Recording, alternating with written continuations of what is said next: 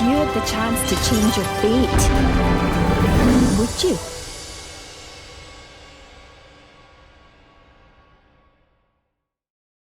Hello, everyone. I can hear myself twice. How's it going?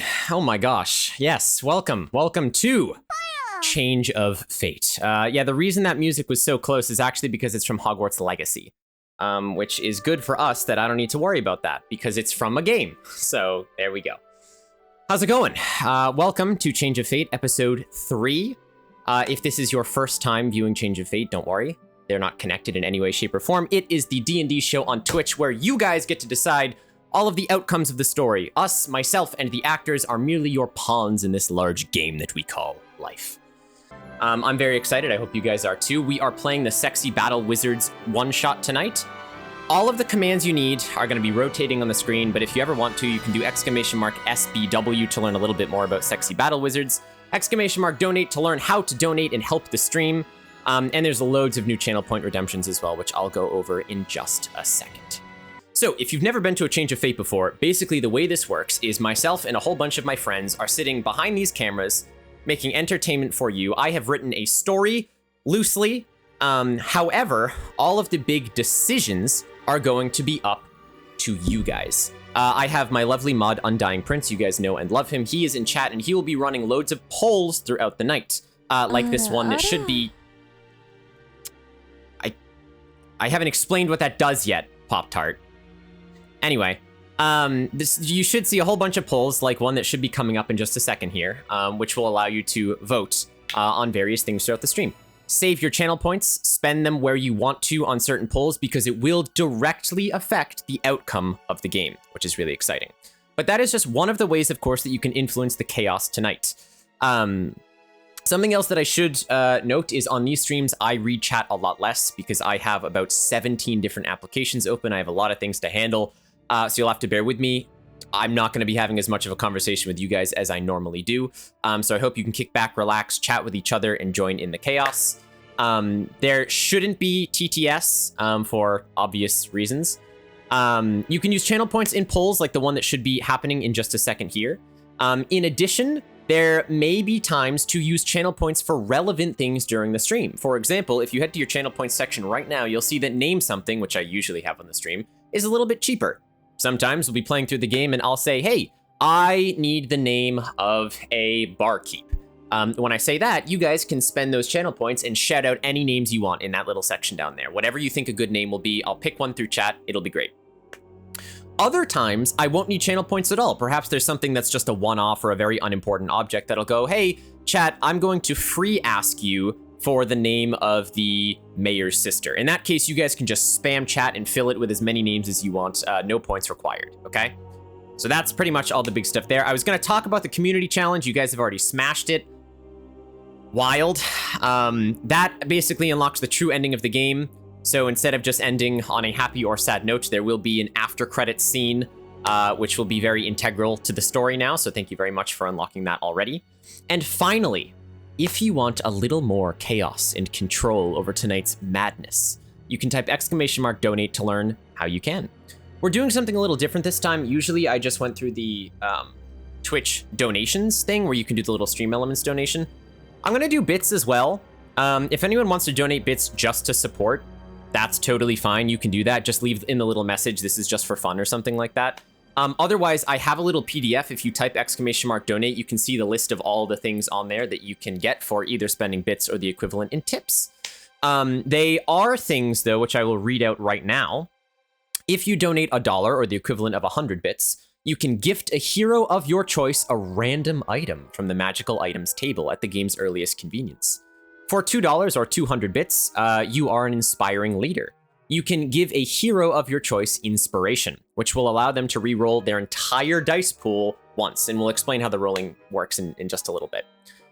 For $5 or 500 bits, you can, of course, dim the lights. You may choose any 2 legal characters, introduced or not, and they are now in a forbidden amorous love relationship that may or may not affect decisions made in the game. And finally, if any of you are particularly super generous out there, for $10 or 1,000 bits, you can become the assistant DM, where in your donation message, in 5 sentences or less, you can craft me an NPC that I have to instantiate now into the world and the story. So we do have Yona moderating, so make sure you guys all thank Yona, the Undying Prince. He is doing a whole bunch of polls and other behind-the-scenes stuff that is happening right now as we speak, which is fantastic. Hello, Rare. I had to come watch this. I wasn't going to miss it. I appreciate that. We'll see if OBS crashes on us or if it just lets us exist. Okay, so what is sexy battle wizards? You guys might have played D&D before, but I promise you've never played D&D as sexy as this. If you're not familiar with Grant Howard, we've played 2 of his systems before. Oh, I'm glad that's what you guys named the school. That's good. And Grant Howard, amazing one-page game designer. He has basically come up with a system where in this world, everyone only has 3 statistics in this tabletop: sexy, battle, and wizard. Everything you roll in the game is based off those 3 statistics. You want to charm someone to, lower the price on something? Make a sexy check. You want to push a boulder out of the way? Get your hammer out and make a battle check. You want to open up a black hole in the 2nd floor toilets so the new first years have some hazing? Well, it's going to be a wizard's check. So that's it, though. That is pretty much the crux of the game. Our players will be making checks based on their stats that they have, which allow them to roll a pool of d6 depending on how good they are at the stat. The only other 2 mechanics for my nerdy friends out there are stress and, like Undertale, determination. Every time our characters fail a check, they will be given a point of stress. If their total stress is ever higher than any of the dice that they roll in a future check, they instantly explode and then respawn in the middle of the college. So it's, death isn't the end, but that, there is sort of a penalty for it. Determination, which they can get, and you can grant them as well using channel points, they can cash in to re-roll a dice add a dice to their pool at their leisure, which is pretty cool. So, any questions? Any questions? Hello? Hello, I do need to unmute so they can hear me. There we go. Now they can hear me. Hello! Hi! Welcome, welcome. We have some familiar and returning faces here, as well as new ones, which is always very lovely and exciting. This is my lovely cast of players, which you guys will recognize from chat as well. At the very top, playing, is it Grandolph the Damp? Is that what you decided with? Yep, always damp. That's Ever damp. Okay. Well, I'm glad you hear the people. That's a plus. Is, of course, the infamous mod D. Chobani, or our friend Devin, at the very top there. Yes, hello. Underneath that, playing Howl Moving Castle, is, of course, our favorite VIP, Bon Chancy, Nikki. How's it going? Pretty good. Good, good. A returning fan favorite, of course, below Nikki, we have Quartz, playing Guyan Delacroix, if I remember correctly. Yes. Yes, that is correct. Or you guys know Quartz as the Radish Bastard in chat. It's me. That's you. It is you. And finally, but not least, at the very bottom, we have a new player to the table, which is Caitlin playing Celia Flick. How's it going, Caitlin? Hello. Hello. So naturally, playing sort of, sexy D&D, I had to find, the sexiest people I knew. So, it only kind of made sense to wrangle the 4 of these guys together. Are you guys ready? I know most of you have done this before. Caitlin, how are you feeling about this? I am nervous, but so excited at the same time. Okay, good. That is exciting. We do, of course, have lots of channel point redemptions tonight for you guys to mess around with, including, but not limited to, we have, you guys can name things. You can ensure there are items coming up in the next locations. You can make exchanges a little more intimate between a couple of characters. You can increase a player's determination or their stress if you feel like you want to do that. You can buff or debuff villains.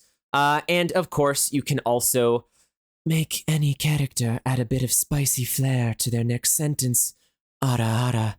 As well for 1,000 channel points is in there. They're all on cooldown, so you guys can't spam them, but they do all exist. So thank you very much, Des. You didn't have to do that. But yeah, the Howl Appreciation, of course, will make sure that Nikki gets that item to start with, which is pretty cool. And of course, Howl, you've also already been stressed, and Grandolph, you've already been determined. So Howl, if you already want to add one to your stress, hi Soph, it's good to see you. And Grandolph, if you would like to add one to your determination. You got it. Thank you guys boss. for this. Was before anyone even knew what they did.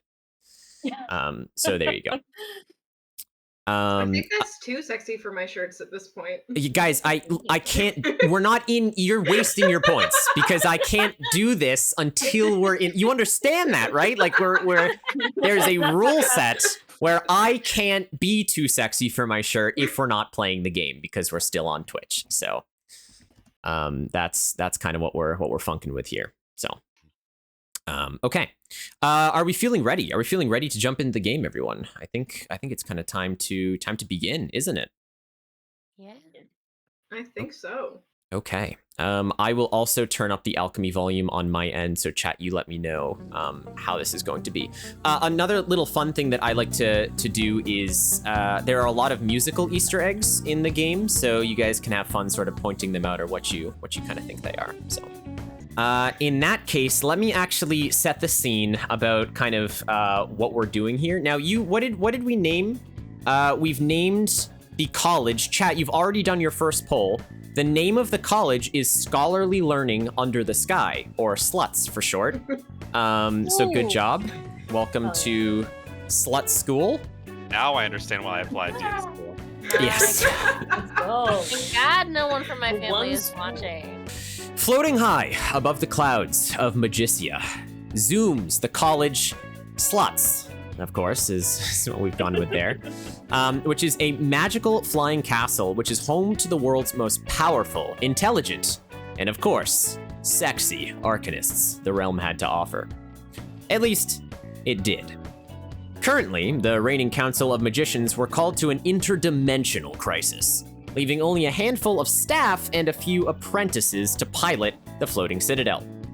Although instructed not to do anything too rash, the apprentices, our group here of wannabe frozen heroes, have been convincing the staff to pilot the castle to nearby lands, searching for trouble they might lend a hand in. While this may seem altruistic, in reality, the young scholars simply want to look good with a few magical notches in their belt for when their masters inevitably return, granting them that hopeful, sweet, sweet extra credit for the college. Their own personal goals inside, they will soon come to learn that being the sexiest, smartest, and toughest wizards on the planet might not be enough to save the world. So that is the intro that we have for sexy battling wizards. Yeah. Back on track. Sure. Back on track. Okay, Oh, so pretty. welcome to scene number 1. The college, known as Sluts, or to be sort of more accurate, Scholarly Learning Under the Sky is currently what you guys are named. It's what has been voted on by chat, which is very fun. Our adventure today starts within the grand castle walls of Sluts. Serving for millennia as a place where those of high intellect, prowess, and of course, smoking hot bods would gather to learn the highest forms of magic available. Adorned with flying buttresses shaped like butts, and busts of famous magicians that would make a maid blush, the college is one of elegance and eloquence, but of course with an undertone of sexy. The marbled halls that interconnect the maze of classrooms have a purple corbonite inlay, giving a sense of regality to the whole place. The natural sunlight bounces off the shiny stone to give the whole place a magical, ethereal glow during the day. And at night, magical sconces of every hue spring to life to turn the castle into a prism of pride. Now, chat, I'm gonna need our first ask here from you guys. I hope everyone is bearing with us. Thank you guys for sticking with the technical difficulties there. I need from you, chat, and this is going to be a free ask, so you guys can just shout this one out. What is a crisis that our team of 4 have just returned from, and they have quote unquote solved? What is something what is their last mission that they've just solved? Where are they coming from right now? What crimes have we committed? What crimes have you committed? People. That's true. Have That's we very true. violated the Geneva Conventions? You might have. Probably. There's not enough mirrors in the city. Mirror shortage. That was, you guys both said the same thing. There were muggles in the city? Okay, that's problematic. Did we kill Joy, them? Well, Joy, what did we do? I mean, it depends how There sexy aren't they are. noodles anymore. what else? Whatever you guys got. We've had an Accio. Okay, there'll be an item somewhere here. Matt. D, please write a module for the solo bedtime D&D ROMs. Yeah, there you go, D. Soph wants you to do that. So Want me to what? yeah, you got it. Oh, on it. Sated the Dragon Queen's search for an heir. I don't know how I feel about that, Soph. There was a menace in the city, and we finally completed the Riz capture. Okay, I'm gonna say you guys have sated the Dragon Queen's search for an heir. You describe to me what that means in a little bit. You don't need to right now, but that's what we're going with. I'll just write that down. And chat, I am going to need, this is for an actual point redeem for name something. I need the name of the administrative, what did I call her? The administrative services secretariat. Basically the bookkeeper of the college. I need a name for her. And this you can redeem with your little channel points to redeem something. Maybe you'll solve gravity one day, maybe. We must save the ugly. Oh my gosh, enough. Well, you see, Matt, we just might. You just might. You just might. Deborah. Okay. Well, We just might. that's certainly an option for good old Debbie. Ah, yes, the ASS. I don't know what you mean, the Administrative Services Secretariat. Bartholomew, Secretary Waggles, Lisa. Oh, I see. Secretary Bagel. I see what you've done there. That actually says Deborah. Oh, Deborah. Oh, I see. Okay. I'm gonna go with Lisa. I like the theme. I like the theme you're going for. Celestia is very pretty. I like that one too. All right, we're gonna go with Lisa. So I don't know if Yona wants to write that down. Lisa DeBra. Lisa DeBra. All right, that's her name. Thanks, chat. Lisa DeBra. Okay. So, among the college's many intricately designed rooms lay a handful of rather important places. To help keep the college afloat, one of these, where we begin our journey, is the Warp Gate, a medium square room with a large runic circle inlaid on the stone brick floor. So the Warp Gate. It holds a great amount of power. The room seems a bit more rugged and antique than the rest of the castle, but floating above the central runic circle is a large purple diamond that controls the passage and distortion of space for the college. In layman's terms, it's what allows wizards to warp to and from the castle and the world below. And as if a demonstration was required for this introduction, the crystal begins to spin as arcane energy flows out of it and quickly snaps towards the circle on the floor. Within seconds, there's a bright flash of light that emanates from the center of the room, and out from the circle, we see our first wizard.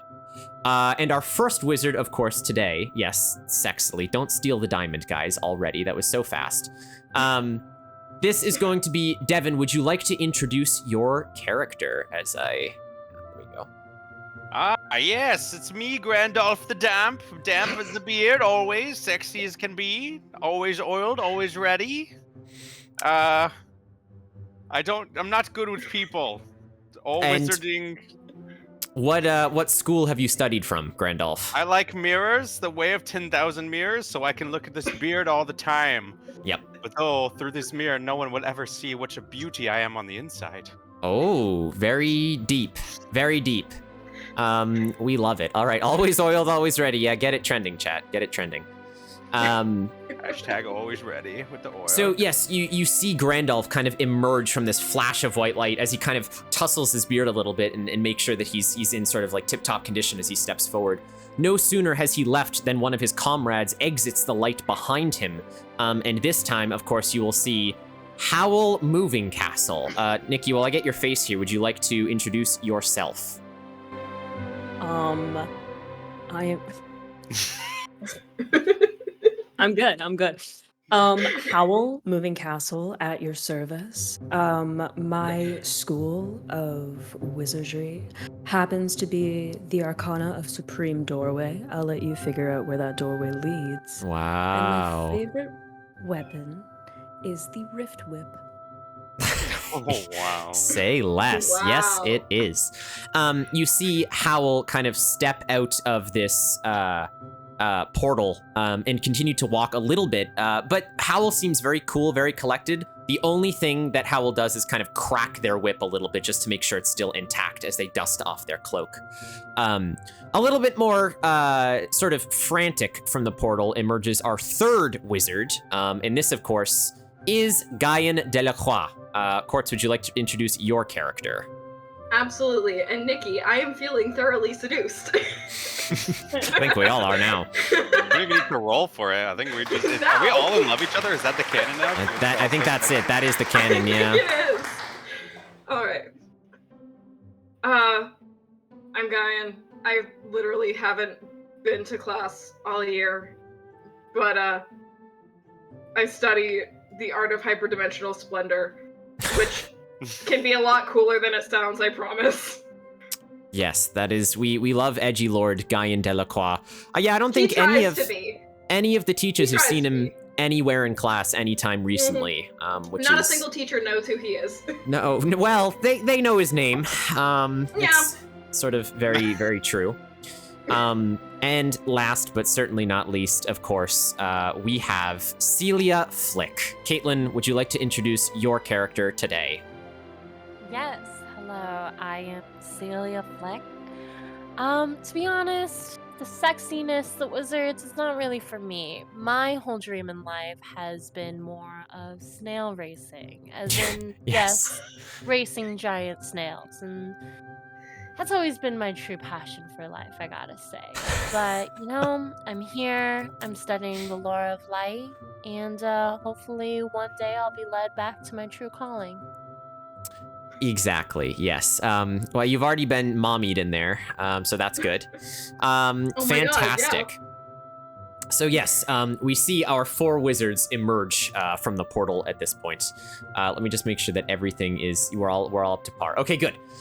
We see our 4 wizards emerge from the portal, all kind of dusting each other off, checking around each other. You guys know you just came back from sating the Dragon Queen's need for an heir. Why don't you talk amongst yourselves? Tell me, how did that mission go? God, my back hurts. Yeah, that was Scarred. Hard. That was not worth 5 points of extra credit. I had a great time. I hope we can do it again soon. Let's go, team. Strangely, I mean- Grandolph seems to be the chipper one of the group as he's sort of clutches his magnificently oiled beard, which is subsequently less oiled after the recent romp. Listen, if I, I'm gonna get stuck in a loop. If I remain dry, dries my beard out. I gotta remain chipper, despite how sad I am on the inside. Oh God. Yes. Coping mechanism. Anyone got drugs? Oh I my do. gosh. Well, Yep. At least we have helped the Dragon Kingdom in securing, their security for the future, for the time being. Don't dragons live I'm proud forever, of though? us. They live forever, though. Did we need to do this right now? What is living Better- forever without a Better good early roll? than never. God, you're so right. So true. Yeah, this has really started off to an amount. You are correct. Yes. So as you guys are kind of mentioning and sort of talking this over, can I just while I fix something on alchemy, can I hear a little bit more about sort of who Howl Moving Castle is? Just as part of the College of Sluts. Why is he here? Well, I'm here at the College of Sluts because it's what I was meant to do. It really is the only thing that fit. I came from Wales, and then it just wasn't satisfying. They really couldn't handle me. I really needed to find fellow sluts who understood what it meant. I don't know if you guys actually call yourselves. I guess you do now. I guess that's canon. I guess we would. Yep. Canon now. Let that be on the record that I didn't put that. That was not written. That was simply there. What is a student if not a slut? And that's my motto. Okay, don't clip it. Yes. So that is How do you do, fellow sluts? it's very true. Something of a slut myself. Okay. Okay. Oh my god. I'm just picturing the actual meme now as well. Off to a great which start. yep, there we go. So But yeah, I'm really here to become even more competent because nothing is sexier than being competent. And I am really just looking to advance myself in any way. Agreed. We all know what she means. So, as you guys are kind of emerging from the portal and kind of like patting yourselves on the back for a job well done sating the Dragon Queen, then here we go. You guys suddenly, the familiar sound of wizard heels, yes, that is a thing, can be heard clicking down the hall and fast approaching. Suddenly, a stout woman bursts through the entryway into the warp gate room with a magical scroll and quill hovering by her head. If you guys open tactical mode, which is the little map towards the top right, our maps in this case are people. So you can see our secretariat here.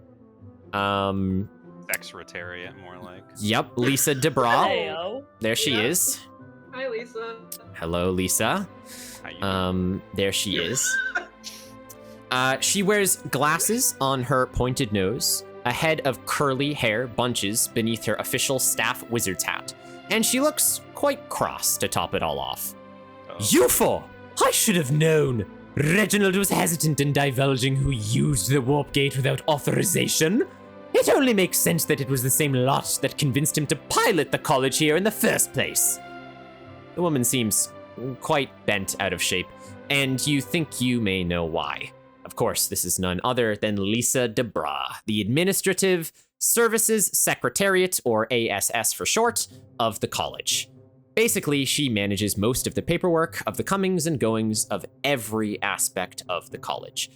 And she doesn't particularly like you four very much, as you have a habit of, well, going off book, we'll say. Regardless, she looks at you all still very cross as she begins to tap her foot impatiently. Well, what was it this time? Unleashing a plague of muskrats on a starving village to motivate them? Turning the town's lord into a carpet so people could walk over him for a change? Or perhaps opening a rift to the fourth layer of hell so you could, and I quote, heat up the chilly orphanage? Okay, that one was good though. She just I sort of... see no issue with any of the situations. The kids liked it. I mean, being toasted. Yeah, it was Cool cold likes to in be there. cold. Yeah. The kids had to be relocated after the orphanage burned. Do you not It doesn't matter. What were you doing in this plane this time? Because I have to write it down. We killed all the How will you saved all the Oh, Hmm. Grandolph, you explain. Why don't you? There were dragons, and I thought you said that a go-getter attitude was great for the wizards. That's why we go and get them, right? Gang? She kind of... She... Look around. Help. Someone help. Would anyone like to jump in? No. We are just Oh, making sure that the draconic lineage continues. Is that a crime now? She looks at you and kind of cocks her head a little bit, and she goes, Draconic lineage? I'm pretty sure at least 3 of you have failed Fantastical Beasts, and Guyan, I don't think I've ever seen you in that class. Just How- because we're not intellectually good at studying the material doesn't mean that we don't care. Well, yes, Better but in the Just field. because I don't study the material doesn't mean I don't know it. so Sometimes the body knows more than the mind. no. Just See because I how don't know the material doesn't mean I can't do something about it. this is why you have not left detention in months, Howell. All right. I don't know what to say in this situation. I dread to ask what you mean by you know more in practice than you do in theory when it comes to the dragon lineage, as she kind of looks very hesitantly at you. These Why dragons don't you go aren't down gonna there and sire ask them themselves. yourself? You guys kind of like both say it at the same time in that awkward, like, 90s high school movie where you're like, and she kind of looks at both of you and she... I'm going to put down that you rendezvoused with the Dragon Empire. Can I at least imagine that it went well? Are there any bridges that you burned this time? No, but the Dragon Queen really likes us. Oh, her eyes kind of like widen at that and she goes, well, that's actually quite nice. Most people don't like the college sluts flying around and sort of imposing its dignity over all the nations upon the land, so... No, she likes us four specifically. Oh. Yeah, we're the sluttiest of the group, as we told her. So, See... we're welcome back anytime for a Yes. good time. Yes, right, okay. She kind of sighs at you saying this, and she says, look, just please stay out of trouble, okay? I remind you, while the Magisters are gone, there are very few of us running this college. Between myself and Reginald, we're struggling just to keep this place afloat, and you definitely don't want a flying college to fall out of the sky. That being said, perhaps you could, maybe just attend to your studies, go relax in your dorms, go to the cafeteria for all I care, just stay out of trouble. And as she kind of turns around, she begins to mumble like, extra credit, I don't know what those Magisters were thinking. And she kind of, clicks away down the hall, leaving you four once again in the warp room, just the four of you. Did you say something about extra credit? I think we got the extra credit. I I think we're we got- pretty clear. Wasn't it only 5 points, though? That Per means we have class, to do though. more extra credit. Yeah. You're so right. I can't it's- fail. I can't be held back again. My mom is going to kill me. It's okay. I'm pretty sure it's multiplicative. I'm pretty sure it gets bigger Multiplicative, darling. the more we do. So we should go out and do more. Yep. Bigger the more we do is my life motto. Oh So- my That's a god. good idea. What Who's shall doing what? we? What shall we do next? The Well, world... first we need to come up with a great team name. Sluts. We have this Dang. already. All right. Check that off the list. Next. What's We're next not, on the we're list? not worried at all how that could be potentially misconstrued. I don't understand what No. you're getting at. Yeah. What's the problem here? Never There mind. is none. It's fine. It's okay. Yeah. Never mind. Nikki, as per earlier, Howl does remember that they actually have in their pockets, Howl starts with a love bomb. So I've added that to your inventory, just so you know. Wow. You just crashed on the ground. We all fall in love together, and we're like a poly Start squad, making like a poly group just going out. She can read it. She can read it. would if I knew where it was. It should be in your equipment. Wouldn't it be under equipment? Yeah, it would. Nope. Unless I was under someone else. I think I was under you, right? I hope I was I'm under pretty you. sure you were under Howl Moving Let Castle. me it equipment. pulled Oh, I up. wasn't. I was. Someone else has it in their inventory now. That's good. It Not might. me. Yeah, it might have even been. What's her face? Debra, Lisa. She stole it. Lisa! I got pickpocketed. There you go. You have it now. I have Lisa pickpocketed you. Yes, Lisa did pickpocket you. So anyway. Do you think Lisa's single? That's probably why she's so tense. Oh, well. Okay. Something- Where It she is- goes for short kings. I'm a How tall are halfling you? after all. I'm So- 3'6". As you guys contemplate the validity of just calling yourself the Sluts, and deciding what you want to do, of course, you can spend some time heading to any of the various sort of larger rooms in the college, like Lisa had suggested, or at your earliest convenience, you can also head to navigation, where you guys have been pestering Reginald to fly you from crisis to crisis all over the globe. Whichever you'd like to do first is totally up to you. But you did just get Well- back from your mission.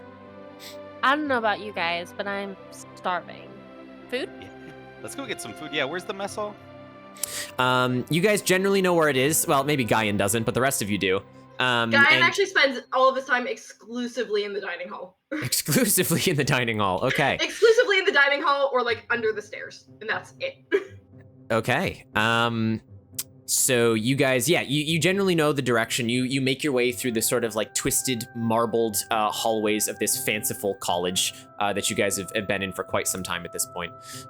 You know, there's a couple of other students that exist right now, but largely it's kind of you guys and the staff, because all of the magisters had to leave to fight an interdimensional threat. You don't know where they are. They didn't leave you much answer just to give you extra credit to get you off their backs. So you guys make your way over to the cafeteria, and of course, on the way over to the cafeteria, thanks to chat, you all pass by the most famous part of the college. And of course, you all know that to be the statue, just simply of a giant butt.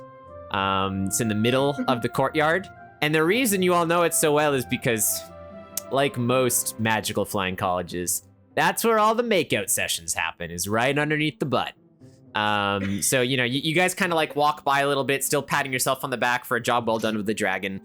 Sure enough, you kind of, you see this gigantic, like obsidian statue of this butt. Very, very finely formed, lovely shape. I can't show it on Twitch, unfortunately.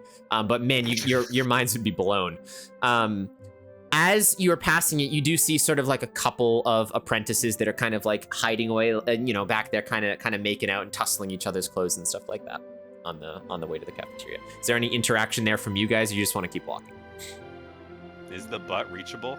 I slap the ass. Yeah. I mean, it's customary in the college for everyone to go by and slap the ass of the butt. Yeah. After every successful mission, we must all walk by and give a nice slap of the ass. Well, usually it's like after a successful makeout at the sexy college, but yeah, that works too. Extra credit, let's go. You guys all kind of go over and slap the butt. The wizards, the other apprentices pay you no mind as you're like 3 feet from them and reaching over their heads. They don't pay you any attention. Can someone lift me so I can reach it? I need a boost. Absolutely not. All right, I'll do it in theory. I put my hands gently on his waist and lift. Oh, gee, gosh. No, there's no sexy check yet.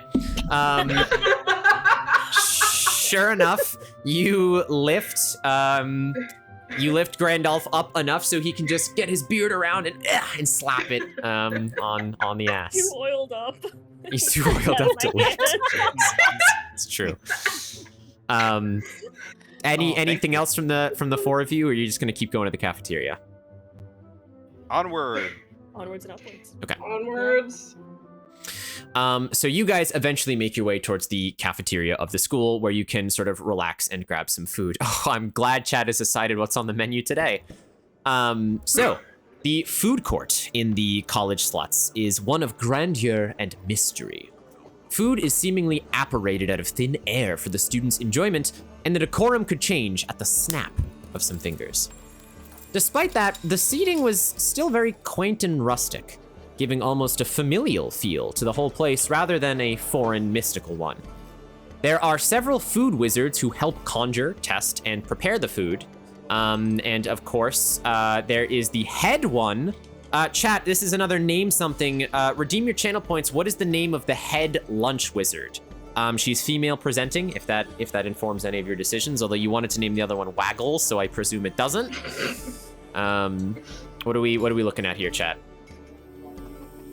I can be on the menu. You certainly can. A successful makeout? Oh my gosh.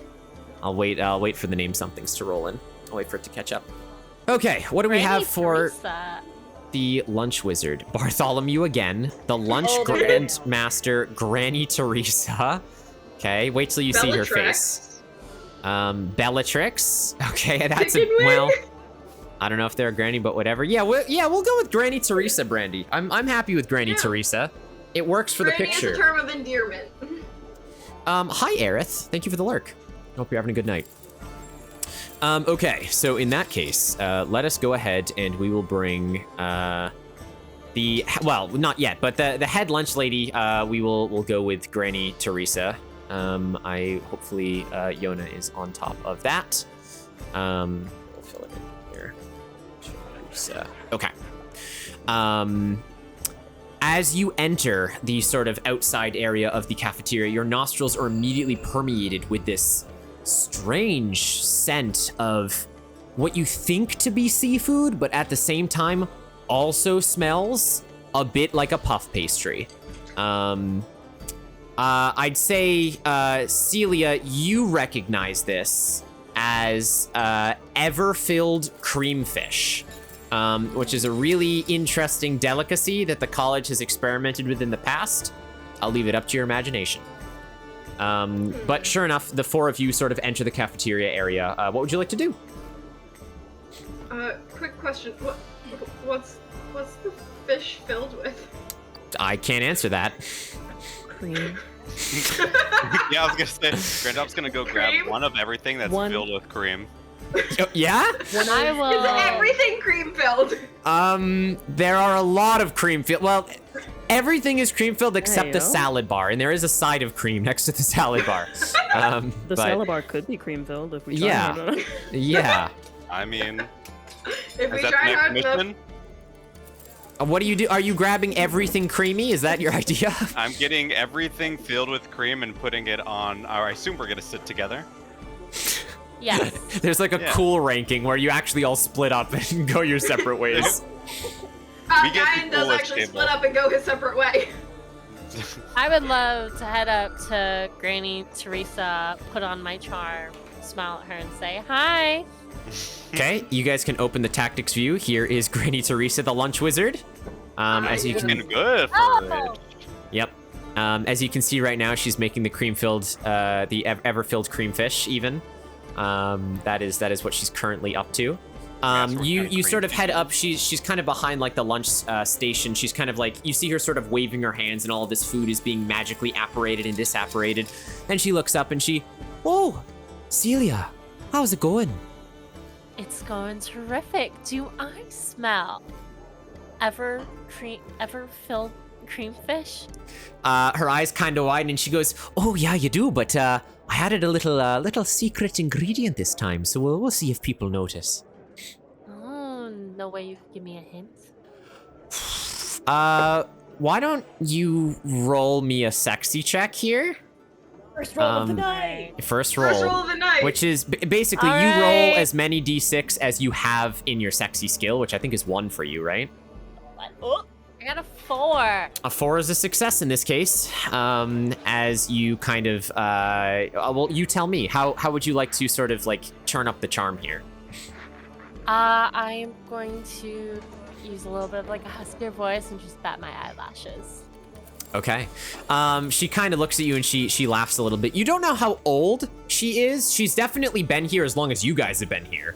And she's been working as a lunch wizard as long as you can remember, but she does seem to have this kind of ageless sheen to her sort of, embodiment. It might have something to do with what she's eating. But she chuckles a little bit. She leans in closer and she says, "Well, if you simply must know, it's a little bit of dragon oil from the nearby Dragon Kingdom. We recently got in a very, very generous shipment, so I figured, we'd spice up the food a little bit, I'm gonna keep my smile frozen on my face. Okay. Try really hard not to react to that, and Yep. just take the food and get a seat. Okay.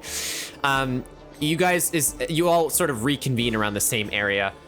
Guyan, for brevity's sake, you're sitting at another table, but you're at the closest chair to their table. Like you're edgy, but your back is still, you're like right next to them. You're just at a different table. He can't let people know that he is with this group, but he's Sure. definitely with this group. Sure. Chad, I'll leave that to your imagination. That's up to you guys. You all kind of sit around the table with Celia. oh my God. You reveal this sort of ever-filled cream fish. Guyan, what have you grabbed? What else? I mean, There's like cream-filled donuts, there's cream-filled pies, there's cream-filled steak, there's cream-filled apples, there's cream-filled steak, cream-filled baby! steak. Okay. Yeah, you just The it edgiest food! it legitimately looks just normal, like a normal slab of steak, and the second you cut into it, there's an explosion of like this sort of brownish looking cream that just kind of Oh! out of the That was pretty quick, huh? Meat cream! Don't coin meat cream. the meat and the cream. You've got everything. I you am need. coining meat cream. Howell, what have you grabbed here? a cream-filled pie, if you will. Sure. Okay. Yep. And Grandolph, you've grabbed everything your sort of shorter arms can carry that are filled with cream. Yeah, the pile of food is significantly taller than I am. Okay. Don't be surprised. I will eat all of it. Yeah. No, I imagine. I am dead. 10 out of 10 sound effect. Thank you. That's what I do for a living. So you guys, you all kind of sit down. You start magically cutting into your food. There's sounds of squelching and just kind of like as it's really not bugging your characters though, as this is kind of normal for you guys, as you just kind of like, oh, that was a good mission, like just sort of cream all over the place. Sounds like mixing like macaroni. It does, yeah. Say, mac and cheese. Yeah, like just sort of like over and over again a little bit. It does. Is there anything you guys would like to talk about amongst yourselves? I'm too busy eating. Okay. Creams. Never mind.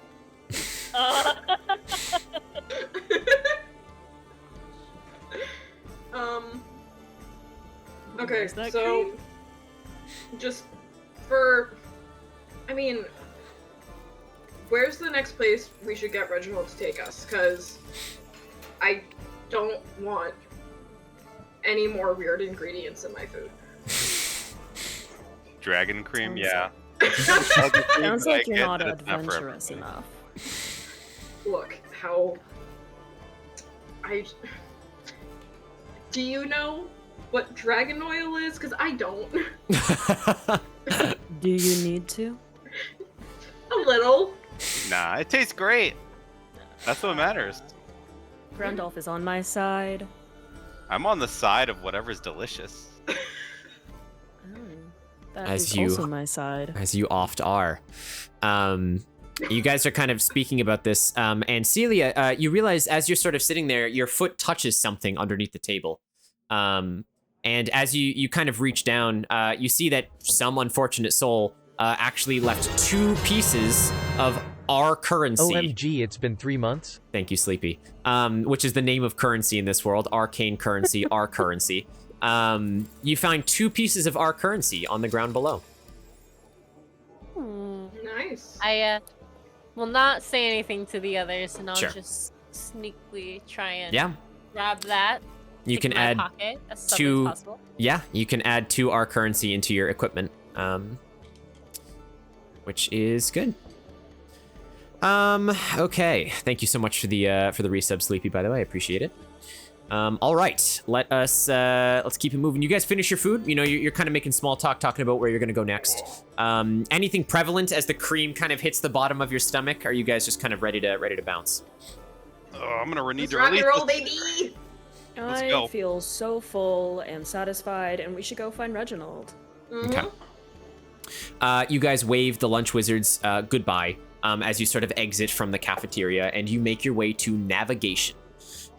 So the way that navigation works in this castle is a little funky. You guys don't super know, but it's as magic to you as magic is to normal people, which is pretty interesting. So I will bring us over into navigation. Here we go. Okay. Determination for Howl?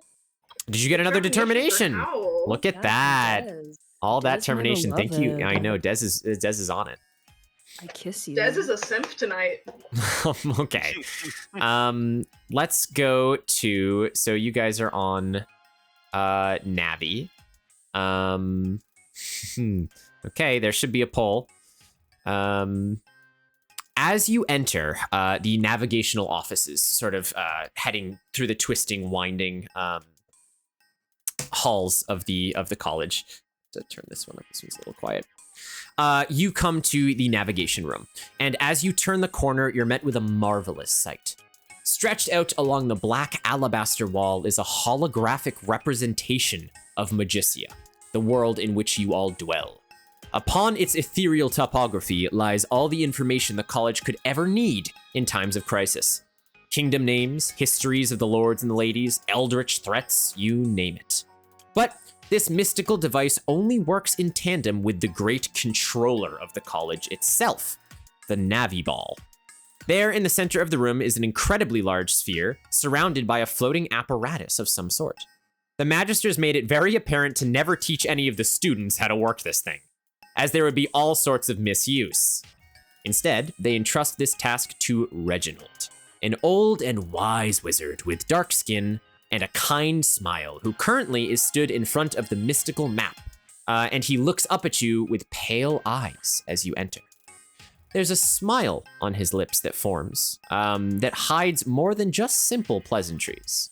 His long robes and slight stature indicate that he has served the college for a very long time, but for exactly how long, no one knows. Regardless, he welcomes you with warmth and is wise to your schemes, yet shows no signs of dissuading you beyond the amount sanctioned by the college's code of ethics. There you guys go. You are met with Reginald. Hi, Sup, Reggie? He looks up and he says, Welcome back already from your recent crisis. I trust it was a success. Always is. Mm-hmm. You could say that. We did say it. We I did say feel pretty that. successful. excellent. He sort of panders, and he kind of chuckles to himself a little bit, and he says, I'm sure that extra credit will come rolling back in as soon as we hear from the magistrates once more. No doubt. Can we get some more? I Got say me. it's about time to get some more. Yes, it's sort of creepy how often you say that, Howell, but we've kind of sort of coined it as your catchphrase, so that's fine. Of course, well, the real question is, we have many crises that have sort of popped up recently on our ethereal map. There are many for you to choose from, but I do give you the best of caution, as these are very dangerous lands that most of our clientele haven't been to in a very long time. And need I not remind you that most people really dislike the college sluts. We are our own governmental entity, sort of abiding by our own justice, very similar to Star Rail. I don't know if you've played that game before. It's very popular with the kids. It's very similar in the fact that we sort of have our own jurisdiction, which not everyone abides by. But nonetheless, he kind of smiles and gestures towards the large map. Where would you like to go? And with that being said, I believe chat has sort of guided your minds in the direction of... Let's find out. Hi, Amanda. Thank you so much for stopping in.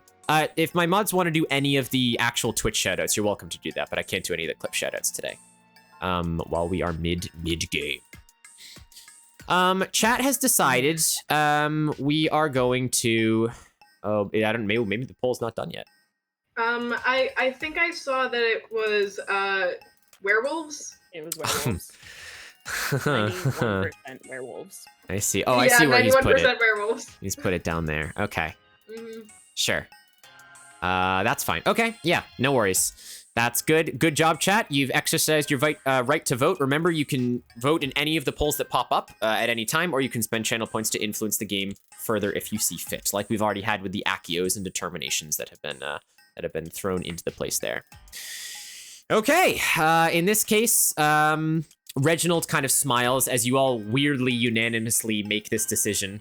You don't know what outside forces sort of coerced you into asking about werewolves. But Reginald kind of chuckles and he goes, Yes, we do in fact have a werewolf crisis on our hands right now, but something's a bit different. Have any of you heard of the lands of Bezier? He asks you. Nope. Can't say Are we they supposed have. You to think learn about that? Guyan knows anything? Well, you really should pay more attention to your geography studies, but regardless, Bezier is a very strange place, shrouded in mystery. Its large sort of kingdom central location is sandwiched between two mountains, and is also next to the sea. It's a geographical marvel. Yet, strangely enough, we hear tales of strange becomings all of the time coming from Bezier, but something about this one has piqued our interest on our magic radar, that it was sort of going beep, beep, beep before you guys entered, and I took a look at it. That is, of course, the fact that this distress beacon that has come up is not just about werewolves, but something about wet werewolves. And now, I'm old. I've seen a lot of this world, but even I know not what a wet werewolf could be. It instead seems like a place for young budding students willing to earn some extra credit. I'm That down. sounds right up my alley. Right? I could guess what a wet werewolf is. Oh, I Well, know what a wet werewolf is. Not to keep it to yourselves, he kind of says. Slow-mo shots. Yeah, right. Okay, he kind of smiles and he says, all right, to Bezier then, is that where you wish to go? Yes. Let's do Yeah. it. Yeah. Okay, All right, the gang. wet werewolves. Good job, chat. You voted for that. This is your fault, chat. This is chat's fault. Okay, so he beckons you all to head back to the warp room where you guys originally came from as he kind of moves his hands over the large mystical Navi ball in the center of the room. You can feel the castle sort of slowly begin to lurch a little bit, but due to the magical fields that surround it, you aren't like thrown in any random direction as you guys are kind of, flying around here. In inertial dampeners. Wow. Yeah, I know, right? Magic. You guys head back to the warp room, and you wait for the flash of light to sort of whisk you away into Bezier. And sure enough, the big purple diamond in the center of the room begins to spin as lightning surely courses from the Navi ball elsewhere in the castle. The runes on the ground light up, and with a flash, you all vanish from the college and make your way down to the realm of Bezier. All right, let's head. It's actually literally the last one I expected everyone to guess, but it is here. I do have it. Okay, over to Bezier we go. Chat, if anyone knows what this is named after, I will be so impressed with you, because everything in this is a huge reference. So, okay, let me go back to this, and let me go to here. Bezier is a place shrouded in mystery, as Reginald said. A city lying in the valley between two prominent mountains. Its foreign architecture and timid people made it an excellent place to visit. Yet, no one ever seemed to return. The stories you've heard in your classes say that the land is beautiful and picturesque, but it is a false pretense. For once a week, there is a fog that rolls over the city, bringing with it fell omens and strange happenings. There are rumors that float around describing monsters and madness, but no one has ever been to Bezier and back to confirm them. As you emerge from a blast of light due to your teleportation, the scent of pine immediately fills your nostrils as you fall upon an earthen floor. You are at the base of the path that winds up into the wooded city, and already you can't help the feeling that you are being watched from the tree line. But that is where you guys will enter the realm of Bezier. All Reginald has given you guys to go off of is there's some sort of magical crisis that's flipped up that has to do with wet werewolves, and you are in this sort of very Germanic-inspired city. Well, if they're wet, they must be in the water, or they're all in the showers. Is there a bathhouse? That's absolutely the only two options. Yeah.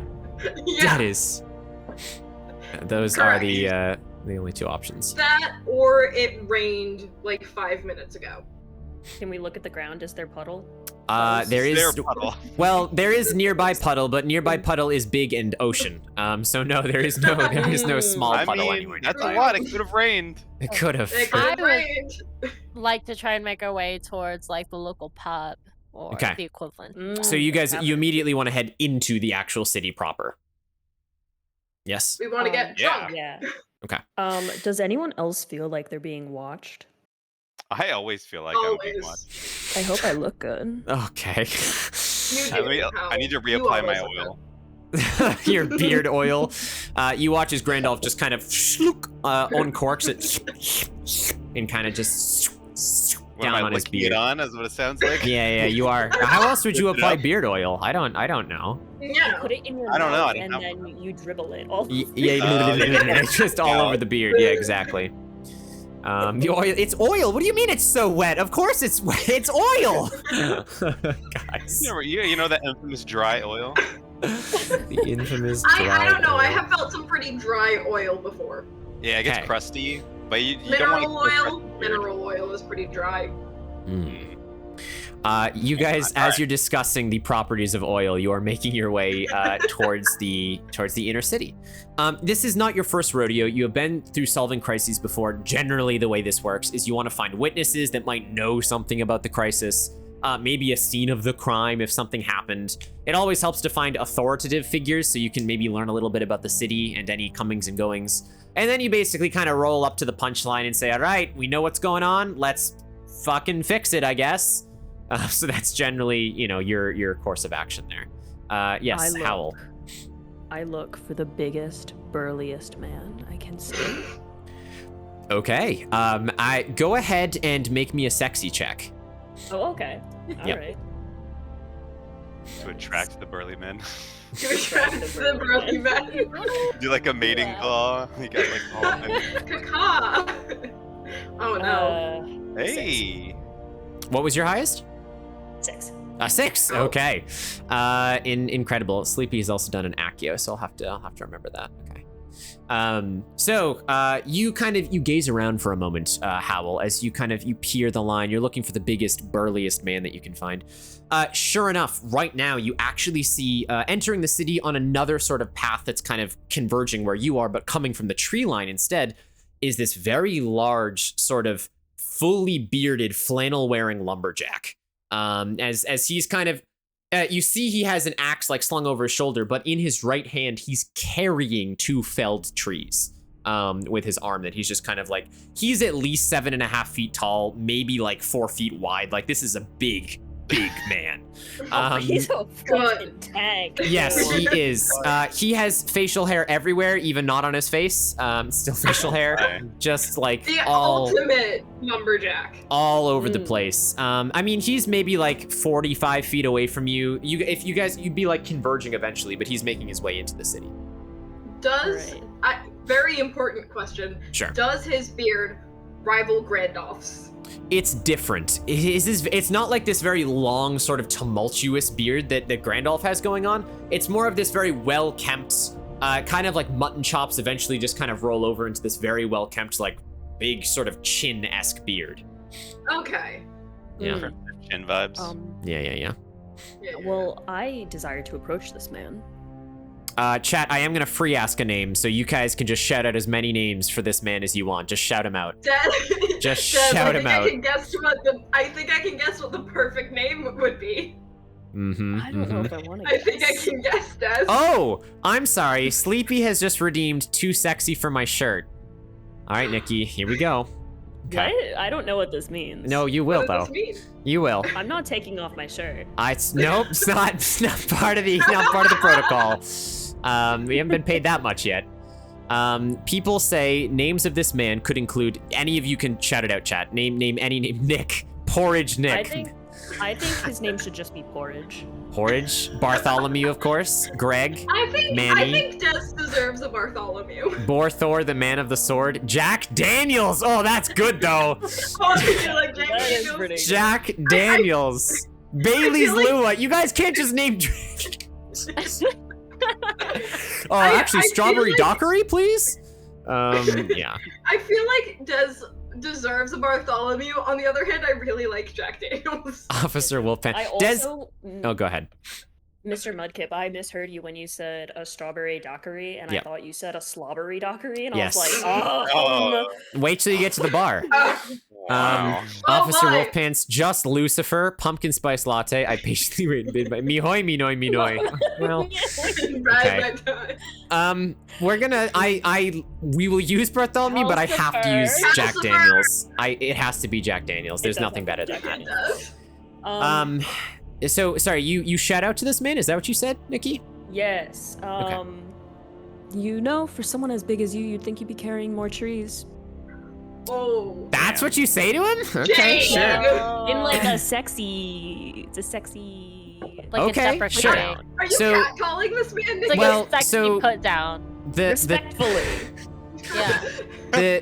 the too sexy for the shirt redeem amps up the charm in any situation between us. So he kind of looks at you, just kind of like peering through his facial hair and his beard at this point. His eyes squint a little bit, and he goes, "Hey, well, if you follow me back into the woods, I can show you how much I can lift." Oh my god. weight includes myself.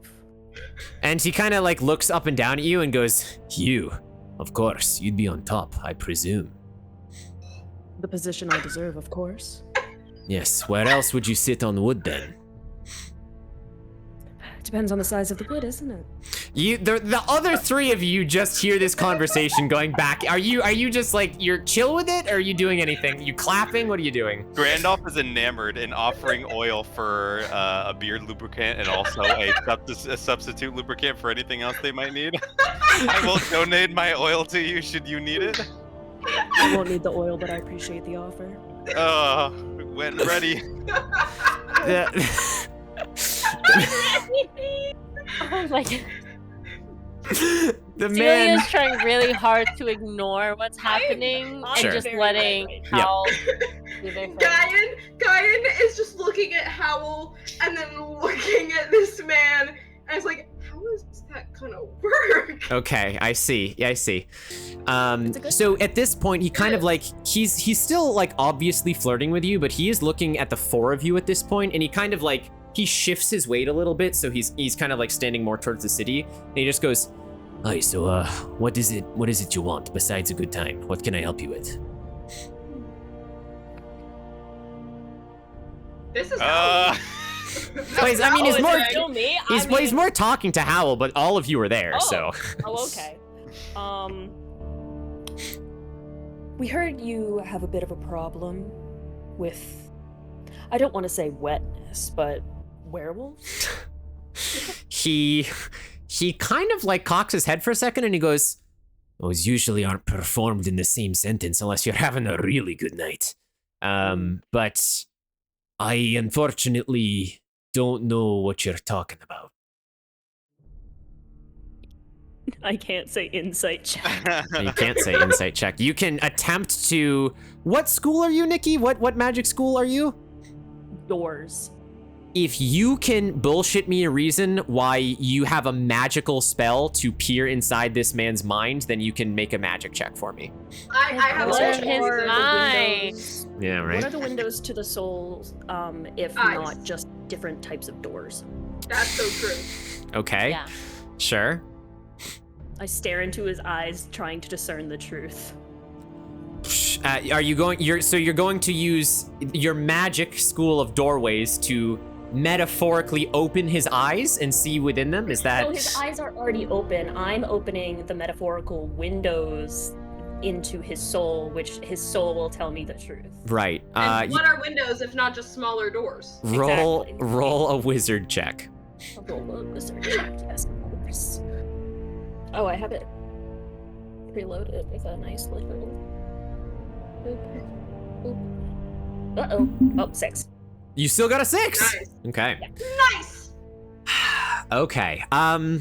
You unlock his eye sockets as you peer through into this man's mind with a little bit of magic. You can tell that this man is not one for maybe being a magical individual himself. He definitely might know what magic is, as he's not really put off by any of your getup or anything that you've just teleported out of thin air or anything like that. But it would appear that within the depths of the doors of his eyes of his mind, that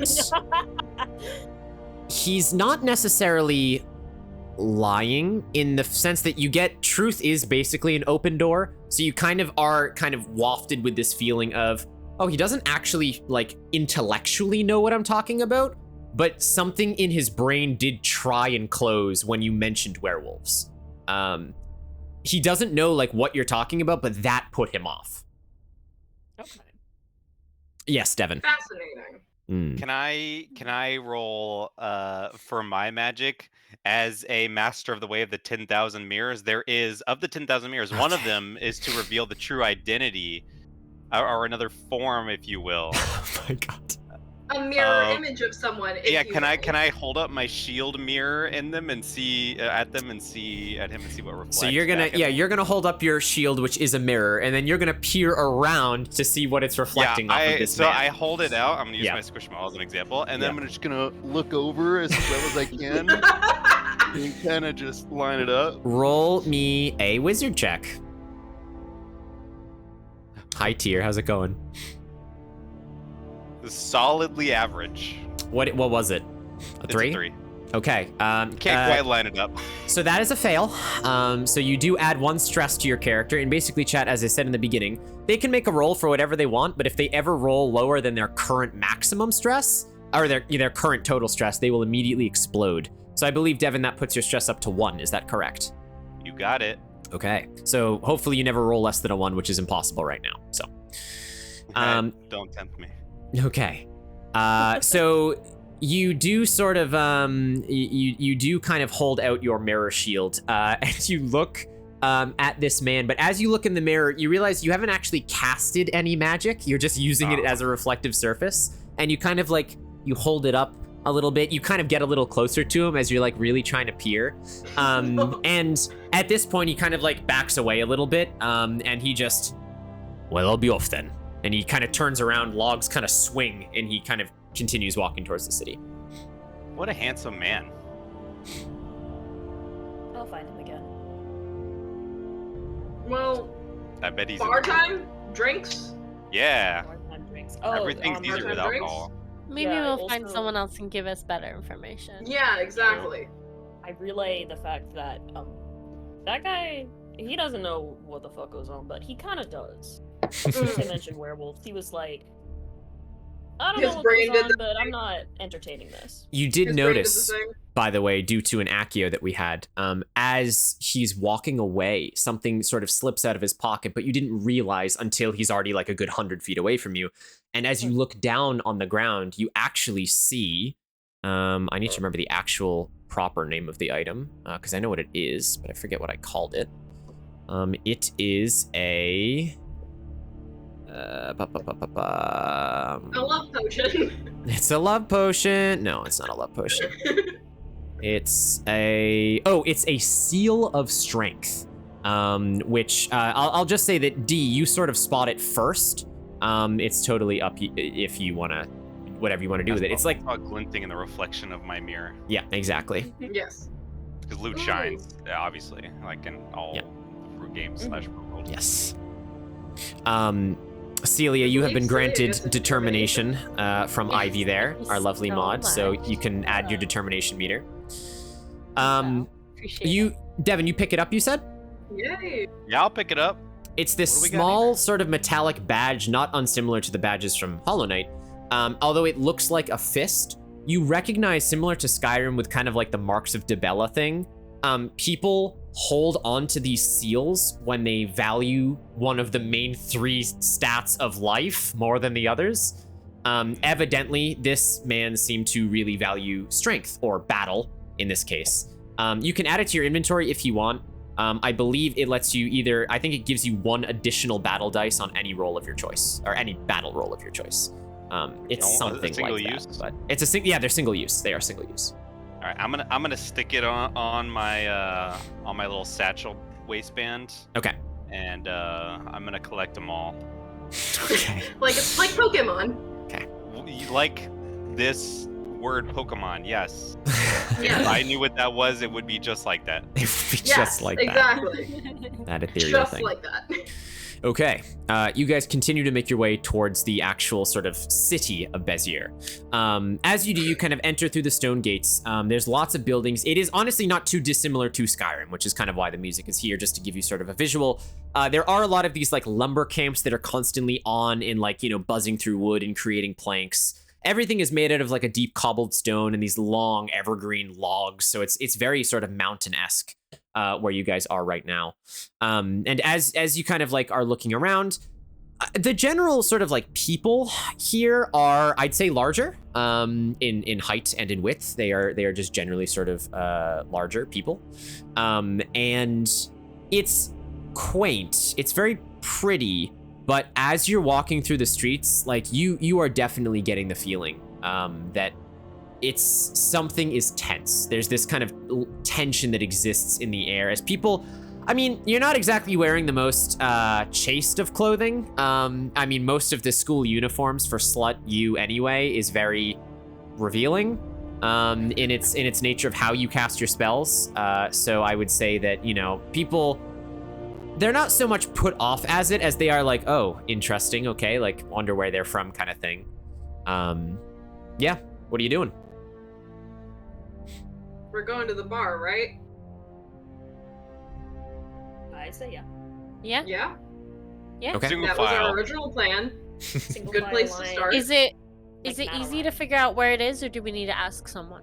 No, it's pretty sort of straightforward. There are signs that are easy to read even for you guys that kind of point you in the direction of the tavern. And eventually, by following the pictures, you make to this large sort of wooden, sort of like Von Trapp family house style like beer hall that you see that exists kind of like embedded in the side of the mountain. There is the sound of sort of clinking ale. And thank you, Sprung, for the follow. And you also get this like warm glow that's coming from the inside. You can hear that there are clearly sort of people inside right now. I am going to brood in the corner, thinking that I look cool, but I really don't. Okay, so you guys are entering then, yeah? Inside Yeah. the tavern. Straight Yes, up the inside bar. the tavern, I brood in the corner. You're not brooding in the Trying corner to of the look- mountain, right? Okay. No. No, I'm brooding in the corner of the tavern, trying to look so cool. Of course, of I'm course. gonna Okay. sit at the bar and try and get someone to buy me a drink. Sure. Absolutely. You guys enter. I will say the first thing that you sort of notice is there are a lot of people in here. They're all very burly, not too dissimilar to Jack Daniels that you met outside. They're all sort of very hairy, very large, sort of buff individuals. Both the male, female, and androgynous presenting. Everyone is just sort of like more hench than you kind of expect. Everyone sort of has like longer hair as well. You can see there's a couple people at the bar. Everyone kind of gives you a look as you walk in, and the conversation does dim a little bit, but it doesn't outright stop. And sure enough, you enter immediately. Kyan, you go to like a corner. You kind of like cross your arms, and you're just kind of what's up, like up back against the corner. I am an edgy twink man. You are, and Celia goes and sort of like sits down at the bar. Would you like to like flirt, or are you just hoping that someone eventually Yeah. buys you a drink? Oh yeah? I'm gonna try and flirt. Okay. I'm gonna try and flirt with the least attractive person in the bar. Ooh. Ooh, okay. On my odds. Interesting. Oh, and it's Ara time. All right. Wow, this is going to be It's our unfortunate. time. Okay. Oh. A Extra reminder, bar chat, biz. if anyone feels particularly out there, for $10 or 1,000 bits, you can make your own NPC that has to be instantiated into the game. So just keep that in mind. Okay, so the thing is, Celia, everyone is a base level of quite attractive, but you do still single out sort of the least attractive person in the bar. Surprise, surprise, it's a human, as all of the other sort of like fantasy-esque races. It's mostly humans that exist in here, but you do see like a couple of Dragonborn as well, that kind of sort of sidle up, and a couple of Aarakocra bird people that are sort of there as well. There is this sort of more wireframe looking guy towards the actually, so what Guyan is doing, this guy is also doing in another corner. So, you know, Guyan is kind of like right now like brooding. They're having a brood off, Celia, as you kind of like look around the bar, and you see that Who's close to winning? one of the seats, there's another kind of like wiry looking guy, a bit messy hair. And you can see him kind of like looking around, but he glances at Guyan every so often and is like also crossing his arms and like, you know, looking out through the rest of the bar. Which one of us is winning the brood off? Right now it's your roll a sexy. Oh, Roll a Hell sexy, and I will also roll a sexy, which as we know is the least sexy. He only has a 1. So, and I have a 3. 3 is your highest? Let me. See. Oh no, 3 I got is a 3 is 6. what you got. I He got a 6. Okay, he got a 5. Oh. So But I got a 6. I know how numbers work. And he kind of like, Is bigger than 5. yes it is. If you had to like pick a winner of a brood off, if like someone was watching, they'd say, yeah, Guyan's definitely brooding more than that other wiry guy right now. Definitely, for sure. That is so true. Celia, you sort of notice this other person. You do kind of get his attention as he kind of like glances over to you a couple times. What would you like to do? I give him a look and I like bat my eyelashes. If it's wait, sorry, is he next to me or is he far away from me? He's not right next to you. He's over in the corner, but it's near the sort of like bar table. So you just kind of like have to shift a couple seats down, and you'd be closer to him if you wanted to be. But So I'm gonna sit right next to him, bat my eyelashes, and go buy me a drink. okay. Sure. So Caitlin, I know we kind of went over the ara thing before. You don't have to do it. Someone requested that you did it. Do you want to do it? Otherwise, I will do it. Yeah, you have to riz up this individual, roll a sexy check, but your voice line has to include the sexy ara. I thought he was gonna say it. That's what I I don't know thought. what that means. So He it's was really until I read the hard. redeem. I'm not sure. I don't know if I can do it because I'm just so I feel like I don't understand the reference. You don't have Sorry. to. He can do it. Aura for you. I'll have him do it. I'll have the guy do it. I'm so sorry. No, go I for wouldn't it. do it either, so don't feel bad. Caitlin, what are you saying to this individual? I'm just saying, buy me a drink in like my sexiest voice. Yeah, roll a sexy check to this guy. All right.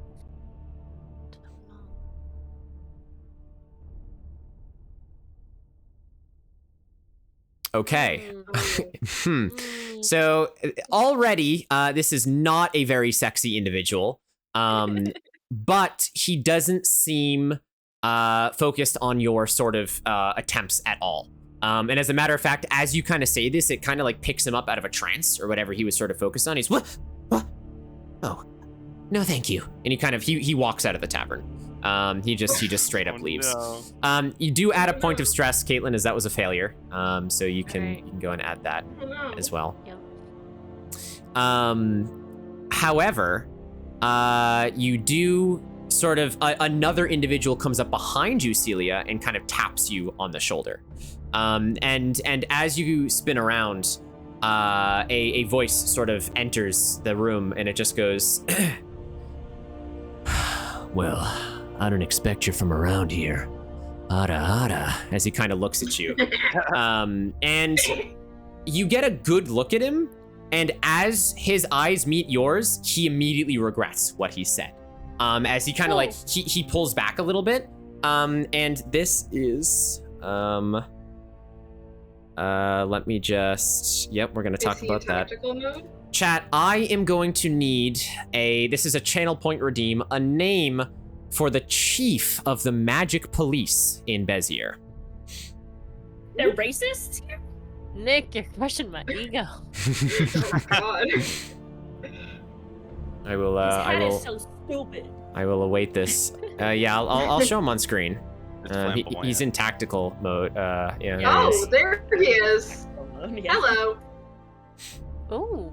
Bartholomew. Whatever. Sleepy, that was not with channel points. He regretted it as soon as he saw my face. Is Yes. that what I'm hearing? Yes. Not in like a failed, like, oh, you're not attractive, but you'll see. Okay. So if you want him to be Officer Bartholomew, yeah, he's Officer Commodore Bartholomew. Bartholomew. Combine just- that. It's Commodore yeah, Commodore Commodore- Bartholomew. All right, you That's want to write it down? Bartholomew If I've ever seen one, so true, Ivy. Write it Javert. down. Okay. Javert. Ooh. Javert, that's a good one, but no, we'll go with Commodore Bartholomew. Okay. He kind of like looks you up and down at this point, and he says, "Wait a minute. You're from that school, aren't you? What school? You know the one." He kind of like leans in a little bit. Sluts. I don't know what you're talking about, but so what if I was?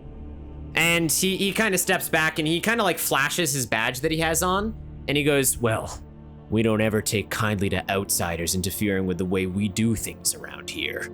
And he looks around the rest of the room and he just kind of goes, "Your college included." Well, maybe outsiders are viewing one that can fix the problems that you guys have around here. He kind of like chuckles as his like kind of very chiseled jawline kind of retracts a little bit, and he well, maybe if we were having any problems, but I can assure you there's nothing going on in Bezier right now that we can't handle. So thank you and good day. Really? Then, why have we been specifically called here to talk about werewolves? Wet werewolves. What werewolves? Grandolph just kind of yells from the back corner. Cheers. The other corner. You're all just in corners now. Just in different corners.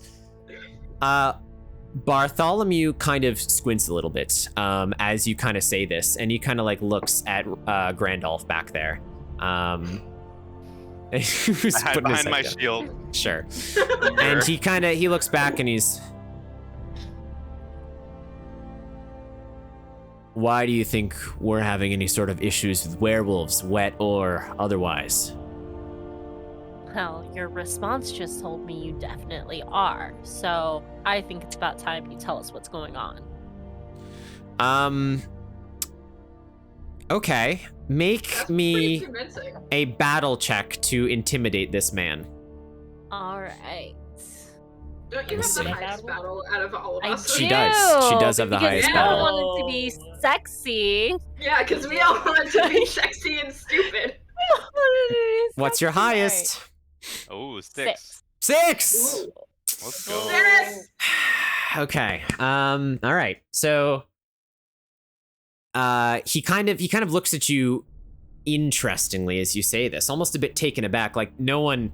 I mean, he expects hooligans, but you said this in such an affirmative way that he's almost like, this is not usually how people kind of try and deface the police here. And he...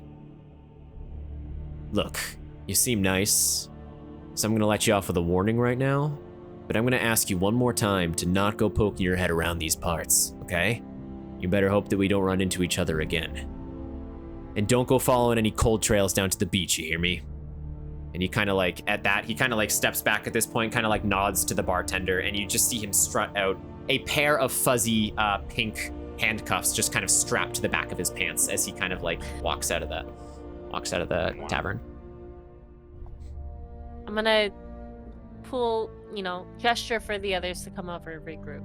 Okay, you pull everyone out of their respective corners and they all come back to Celia.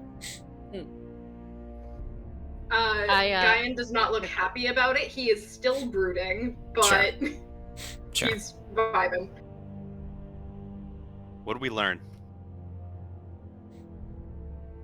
That there are definitely werewolves here? Question mark? Yeah. Mm. I recount what just happened. But how do we figure out? We need to find someone that needs to give us actual information about what's happening here. You What did he say hear... about the beach? Oh, no, go ahead. He said don't go to the beach? Seems Maybe strange we that you should go. mention it. Yeah, why? Well, Maybe we should definitely go to the beach. I think God this damn is it. going to be the beach episode. Oh my god, the beach I was about to episode? say! This It's a beach episode! I brought my swimwear. I'm always wearing my swimwear. I'll tell you this, Caitlin. Oh. Ivy is also a very huge fan of Even Murray's. She's another. Oh She's a my big fan. god. Yeah. Ivy, you sound sick. Thank you. She is. She's amazing. She's also a Ivy's so librarian, cool. which is very cool. Librarians. So, Ivy is so cool. as you guys are kind of talking about this, you hear a feminine voice come from the corner nearby. And it just says, "Did I hear someone say they need some information?" We did. That's us right here. The little guy right here. Hi. You turn and you see this, I don't have a picture, of this sort of rather large Eastern European looking woman with very long sort of silvery pigtails right now. And she kind of looks up at you and like blows you a little kiss. And she kind of makes her way over ever so slowly. And chat, I'm gonna need give me a free name for this woman. Just a one-off shout him in chat. It's not gonna be Bartholomew this time. Sorry, Des. No more Bartholomew. Bartholomina.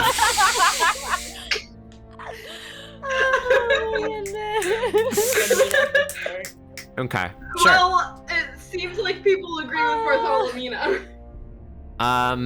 The woman saunters over, and she just says, "Well, it's mighty fine to meet you all. My name's Bartholomina, and to whom do I owe the pleasure?"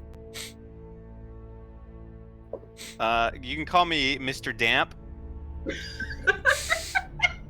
Instead Avid of Mr. wizardly Clean. professional. She holds out her hand for you to kiss it, and she goes, "Well, Mr. Deb, I am charmed." Can I grab her hand and then dab a little bit of my oil on it and rub it in? The beard oil? The beard oil. Yes. Here's just a little sample for you, my lady. Yeah, yep. You kind of dab it and rub it in a little bit, and she goes, "Oh, how exotic." I do like Lydia Stravank. Maybe for another one in the future. Yeah, he's the Mr. Clean of D&D. He is. Yeah, Mr. Damp. So she says, "Well, I couldn't help but hear you and your very attractive compatriots saying you need some information while you're here. Is that right?" That's right. Did I just see this pretty little pink thing over here talking to Bartholomew, the Commodore? She kind of points to you, Celia. Yeah, you did, but he wouldn't give me any information. No, of course he wouldn't. He's real by the book, as they say, and he wants to make sure that our city stays safe. But when you have a paranormal fog that rolls in here every week and conjures up something new, well, you're gonna need all the help you can get, is what I think, sweetie. And she says, Sounds inconvenient. Oh, it is. Literally just last week, thank you, chat. Remember to vote in the polls, chat. We were besieged by the Pancake Lord, and my golly, was that a hard paranormal activity to get rid of. Have you ever had a Pancake Lord, Sugar? Was it cream filled? Was it cream filled? Well, I can tell you, beyond the rows of thousands of teeth, I couldn't tell. It could be cream filled if we were there. Might not be one of those things that you sleep and creep, if you know what I mean, Howl. Because I learned your name. I was about to say, I was like, wait, how do you know my You name? pretty blonde man individual. The Pancake Lord, that was a tough one. I don't really know how we made it past that. And then here we go, the fog is coming in again, and that, well, I shouldn't say too much, but all I will say is if you're interested in werewolves, perhaps you should come back to this very tavern at night. And she kind of gives you a big wink. But we're not looking for werewolves. We're actually looking for wet werewolves. Do you happen to know what tavern they would be in at night? Honey, don't worry. If you're here, I'm sure there'll be wet werewolves. I was gonna say. All right. Guyan is actually just going to pat Grandolph on the shoulder and like a proud father almost, and then just be like, "Oh, ew, my hand's covered in oil." Sure. Rub it in. He's actually just going to put his hand on the side of your face and just rub it off there. Yeah, I got extra. If this gets too damp, then I've got another, below. Anyway. What are you doing?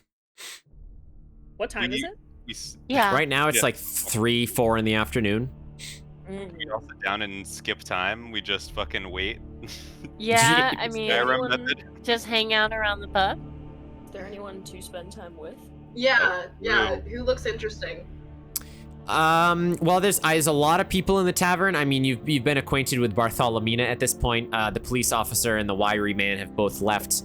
There is the bartender, who is behind the bar and serving lots of drinks. Behind that, there's no one else that really sort of catches your eye in a strangity or anything like that. There are a whole bunch of folk in here, but I mean, to you, they don't really seem out of place.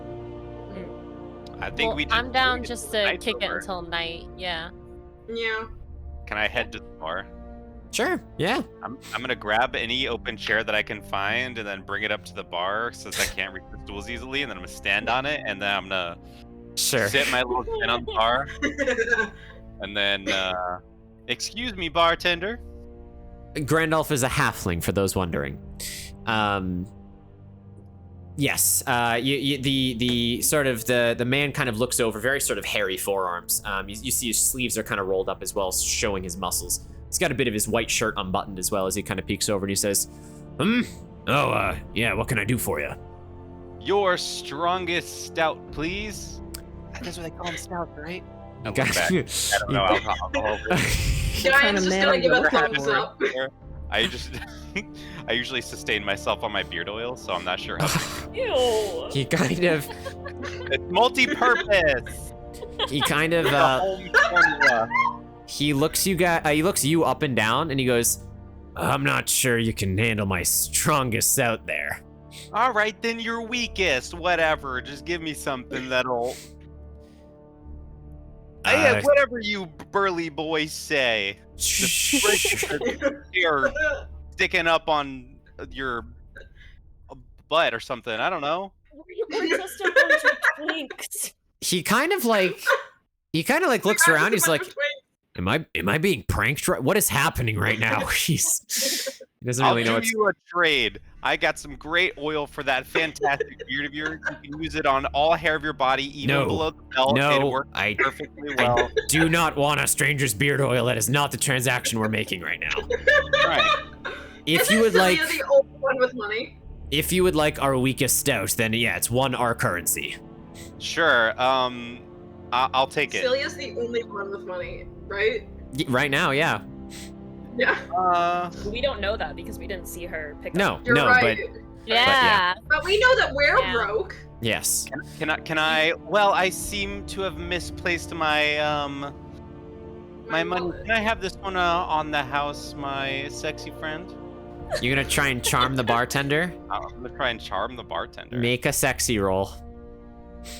I'm trying to. I'm sitting here clicking on Twitch as if it actually will roll through there. Someday.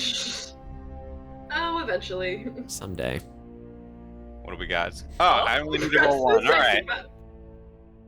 Oh, you only rolled one. Is it a 3 6? in a row. Oh. 3 Wow. sixes in a row. Wow. Can we do it? Let's 3 go. 6s in a row. What the There heck? has to be some sort of critical success. Well, he didn't, wait, how many do you actually have to, oh, you have 3 to roll, right?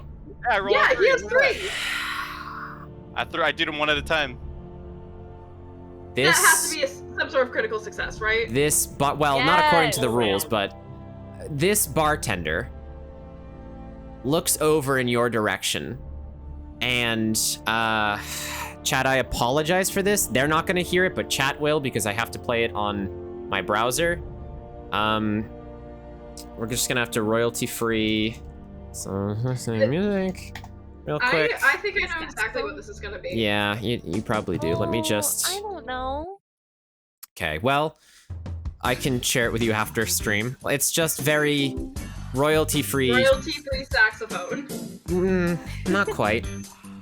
I'd be picturing like George Michael. It's like very the- breathy, sexy music. Oh, okay. I tuned in just to listen to it. Yep. I'm picturing Careless Whisper in my mind. It's not. It's sweatier than Careless Whisper. It's kind of like that music, like for fuckboys would use. You're just like, kind of just, you're like, oh. No, I can't Yeah. hear it. So, I'm so excited to watch this VOD. Oh my god, it's this song. I do know this. Grandolph, you kind of watch. Grandolph, you have been filled with determination, by the way, from Pop-Tart, just in this Let's moment. go. So, Oh, how filled am I? All right. How plus many? 1, plus 1 determination. Tell us, how cool are you? The bartender looks at Grandolph right now and reconsiders what he just said. And you watch him slowly unbutton another button on his white shirt. As he kind of... Getting hot in here, isn't it? It is. I don't know who brought all that heat. And he kind of looks at you. I only wonder. So that beard oil, is that still on the table? Yeah, it's always on the table, my friends. For you. Ivy. I see. Ivy. Ivy? Ivy. Ivy? 10 whole dollary dues? Oh my gosh. Ivy, you didn't put anything in your donation message, but let me know what you would like to do. Thank you very much for our NPC redeem. That was very sweet of you. You'll have to concoct that. Welcome back, Blueberry, to the chaos. Anyway. Is this Ivy's self-insert to seduce Celia? Oh, maybe. Maybe that is what's with gonna happen here. $10, it's working. Yes, I did. No, you didn't, Ivy. It's not here.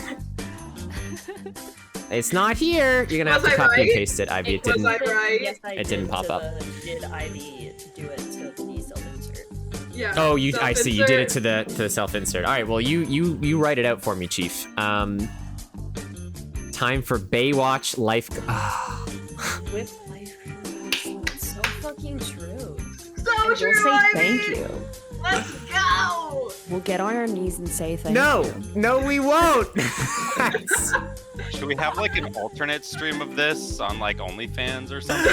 Start an OnlyFans. All right. Start an OnlyFans Nick, just you for this. made it too sexy. I made it too sexy. I'm not gonna hold any of you guys to that, but if this ever raises $50, sure, we'll do an After Dark stream. At least I will. I'll do all the characters. Yo, I would do Yo, no, I Yeah, would why not? absolutely come back and do that. Okay, Yes. well there you go. $50. We're not allowed to do it on Twitch, so $50 and we'll do it somewhere else. Oh my god. Yep. Okay. Anyway, don't worry about it. $11. So, the bartender who's unbuttoning his buttons looks back at Grandolph and goes, "Do you ever use that beard oil for anything else a bit more seductive?" Listen, my friends, this is designed with that solely in mind. It's for the beard. It's just a happy accident. It's a little byproduct, a little bonus. This multi-purpose oil can help lubricate any orifice you would desire to be moistened. All right, we are still on Twitch. All right. Oh my god. He kind of looks at you with wide eyes and he goes, "Well, tell you what, I'm still on the clock right now, but I'd rather be on the..." Anyway, so because I'm still at work, perhaps we'll make a trade. I'll give you a couple free pints of ale, and you can at least work on my shoulders with that oil of yours. Oh, gladly. Okay. He sort of like winks at you as he kind of turns around, makes like 7 steins of ale and just kind of like lines them up. And he goes, "I guess I'm the one making demands here. You get a stein for every muscle that you relax." All right. I'm ready. Okay. Can Guyan sneak one of them and go back to his corner? Sure. Yeah, you can just kind of like, and you can get out of there. Yoink. Celia and Hal, you witness this happening as well. All of this debauchery. Are you letting it happen? Yeah. I take one of the mugs and I lean back in my seat just watching. Okay. Guyan's back in his corner brooding with his stein. Sure. Yeah. Celia. I'll take one. I'll head back with Guyan. Okay. Sure. Guyan broods alone. He's just all He's gonna taking your. scoot- He's gonna Oh, scoot like I'm sorry. 5 feet to the side. Okay. Your I get the 7 vibe. steins I have get the become message. 4. As Grandolph, you do get up on the, you stand on the bar table. He kind of turns around as you just kind of like crack your halfling fingers, spread some of your beard oil over them, and you just kind of start going to town on the back of his shoulders. It's not that sensual, but it does help, you know. Yeah, I'm gonna start every time I get through a muscle. I'm just gonna down a pint on the spot Okay. until we're out, and then maybe by the end of the night I'll ask for some belly button shots, and we'll see where it goes from there. I see. Okay. You can't say that while I'm taking anything. Oh my Oh god. my my God. gosh. Eventually, the sun sets and the moon starts to rise. And as the moon starts to rise, the bartender kind of like stops having his playful conversation with Grandolph about when they were both in the war. I don't know.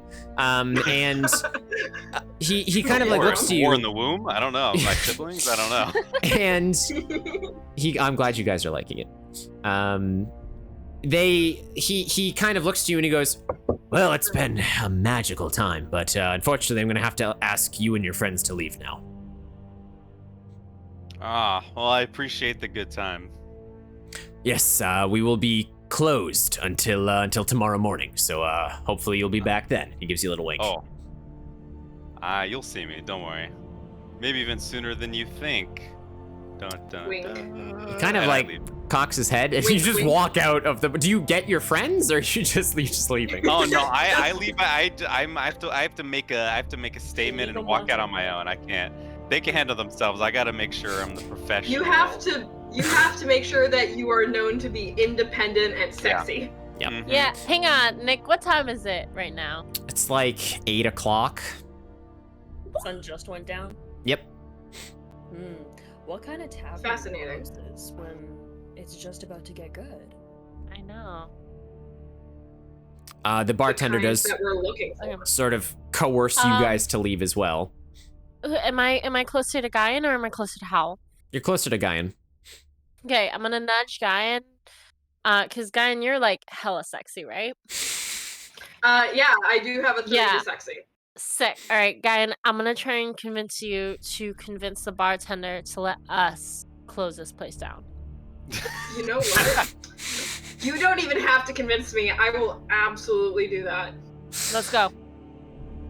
Let's fucking do it. Okay. All right. Oh, tell me what you do. Describe the scene.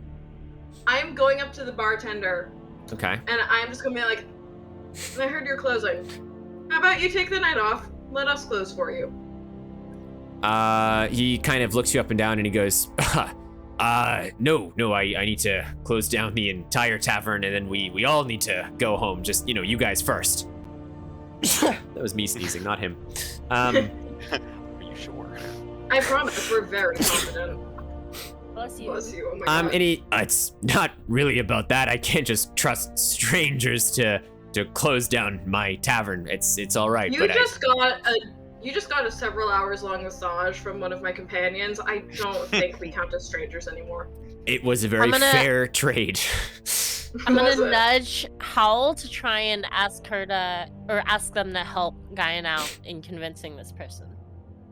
Can I roll a sexy roll to convince this guy? If you're trying to be sexy, sure.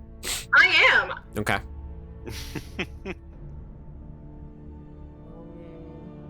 Let's see what I got. Come on, show me. My highest roll was a 5. Okay. It is a success in your sexiness for the charm. This poor man. Just gonna have to Poor man's getting rizzed up left and right. bring back the sexy music. Once again, his third button opens on his shirt. See, this poor guy. And he goes, as much as I would like to, I quite seriously cannot let you close down that tavern. However, if you and your friends would like to meet me out back, you're more than welcome to do so. Howl pipes up at this point. Absolutely, we'll meet you out back. And he says, excellent. Well, just give me a little bit, and if you hear anything happening inside, it's just us closing down. Sometimes we drop some plates and things like that, so, Can we stay to watch? Unfortunately, not. I have a couple of my friends here who are a bit shy. Unfortunate. I can be very supportive. He kind of flushes a little bit and he goes, I'm sure you can, but unfortunately I have to be very firm on this matter. But I will meet you out back, but I insist you must go now. He's kind of looking like you're definitely charming him, but he's still looking frantic. Like he's like, okay guys, like seriously, let's move this along. All right, we'll go out back. Okay. Okay. Back door. We could just break in through the back later. It's fine. You guys leave. You exit the sort of tavern. You head around back as night is still kind of falling around you guys at this point. We'll shut off the sexy music. You come back, you're sort of around the tavern. You wait for maybe like a good 15, 20 minutes. 20 minutes turns into 45 minutes. 45 minutes turns into an hour. And at this point, you've been out here for a long time. You're not used to being stood up. I would argue maybe it's not even a thought that enters any of your minds. As you're sort We're of too like sexy to be Maybe contemplating. he's dead. Maybe he's or dead. maybe he's exactly what we're looking for.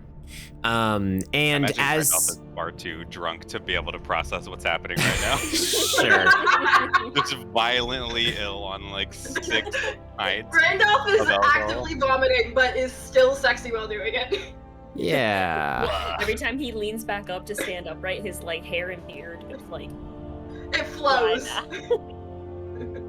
Okay. So, you guys, you've waited all this time and still nothing. And at this point, as you guys are still sort of outside, you do hear what sounds like the clattering of something that happens inside of the tavern through the wooden walls, like, from the inside. Fascinating. Where's the nearest door? Is it the back door, Ao? The only door you've seen is the front door. You don't see another door. Is there like a window into the back, like from where? Yeah. Yes, there are. But as you sort of Okay. quickly peer, the blinds have been drawn over on the inside of the windows. Well, you see, we do have someone whose specialty is doors. Well, I was gonna Okay. ask, like, can we use magic to, like, open the curtains from the Sure. inside to see what's What- going on? What school of magic are you? I am Lore of Light. You are the Lore of Light.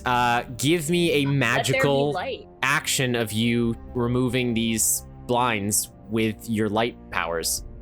All right, I got. It's not loading on mine. 6.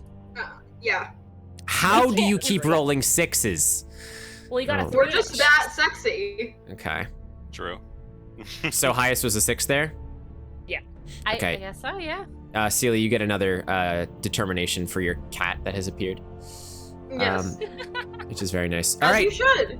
So, Celia, with the Lore of Light, you kind of bring your crystal warhammer out from behind you, and you kind of like, taking off of what Grandolph did, you kind of reflect the moonlight a little bit.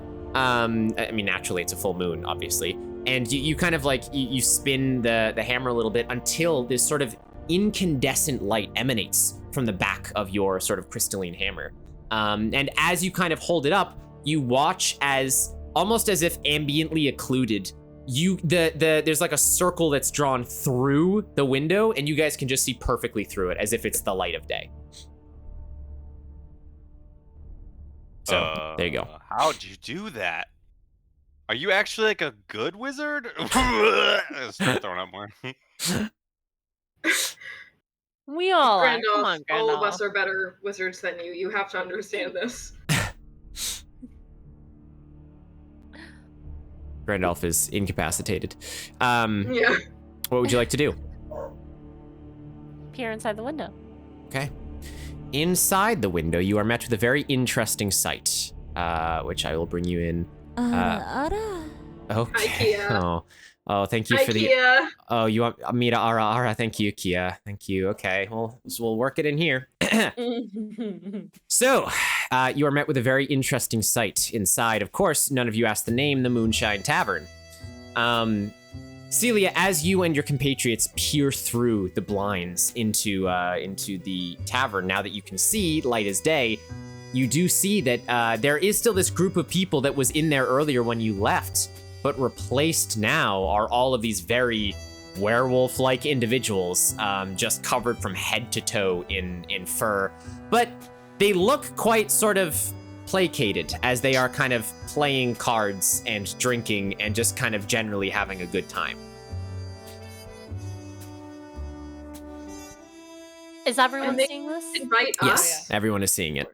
We're like all stacked up in the window. Yes, exactly. Yeah. And they didn't invite us. They're not even that wet. They could Should we be. go in? They could be. I say I'd do it. yes. Yeah. Okay. Yeah, you guys are gonna go back through the front door? But like, We we're knock gonna first. act like casual, right? Yeah. We're gonna be chill about this. Yeah, we're gonna pretend we're also werewolves. Sweet. Let's do it. Sexy Let's check to do pretend it. to be werewolves. Everyone are look you- behind me. Okay. I'm the hairiest. Wait, guys, wait. Yeah. I'm Art of Hyperdimensional Splendor, which, Nick, you said that's like glamour magic, It is. right? It is, yes. I can make us look like werewolves. Oh. You could, yeah, if you I want can. to. Is that what you want to do? I would actually. Yeah? I'm so good at things. You guys good with that? You're gonna appear Yeah. like werewolves with magic? Sure. This could Fuck never yeah. go wrong. No, all right, Could never Quartz, go wrong. make me, I don't know if you want to spend, I don't even know if you have determination, but, you know, make I don't. me, No one has given me any determination. not yet. Make sure you go ahead and roll, then, your wizard check. This is gonna be Yeah. oh, that doesn't look good. Uh-oh. Oh, That no. doesn't look good. That doesn't look good at all. What's your highest? Oh no. 3. 3. Well, so Guyan, Yona actually stressed you out here, and you grab another stress from failing this roll. Oh no! So you do, although your determination does increase as well whenever you fail a roll. I get So 1 determination. Yona, why would you do this to me? you watch as Guyan kind of steps back a little bit, eyeliner just kind of streaked across his face, and he snaps his, their fingers a couple times. And you watch as, like, there's some rainbow sort of prismatic lights that flash out, and before you now, as you're kind of like sidling up to the front of the tavern, you all certainly have fur. I'll put it at that. And to Guyan, it was perfect. I hope you look like raccoons. Do we look like raccoons? I hope you look like raccoons. I don't know. One of us looks like a raccoon because of how small. Yeah. What do you I appreciate the sentiment, thank you. You're all fuzzy. What are you doing? We're fucking Yo, running. how do you do, fellow? You're going in the tavern. All right. You guys enter the front door once more of the Moonshine Tavern, and suddenly the music and the atmosphere just kind of stops inside. And you look as you see these 4 werewolves are now kind of like around the table, kind of like look up at in shock as you guys are kind of like entering. And do you guys give any intro whatsoever? You're just strutting in. Y'all didn't lock the door. We walked right in. Yeah. Hang on. How many are there? Just. Well, there's at least 4 of them around the table playing cards. Okay. Okay. There's 4 of you and 4 of us, and it's not nice to keep fellas waiting.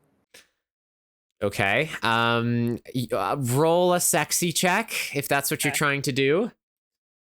Okay. I believe in you, Nikki. Let's go.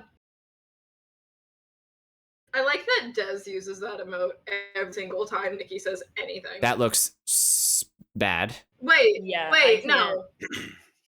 You have a 3 to. I do. Okay, wait. That's weird.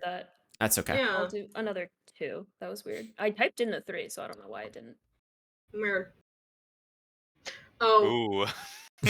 So 5 is your highest. 5 is the highest? 5 is my highest, yeah. Okay. It's a success. As you kind of say this, and the werewolves at first they look at you intrigued.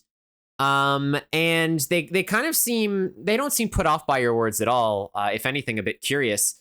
But one of them kind of like looks up and goes, "Oi, what the hell are you supposed to be?" Do we get to know what we look like now? Yeah, well, I mean, like, you guys kind of like look down at each other. You do resemble giant trash pandas rather than resembling werewolves. You kind of have like the striped tail, the little, the gray fur, the bandit mask you have going on. I am going to bullshit my way out of this. We're raccoons. Have you never heard of them? Right. Roll a wizard check for your bullshitting intellect here of magical things. And to answer your question, we're supposed to be your greatest desire. Please. That's a 6! That is a 6! Okay. That's a 6! For the werewolves. No fish. They could have... trash! Trash! All right, let's bring the music back. Okay. Let's go! They kind of look at each other, and they kind of sigh, and one of them goes, "What the hell is it with all these were creatures these days? You know, at one point it was our thing, and now you got coons, did you say? What are you? Were-croons? Raccoon. Yeah. Yeah. But yeah, croon, fine. Yeah, right. That's interesting. It's just ridiculous. All right, well, glad to make your acquaintance. We're the werewolves of the Moonshine Tavern. It's nice to meet you. And they all kind of like let out a ho in your general sort of direction. And they go, "What? You want to pull up a chair? You want to play or something?" This one over here was talking about mating. I don't even know how that would work between us. I can explain it to you if you want me to. They kind of like elbow each other, like, oh, like a little bit, sort of back and forth energy. And they go, "Seriously, we've never seen you around these parts before. Who the hell are you?" We're Someone else bullshit. I've used up my luck. your new best friends, and we are looking to have a good night, and we heard that y'all have the best nights in town, so here we are. Ow. Okay. They sort of look at you and they go, okay, so you know how to play, like, sexy poker? Who do you think invented sexy poker? What the fuck? I'm gonna go out on a This limb and guy say right it here. wasn't the Were Croons, but I could be wrong. Anybody else got anything? I'm at a crowd.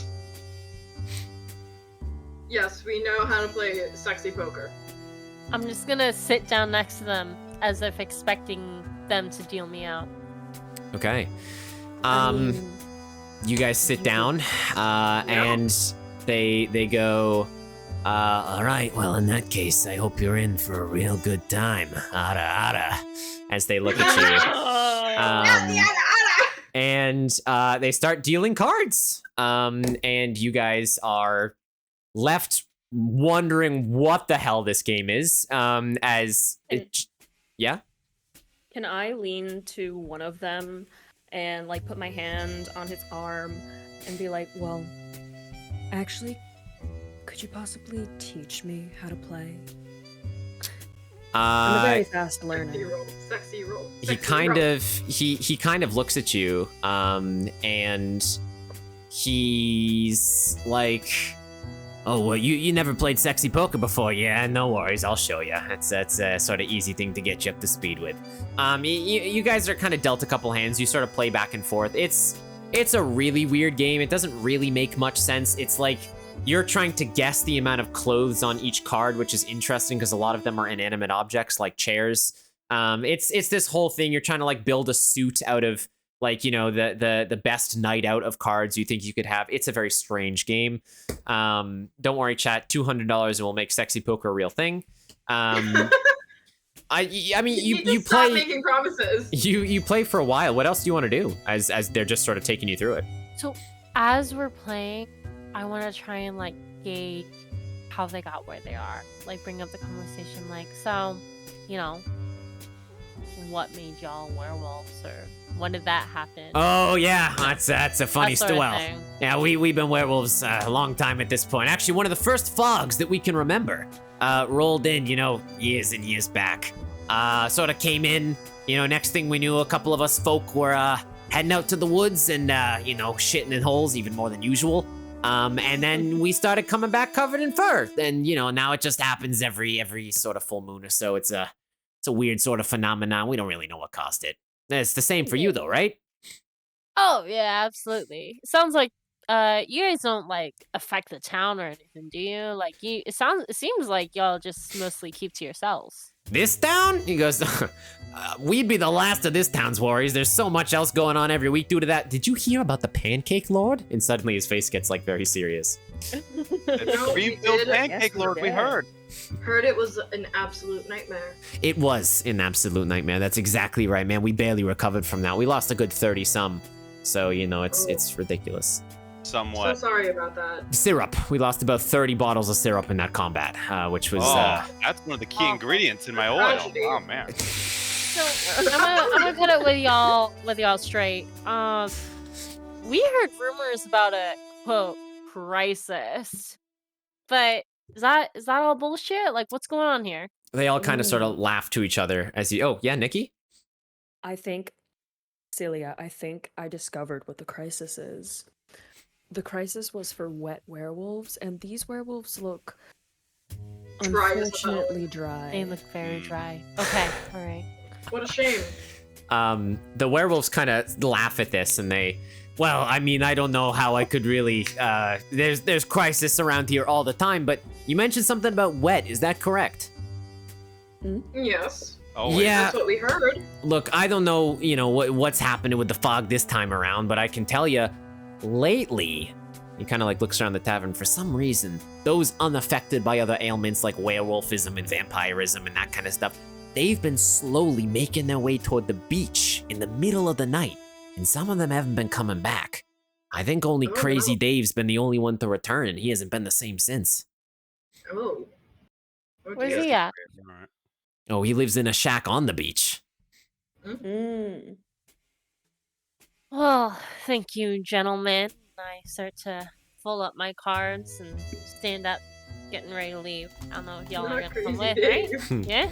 Yeah, I'll follow Celia. Can I entice one of them to bite me so I can become a werewolf? Jesus Christ. D! Because then I could just put my beard oil everywhere. What would you like to say to achieve this? You know, it's these werecoons have been great and all, but I'm looking for a little bit of an up. Why am I adopted your accent? For some Yeah, reason? you did. Welcome in. Oh no, I was just wondering if I could get, the old werewolf upgrade.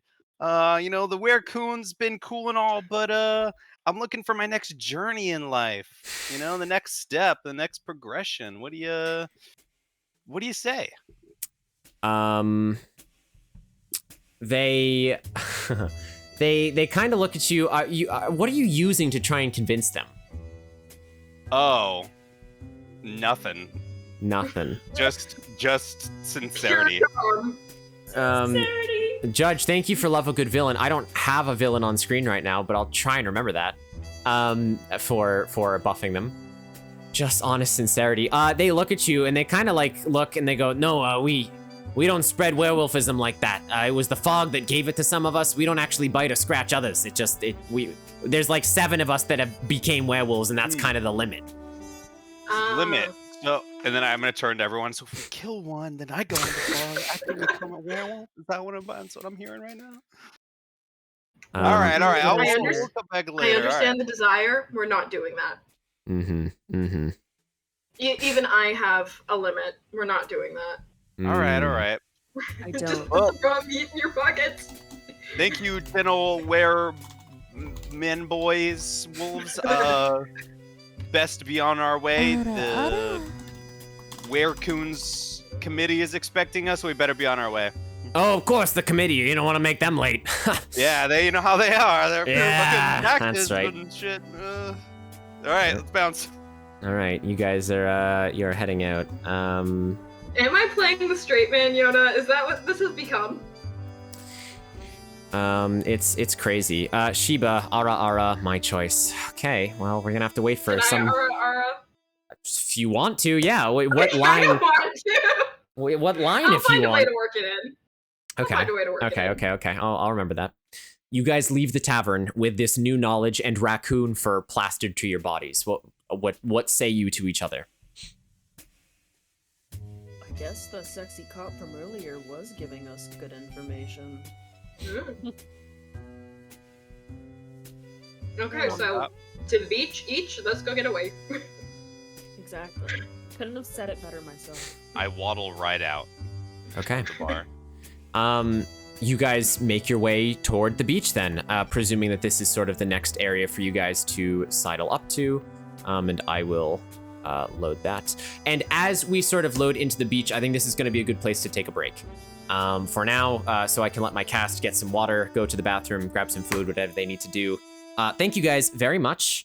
I will sort of go over to the BRB screen. You guys have like 5 to 7 minutes, all right? And then I'll see you back here, you 4. All right, thank you. Thank you. There we go.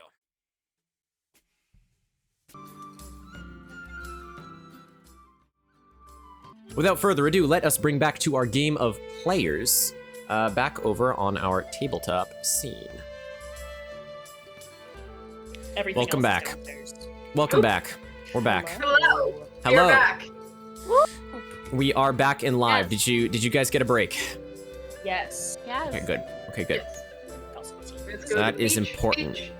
The unions told me it was necessary, so that is good to know. Hi, Mochi. Wait, please. Maybe it's a You good must thing be. Chad is we're stuck between 1 and 3. Shiba, you're a 3. You're a 3. Okay, so our party, who has just turned themselves into were raccoons to blend in with the werewolves, are investigating a wet form of werewolf, which they have not seemingly found yet, and have followed both the police chief's advice to not go to the beach and also the werewolf's advice to go to the beach, to potentially maybe meet with Crazy Dave or just see if they can figure out what else is going on. It is the middle of the night right now. I will resume music and soundscape for chat. You guys make your way down the sort of earthen path. As it is still night outside, there are candles and torches that are lit, giving a very sort of warm and friendly glow to the whole village. And eventually you make your way out of Bezier and down to the beach, which is this kind of, it's more stony than sandy, as it is kind of up against two mountains in a valley. But it is still very picturesque, as the water is immaculately blue and the moon kind of like ripples off of its surface. As you guys approach, what would you like to do? What's your plan? Is there a shack where Crazy Dave might be living? Yeah, there's a Crazy Dave shack. Yes.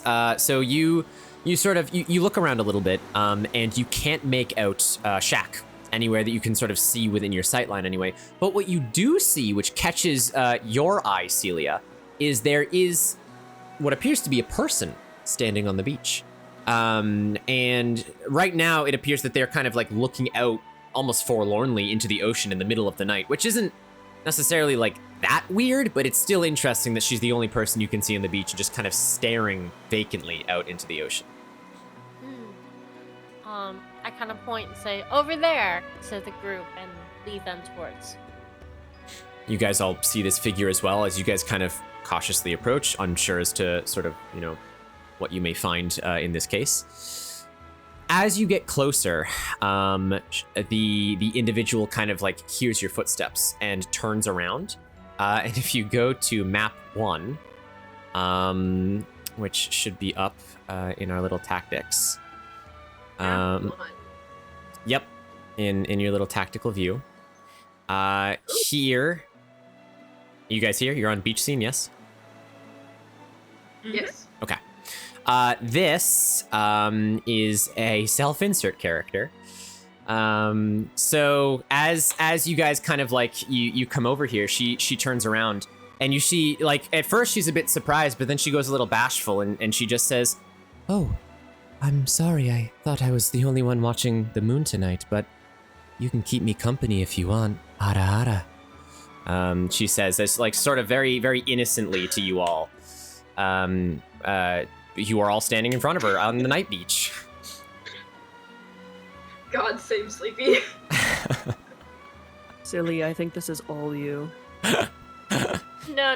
Yeah. What's your name, my dear? She kind of looks up at you and she goes, "Oh, it's Ivy, like the flower." Beautiful just as you are. She, "Thank you, but may I ask what you're doing on the beach this late at night?" Wait, really Looking- quick, do we still look like were-raccoons? Yes, you yeah, do. that worn off.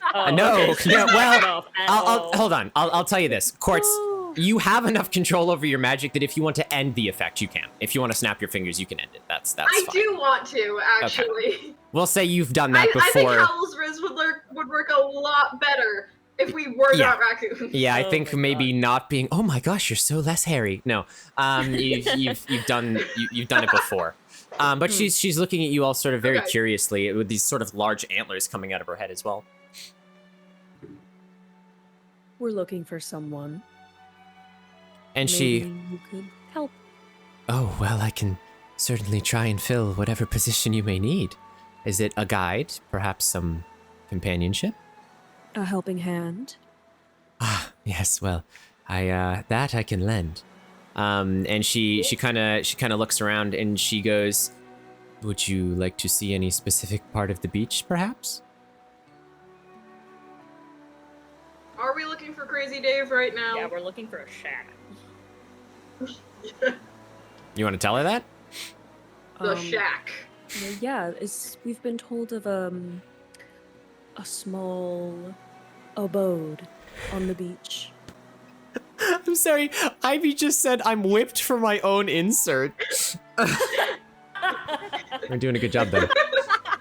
Ivy, I'm also whipped for your insert. She kind of looks up and she goes, she thinks for a second, she just kind of traces her delicate fingers across her cheeks.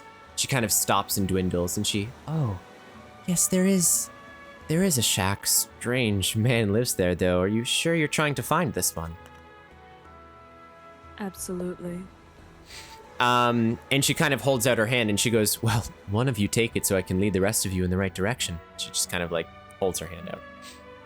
I think this should be Celia. All right.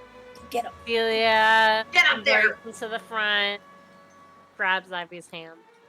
Oh, well, what a strong grip you have. She kind of notices your accentuating muscles that you have as Celia Flick.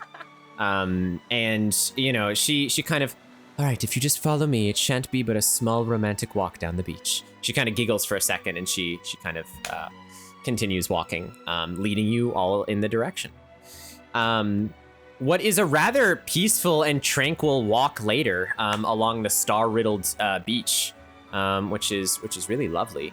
Eventually, you do start to see the makings of this kind of like haphazard created shack of like metal and wood and barnacles and I mean, you name it. And it's just kind of like all scrapped together in this little scrap house.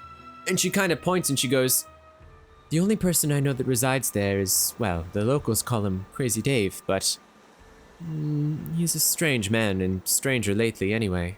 Perhaps you would like me to accompany you? Oh my gosh, we've heard of him. Please Yeah, do. could you introduce us? Well, my dear, I don't know him personally, but what's one more?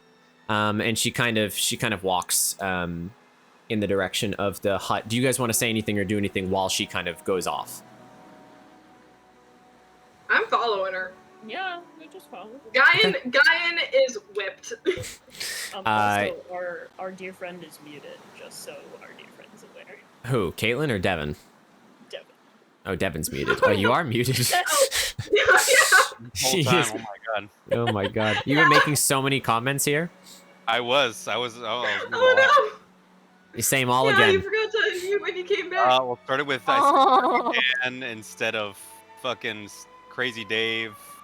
I don't remember, to be honest. There was like 5 more.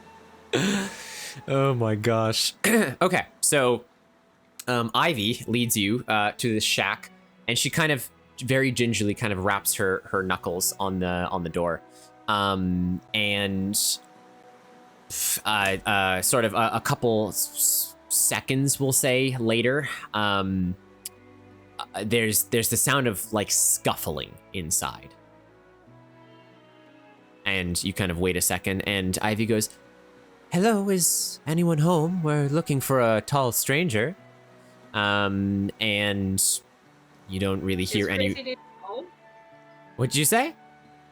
Is Crazy Dave tall? I don't know. My question for myself, Nick. Oh, where did I put him? Okay, hold on. I do have a picture of Crazy Dave. I will have to add a picture. But anyway, you hear no further response from inside beyond the initial shuffling, and Ivy just kind of looks to you guys expectantly. We're going in. Just gonna barge into this hut? Bust the door down. Is Let's it go. locked? Oh, is it locked? Yeah, is it locked? No, it's like a metal slab on a hinge. It's not very secure. I'm gonna reach out and just push. Okay. It's not very big. As you do this, you are sort of met with, I mean, it's got beach vibes for sure. The inside there is like fishing nets and starfishes, and the floor is made of sand. But I mean, there's kind of like a little table. But you do see a sort of the visage of a man, sort of like curled up in the corner on the sand at the back of this hut. Well, that's not ominous at all. I'm alright. I thought you were supposed to be tall. That's just what you say out loud. Yeah, and as I walk to him, Oh no, Dave! Did I lose him? Did I actually lose him? I hope I Oh no, didn't. Dave! No, I didn't. There he is. Okay. Don't look though yet, because he's not ready. Anyway, so you just kind of like, yeah, you enter, you say this, and you just kind of hearing like him mutter in the corner, and he kind of perks up and he goes, "What? Who goes there?" it's me, Dave. What? No, I'm Dave. You can't be me. Look, it's me. But I'm me. Can't you see? I'm right here in front of you, me. You. He looks at your mirror shield, and he Yeah. sees himself, and he goes, What sorcery is this? You are me. Yes. Now tell me what is going on. he Me? just, he kind of like loses all sense of animosity, and he just kind of flops down, and he goes, well, nothing really. You know, the tide's been a bit shorter today. Right. I went out for a bit of stargazing earlier. What's up with how you? Were the stars? How were the stars? Were they pretty? Well, you should know me. Of course they were. Of course they were. I was there. Of course. So anyway, about that fog. Remember we Oh, brought yes. in the other night? The stinky fogs. Yeah, Dave does not like the stinky fogs. Right, and all those creatures just walking into the fog. They're coming down to the beach on our property. On our property. He On my property. I know! Oh, Dave has seen many of them. Many of them I go to the sea, but fewer still return. Where do you think they go, Dave? I mean, I've been wrapping my head around it, and so have you. We have the same brain. What could it be? Where are they going?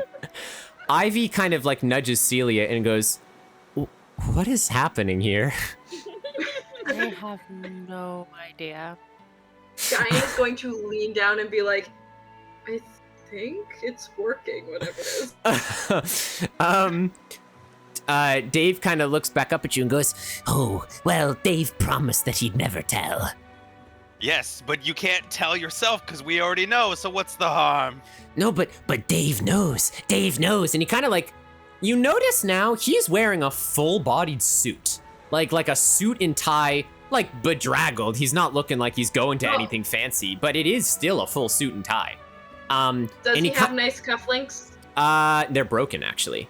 You can see as he kind of rolls up his sleeve though, Grandolph, he's scrawled in some kind of black ink says, never trust yourself. And he goes, Dave knows the only person you can't trust is Dave. And kind Dave, of like, you're so right. I can't trust you, and you can't trust me, so what does that mean? Gashi. Almost Kashi. Dave kind of looks at you, and goes, Well, you make an excellent point. Okay. You have to tell me if when I say this to myself, it makes me feel any sort of way, okay? I'm always here for you, Dave, because I am you, and we are one. Okay. Ready? Symbiosis, yes. I love the slipperies. Hada hada. The slipperies. Of course. Makes me feel a good kind of way. and Dave kind of like, Oh no, it started, hasn't it? Wait, me. What are the tides like right now? I'm gonna need to take a little turnsy around and check out the tides. you're gonna leave the hut that you Leave- closed the leave door the- into? No. I just peek through I look through the door. I just turn around, or I listen. You know, the tides are great. They're strong. They are absolute beefcakes. You see sort of Dave's face just grow a little paler and goes, No, the tide. The tide is coming in. Quick, Dave. Time, Dave. It's time. No, we can't answer the call. They leave and they never come back, me. That's not what we want. and as you've done this, he wraps his arms around your neck at this point. And he like is grabbing onto your neck and he's like, The only way to be free, the only way. and he starts dragging you towards the entrance of his shack. All right, Dave. I have Oh legs. my god! No, Dave. Wait! Wait, isn't Grandolph too oiled up to be grabbed? No, he's not a Turkish oil wrestler. He's a I finely can't be oiled grappled, man. I'm But too oily. oh my But he's gosh. damp. Oh, Dave, you need some more oil. As he's choking me and dragging me, I'd start oiling him up. Rubbing your body against his. Okay, Celia's gonna run up and try and grab him and like pull him the other way. She's freaking out at this Roll a battle check. point. Okay. Have we seen what Dave looks like yet? Nope. No. Apparently, Dave looks like me. And I look like Dave. Yeah, Dave looks like you. Ooh. Ooh. Someone tell me what I got, because my alchemy isn't. 5, 6, 9. 6. Yeah, 5, 6, 5. Celia, you guys are rolling insane, by the way. Celia kind of bends down and grabs the arms of Grandolph as Grandolph, you kind of, and Celia yanks with all their might. And sure enough, Grandolph, you sort of like kick Dave backwards as you fly out of his grip as he falls back in the sand. Dave, are you okay, Dave? And he just, he's dazed a little bit, and Ivy goes, oh my gosh. And, the 5 of you plus Dave are just kind of in this cabin when you notice the sort of edge of the cabin now begins to dampen. As you imagine, the tide has started to sort of encroach on Dave's shack. Dave, it's getting wet in here. Dave's just kind of phased on the floor right now. Can I go over and just kind of snap my fingers in Dave's face? Yeah, you kind of like, hey, Dave. You kind of like slap his cheek a little bit, like, "Hey, buddy, wake up." Yeah, sure. And well, roll a battle check. Well, dampen. This is Grandolph's home court. That's a 1. Okay. Let me just turn off the music real quick. I'm just kind of like. Oh, I know. Oh no. Okay. You Giant kills him in one. You bend down to interject with Dave. And Dave. And Dave. Hi, Dave. And as you do, you're kind of like, hey, Dave, snap out of it. You make sure you add 1 stress and 1 determination. What is your stress at right now, by the way? 3. Well, that's unfortunate. Because you guys all watch as Guyan rolled a 1. Guyan reaches down. Was at a 2 before. I just gained a. Right, but you still rolled a 1, which is lower than your stress. So unfortunately. Oh yeah. Oh, you're right. Yep. Shoot. You watch. Can I? Go ahead. Can I explain how it happens? Sure. Because I know exactly what's. Yeah. So, you watch as Guyan. You know how in like Looney Tunes when characters just kind of blow up like a balloon and then pop? Oh sure, yeah. He does that. Okay.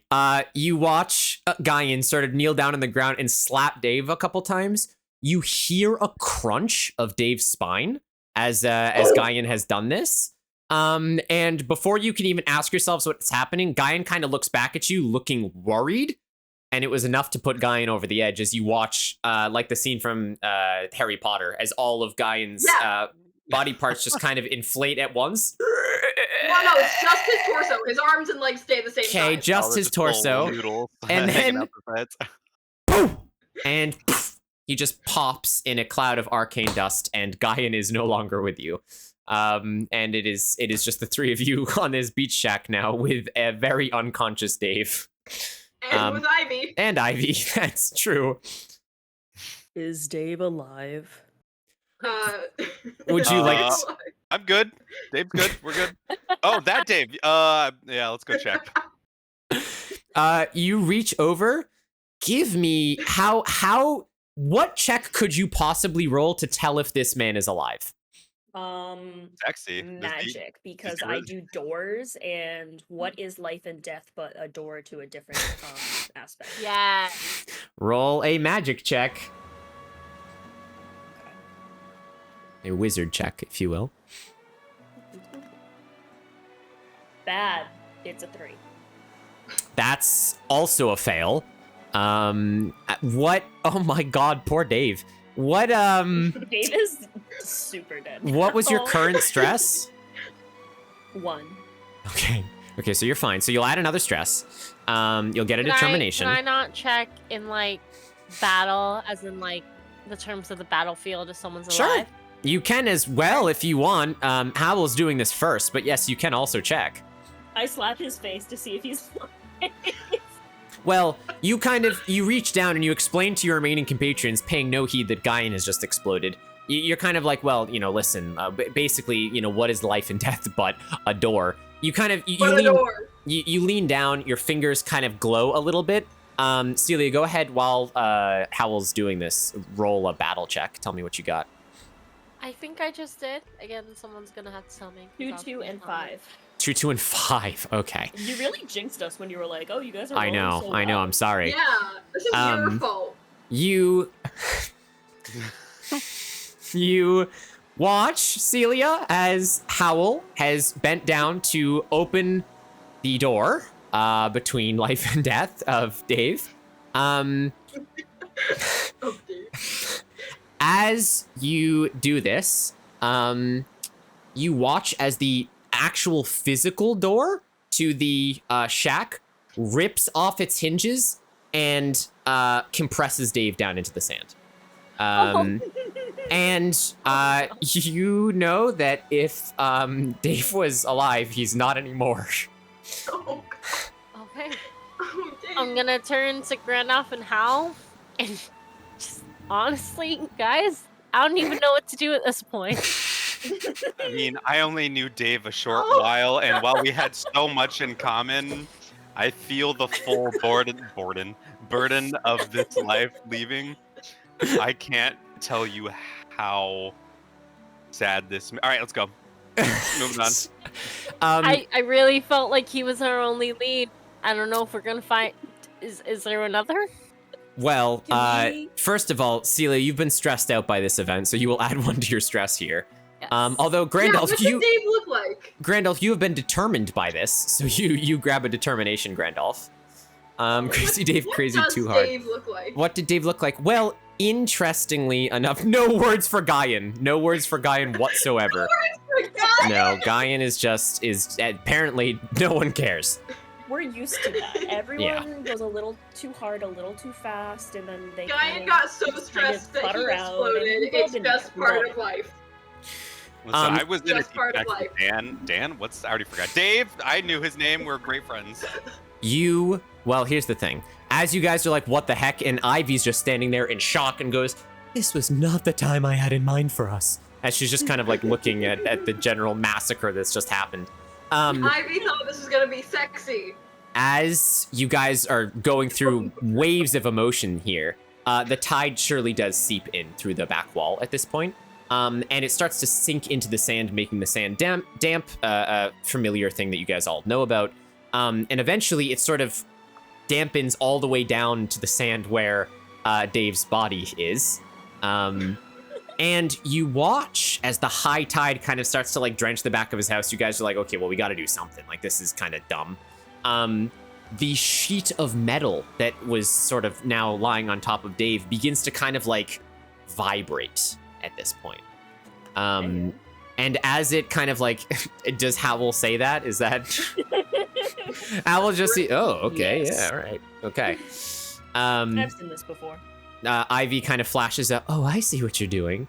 And as the metal begins, thank you, chat, begins to vibrate, hi, Pixie, a little bit, you watch as the metal actually kind of falls away and you see sort of Dave lying on the ground. If you want to go to map 2, you can now see what has happened to Dave.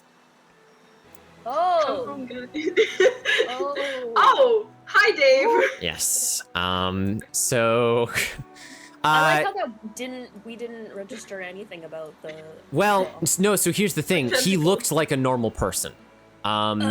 It wasn't until you heard this sort of sloshing under the metal and the metal kind of like moved back that you've seen these tentacles grow out of Dave's unconscious face at this point. And he looks like a very well-dressed squid man.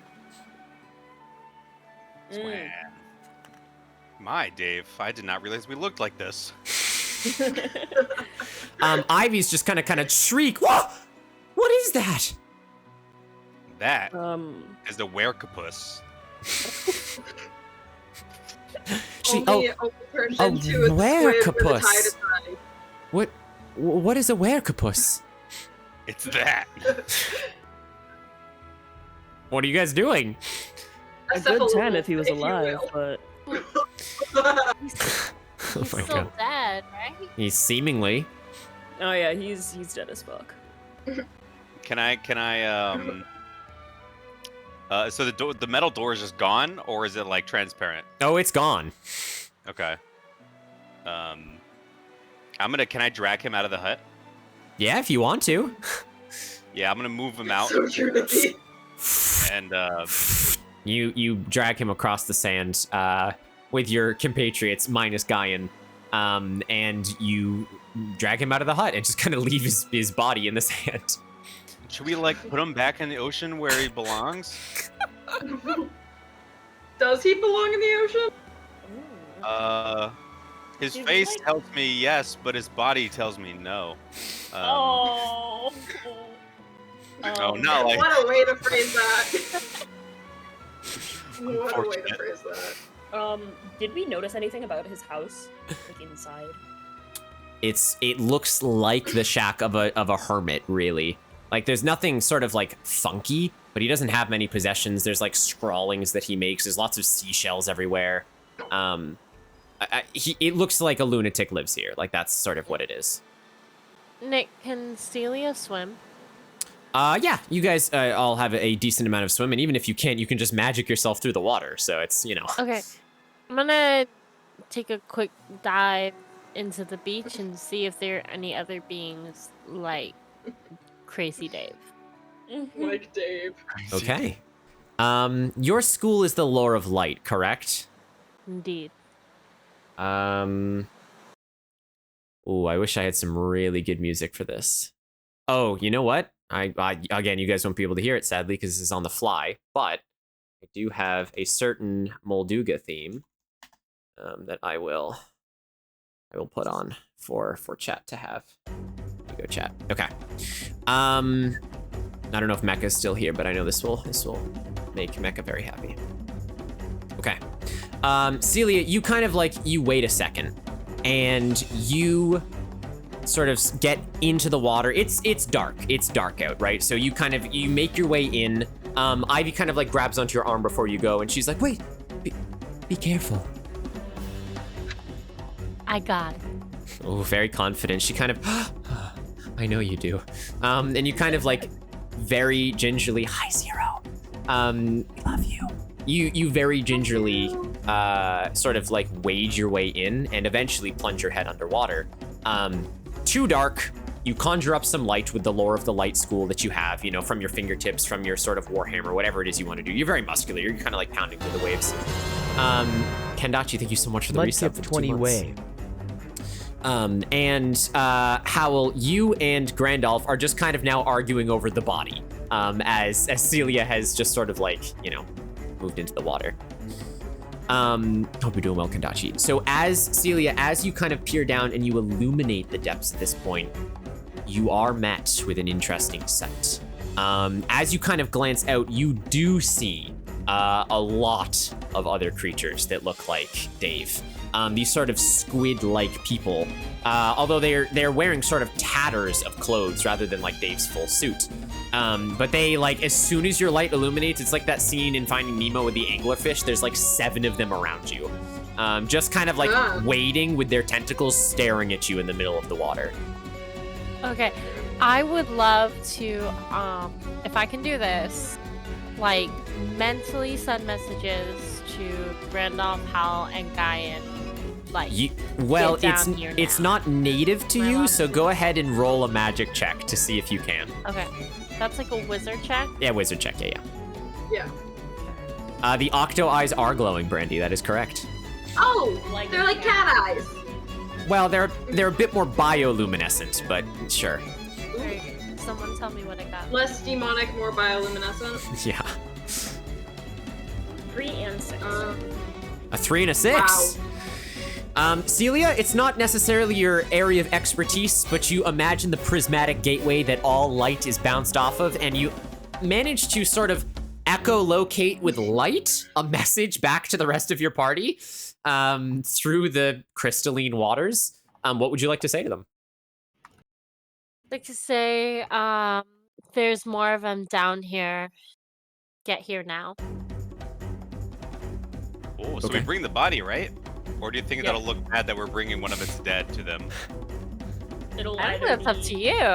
a nice sentiment, being that we're returning the body, or a good intimidation tactic. True. Killed one of you. We'll do Anybody- it again. We've killed one of you. We apologize, unless you're hostile. Unless you're hostile, then we're Then we can do it again. fucking do it again. What are you Anybody doing? teach me how to swim real quick? You're oiled up. You kind of just glide like a penguin. Oh, so Guyan, while we're doing this, is Guyan taking the teleporter back? No, it Oh, takes yeah. it takes a little bit. It's not instantaneous. Oh. Gaian is reforming their particulate back at the castle right now. He is trying so hard to still look cool while he's just like a little mass of flesh. Sure, yeah. It's like the Deadpool where you just regrow. Oh, from, like, everything just sprouts out again. Yeah, It's exactly. actually specifically, I haven't watched My Hero Academia in forever, but that one time where Kirishima just becomes a meatball. Oh yeah. Oh, the Meatball Man. I hate Meatball Man. Just Kirishima meatball is Gaian right now. So, what are you guys doing on the beach then? I guess we're going in the water. Yeah, I guess. Right? Randolph, are you taking the body? What are you doing? Yeah, I'm gonna take the body and I'm gonna swim as far as I can. I don't know really about going down under the water, so I'm just gonna glide with my back to the sky and just look down and watch from above. Okay. I like Overwatch. Ivy, at this point, she kind of, I'll go get help, and she kind of like daintily runs off. And even running on the beach, man, does she look sexy. As she just kind of like slow motion now, you see her run through the beach, her hair kind of like fluttering in the moonlight, as she just kind of like eventually makes it past the beach. And sort of leaves. Grandolph, you and Howl sort of enter the ocean at this point, and sort of get towards where Celia is, where all of these other squid creatures are currently just floating around Celia. Do dead bodies sink or float? I actually don't know. They, float. they sink at first and then they float because the gas builds up inside as a result of composition. There So you if go. I drop, if I let go of this They body, should think at this point. can I give it like a shove with my feet? Like I try to kick it down? Yeah. Like, go with your people. Get down there. And Sure. fucking kicking it. You go with your people. You kind of, you push the body. Beach stream when? Yeah, $300 tech, and we'll do it. No. So We've you, already promised $50 and we do yeah, that. $50 for an after dark D&D session on Fansly, I guess. That's how we're gonna make money now. So you kind of push and shunt Dave's body down, which just kind of gingerly floats into this murky depths, and sort of very quickly, it just. You for a little bit. Bye, Dave. It just, I mean, the other squid creatures kind of like glance at it, but they don't pay it much heed. I don't give a fuck about Dave. That's horrible. We should have kept his body. We loved him more than they did. God, yeah. That's I had a sad. deeper connection than anyone. Oh. So guilty. You had such a deep connection with Dave, and these guys just are completely ignoring that. Well, Oh, Dave, there's always more fish in the sea, they say. What are you doing? Keep it going. So do we have to kill these things? Or do we have to murder them? Yeah, what's their reaction to us as they see us? Nothing. They're just standing still menacingly. Can I get closer? Sure. Yeah. Can I get closer? Yeah. Get Can I closer to reach them. out my hand to one of them to see how they react? Kind of like are they peaceful or are they Sure. menacing? Grandelf, you have gained a determination for the fish joke, so good job there, Chief. God, Grandolph is so determined. So determined to not fail. Yeah, you reach your hand out to sort of test the water, so to speak. Celia, you do this, and as you sort of like get close to one of them, in a snap, their mouth tentacles just wrap around your arm. Oh. Like hot. aggressively? At least Sexual quickly, and they start pulling. Is there a way to gauge whether this is like menacing or not? Like aggressive or sexy. Yeah, Would you like to roll a battle check to see if they're wanting to fight you? I would. So true, Fiona.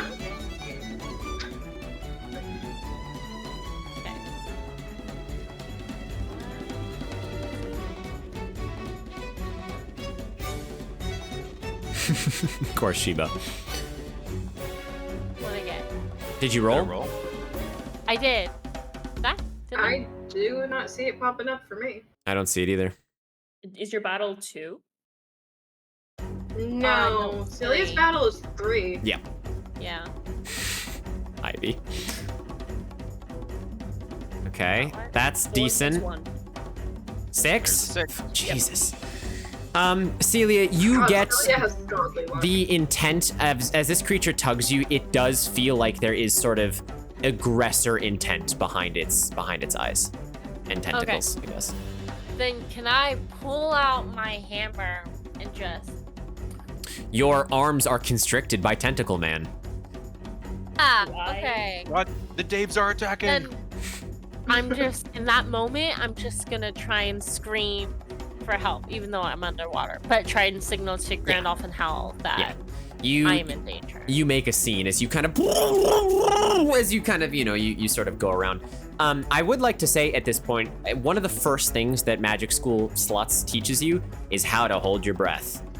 So all of you generally have many charms to help you exist underwater. So it's not even something you guys necessarily have to worry about with sort of existing for a long time. So In that case, Grandolph is gonna focus and then just start sinking down to. okay, yeah, you kind of like, and you head down. Howl, you're closest. What are you doing here? I'm trying to grab my dear friend Celia. Okay. You reach out and you sort of you grab her by the arm. Are you trying to pull her away from the creature? Okay.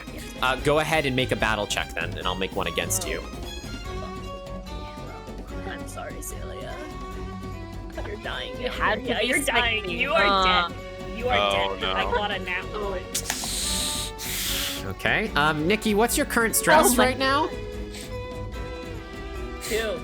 Oh, no. That's unfortunate. Oh, my Howl. Okay. Well, Question. I have a question. Yeah. What does determination do?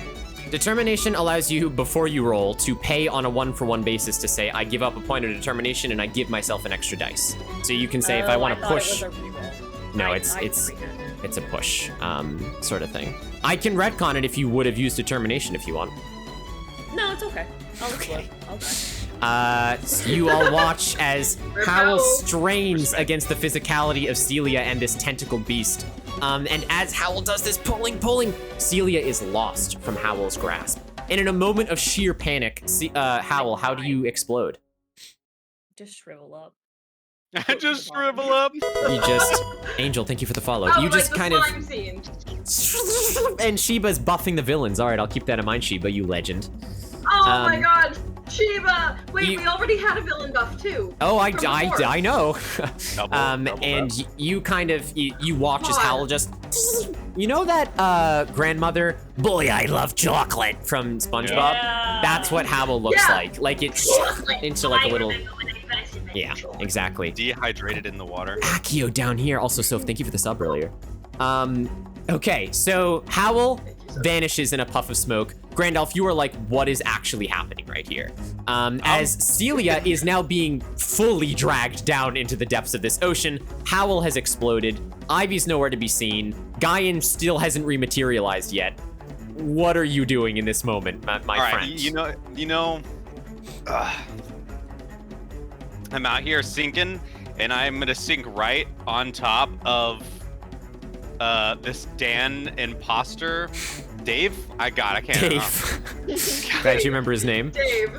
Yeah. And I'm just gonna bash him with my mirror shield with all Okay. my brawn. I'll use one of my determination. Okay, and this is gonna be a battle check then? It's gonna be a battle check. And you're attacking one of the squid person holding Oh, Celia? no. Yeah, I'm gonna try and bash him in the head to see if he'll like release. Okay, so you can give up determination, and I will roll. So it's been buffed, but then it's also been weakened. So I will keep that in mind, chat. Thank you, All right. Yona. 5 and 5. You just beat it. You are lucky that it was strengthened but then weakened, so he was back down to a 1. I have all that momentum, from me sinking, just like carrying me through it. That Being is, so yep. fast, I'm sure. So sure enough, you just kind of drive your shield down. into this creature as it kind of its tentacles retract and kind of slap you a little bit as they retract inwards. Ooh.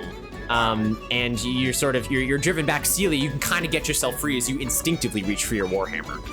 As you kind of like, you pull it out. The creature that was sort of grabbed onto you kind of retreats a little bit, and you can see the other ones now, like the scene in Harry Potter, start swarming around you. Yeah. Time to die. Can, do I have the ability can I attack now? Yeah, you can if you want to. I would love to. Okay, make a battle check for me. So true, Ash.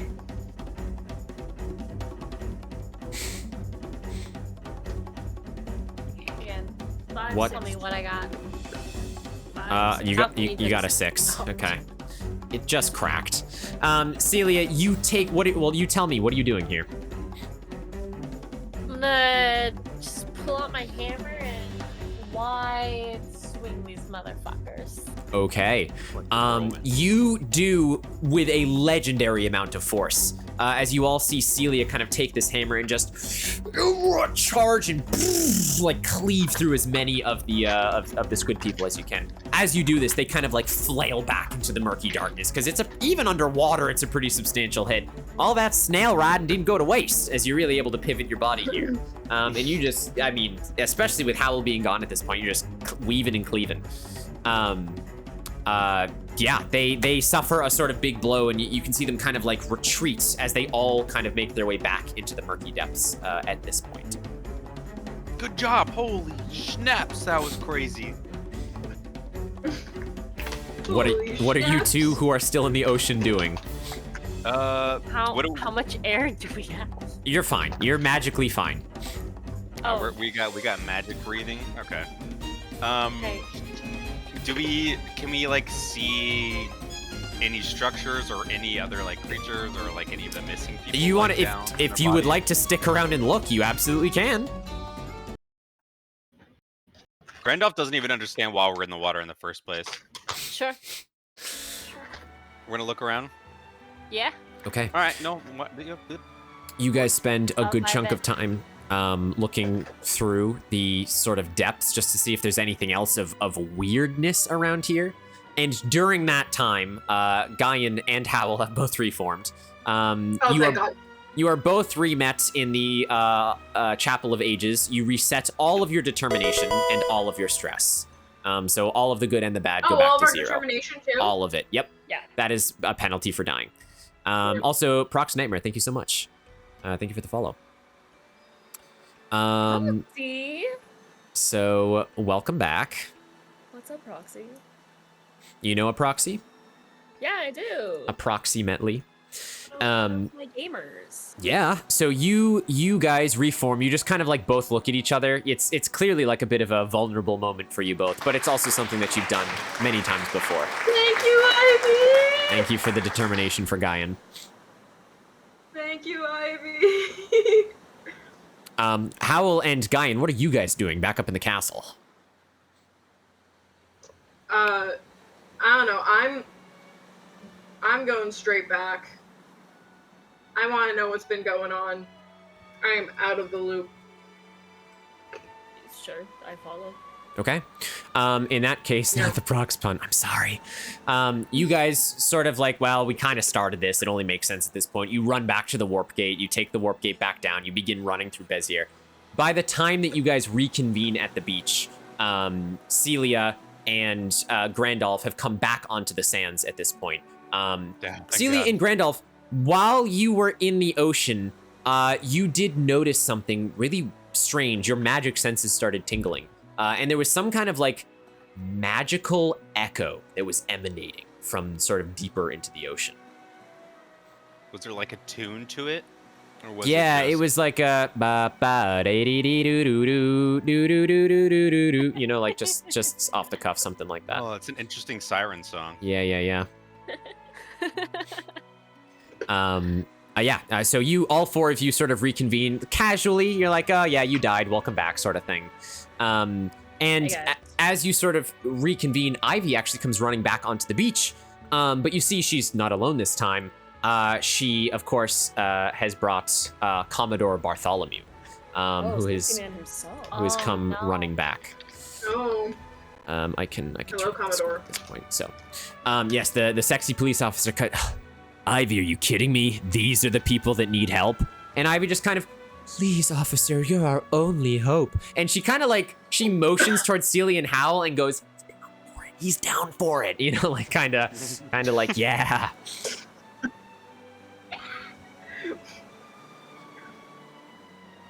I'll be looking forward to it.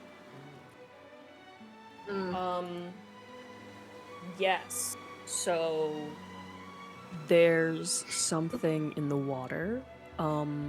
Yeah, Ivy told me you killed Crazy I'm sorry, Dave. there's something in the water? That's not what happened. Okay, what did happen?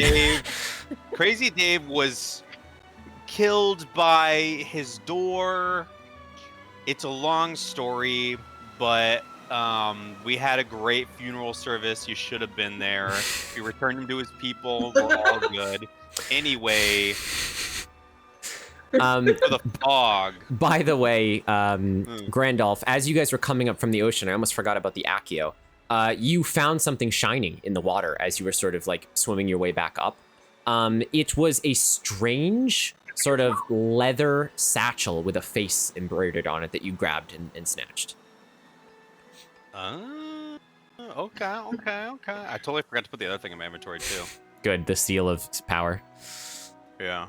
Okay. Does that actually need a? Oh no, I see it. Oh, strength. I see it. God damn it, Cloudcast. Thank So you, Cloudcast. So the policeman kind of says this and he walks over and he gets real close to your ear, Grandolph. He kind of like bends down as you said this and he just kind of he gets real close and what? I get on my tiptoes. Okay, he kind of leans in and he goes, "Look, I don't know what kind of game you're playing, Right. but whatever it is, you better be careful that you know the safe word, ada ada." And he pulls back a little bit and he kind of, you catch my drift. Oh, I'll catch it. All right.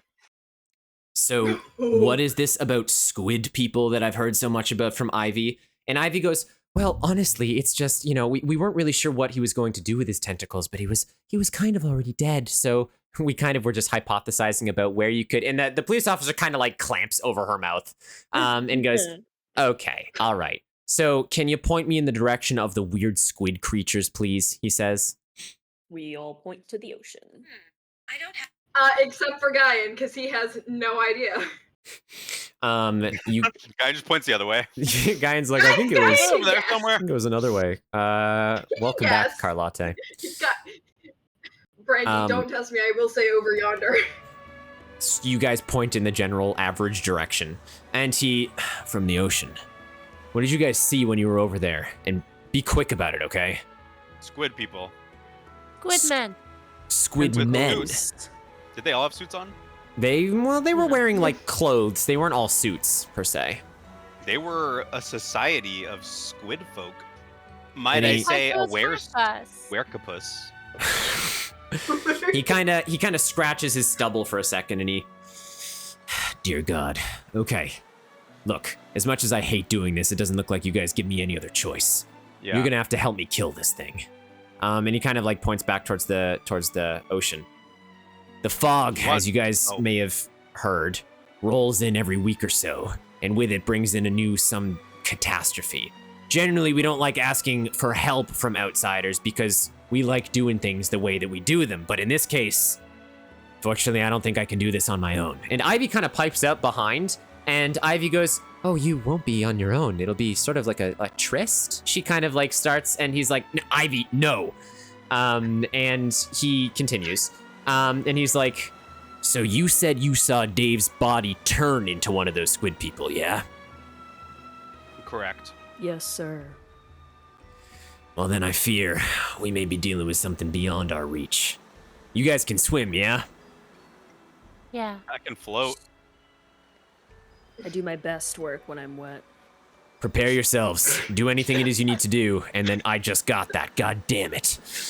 He kind of looks at you and he says, can we please focus on the task at hand? We can talk about your arrests afterwards. Oh, we're I gonna can put the think of a few handcuffs things later. to focus okay. on. He kind of. I'm surrounded by sexy idiots. And Oh, we're he sexy.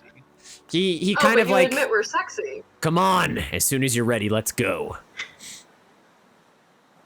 Onwards. Nikki has Yeah, determination. Yoda. Sheba has buffed the Yeah. villain. Whatever the villain may be. Okay. In this case, you guys wade once more into the water, abided by your spells. Everyone keep track of everything that they have and everything that they want and everything that they do. You guys start to swim under the water for a little bit of time, actually, until sort of the moonlight even escapes at the top of your vision. And then let us move over to our large encounter for the section. Let me just head back to the page. Okay. All right. Let me just make sure that I turn up the music here. There we go. I'll have some fans in chat that know what this is. That's a cool image. It's There's so enough room for all of us to have a good beautiful. time here. That's So, the water around you swirls and sloshes as the sunlight above all but drowns out, moonlight above all but drowns out. I 50-50 shot. You stare around to see schools of squid-like creatures now swimming towards you at pace. But before you can react, there's a streak of arcane energy that shoots past you in the direction of the squids. They sort of scatter off to the tide on the left and the right. And as you turn your head around, you see Commodore Bartholomew firing his Magi Blaster as he gives you a curt nod. But the distraction is short-lived, as suddenly a huge shadow looms over you, promptly blocking out any other sources of light that may be around at the time. Faster than you thought possible, a massive, tentacled creature comes swimming overhead and positions itself not 30 feet away from you on the ocean floor. "I'll be damned," you hear Commodore Bartholomew exclaim. "Miscreants! This right here is a siren squid. They're not even from this plane of existence, so I don't know what one is doing near here, but they have the ability to alter reality around its victims to eventually shatter their minds." He kind of like points back in the direction of Crazy Dave's hut. Before devouring them, or worse, infecting them with their where-to-pussy venom. As he kind of like, you know, sort of mentions too, sort of around. No sooner had the police chief said this than an ear-shattering ringing is split out of the direction of the behemoth squid in front of you. As you rush to instinctively cover your ears, your senses are blinded and your vision grows hazy as if you were a flash grenade. As you struggle to maintain consciousness, you can hear Commodore Bartholomew's voice ring out over the din. "Focus, you two. 4. The only way to combat is to get..." Counting's hard, don't worry. It's so... Well, 2 of you were dead, so... We're back, though, from the grave. Ooh. The only way to combat it is to get close enough while being able to hold on what is real and what is fake. If you're able to remove the fake anomalies from your mind's eye, I think we can all get close enough to strike. As he kind of says this, the water kind of swirls around you as this thing is really trying to lure you in and is sort of flashing these psychic images in your minds at this point. So what we're gonna do here is a very interesting sort of interactive thing where Thank you, Des. the siren, what did Des do? Okay, thank you for Des clipping clipped. that. Yep, thank you. Good job, guys. Hi, Carlotte.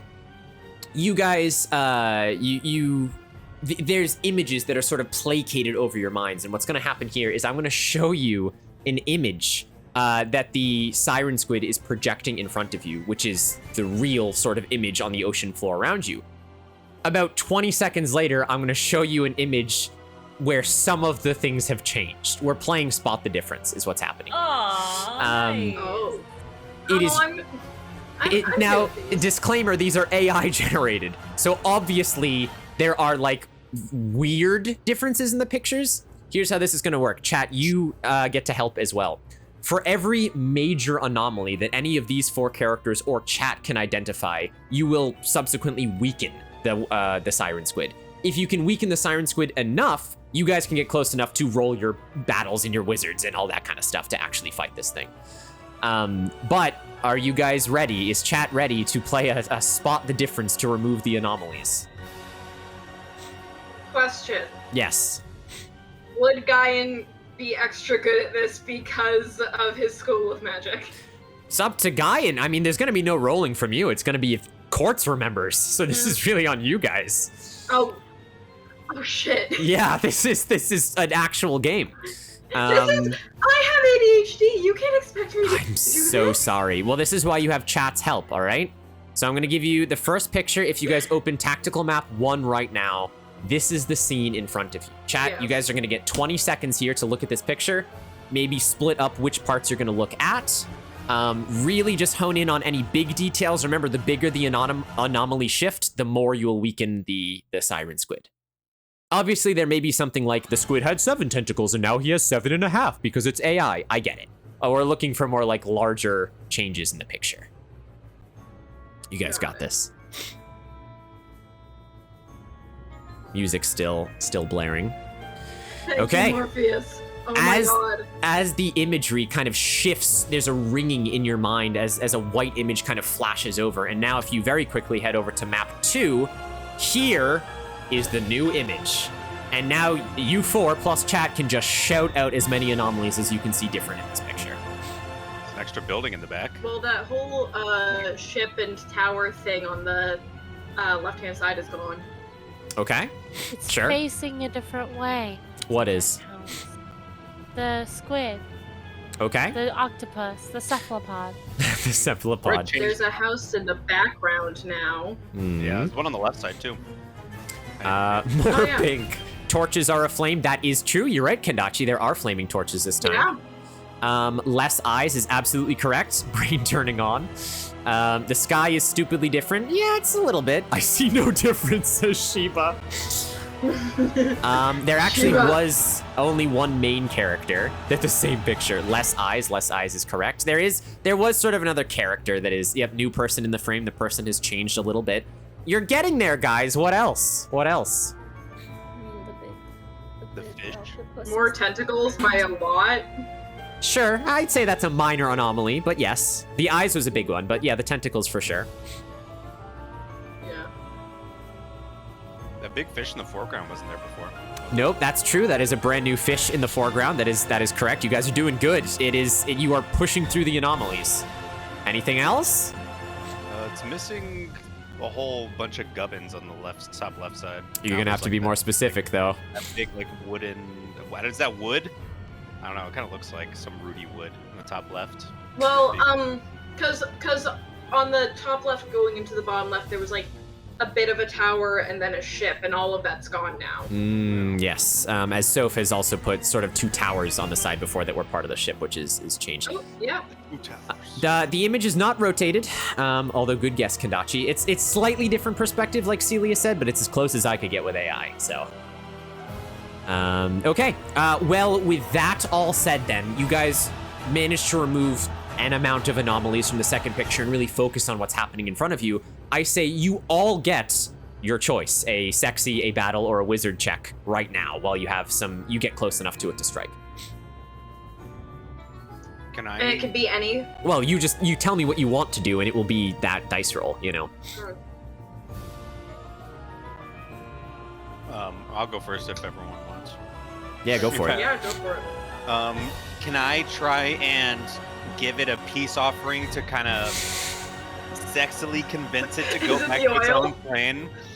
No, I stashed that cream-filled donut from earlier. It finally showed up in my equipment. It's not like you're in the ocean. Are you gonna tongue that donut? Oh my god. Nikki. I mean, I wasn't planning on it, but now that you mention it. Okay.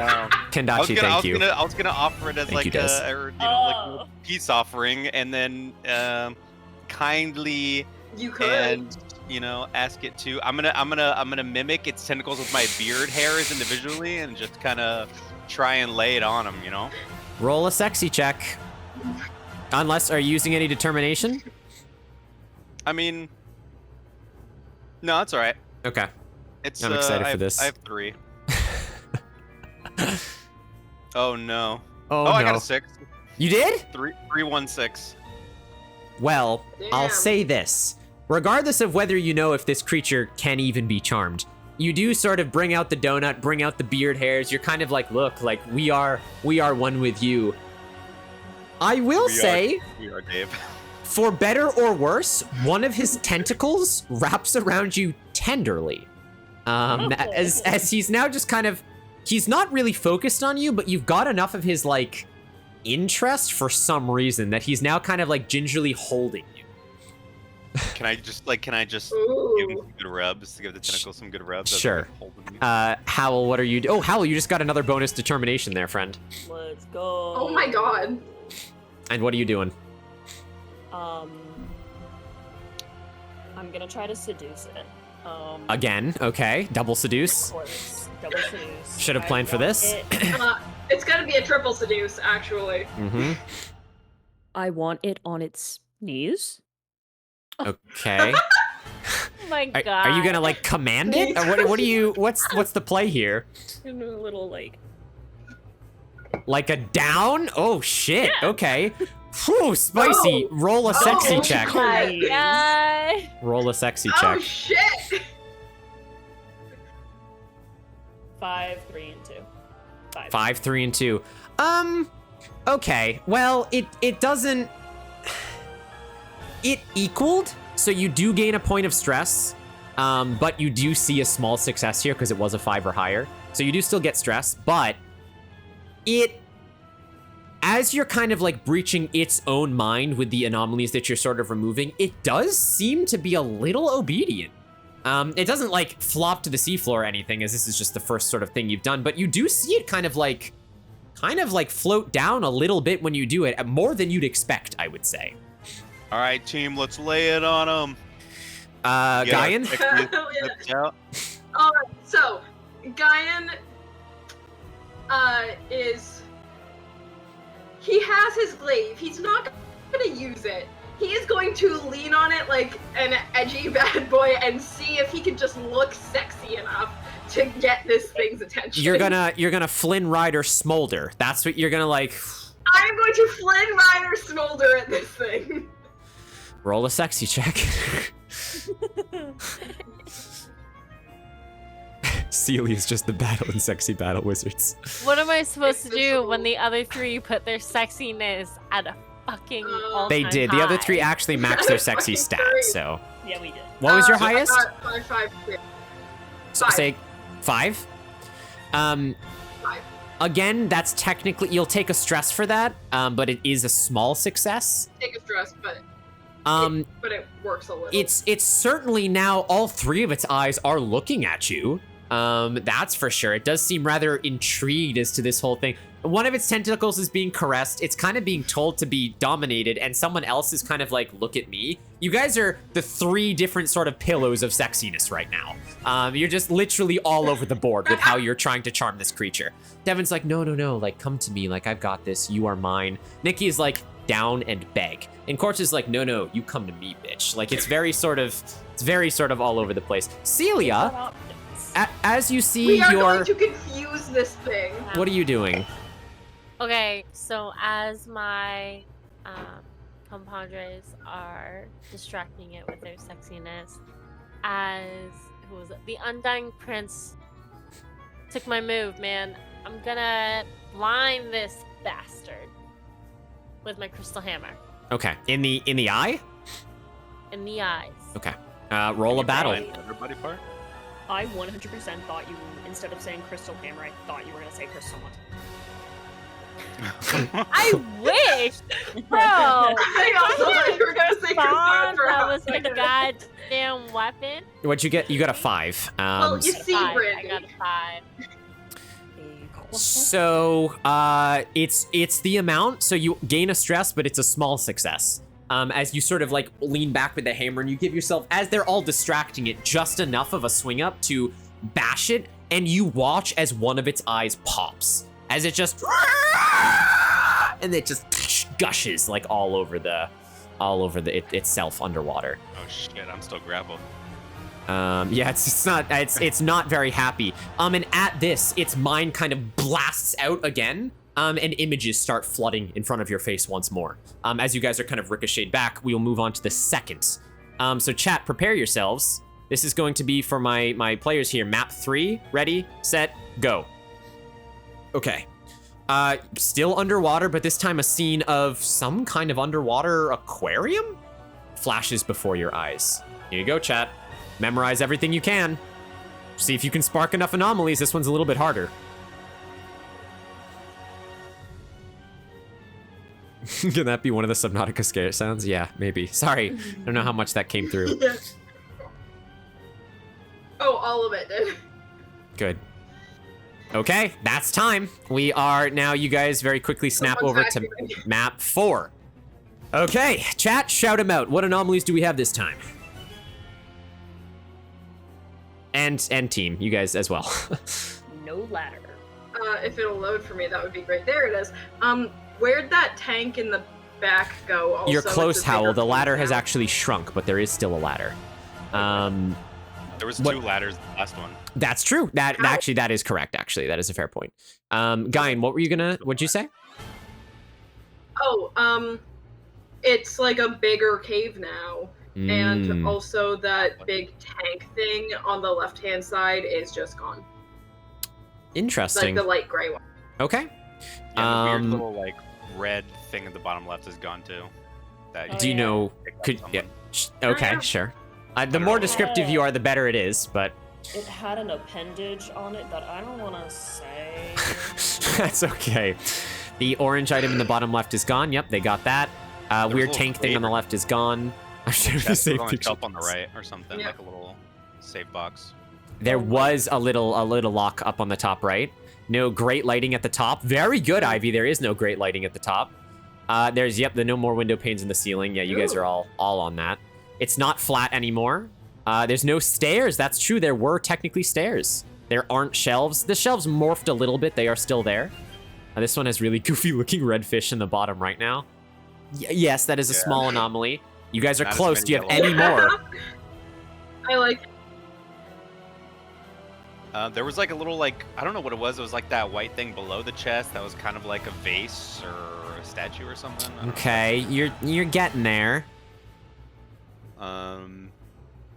The purple fish is new. Yeah, that's yes. You did sort of miss out on the yellow prominent fish. Yep, that they are sort of gone here.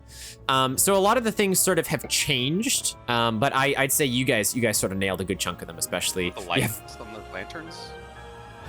There were lanterns in the previous one. Slightly different positions, but that's not a big enough anomaly. Jesus rock at the top. So true, Ivy.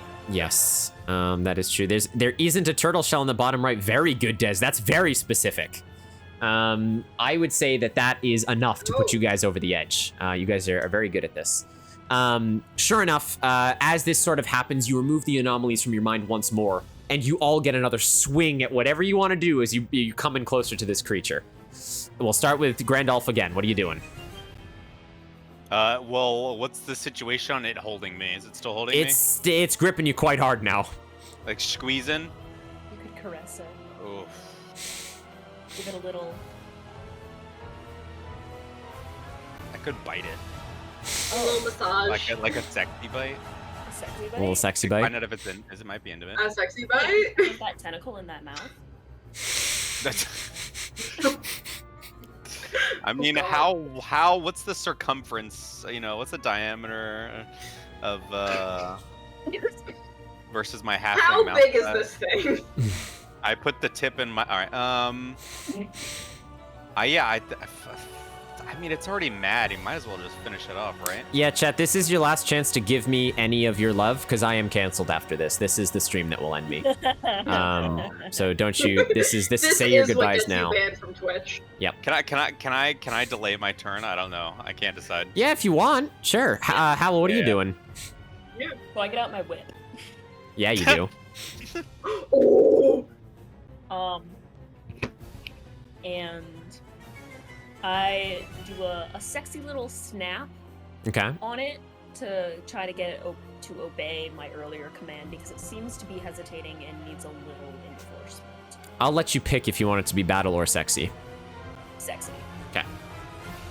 Whip it. Oh, another determination. Look at that. Oh, Hal is where's just the- full of determination.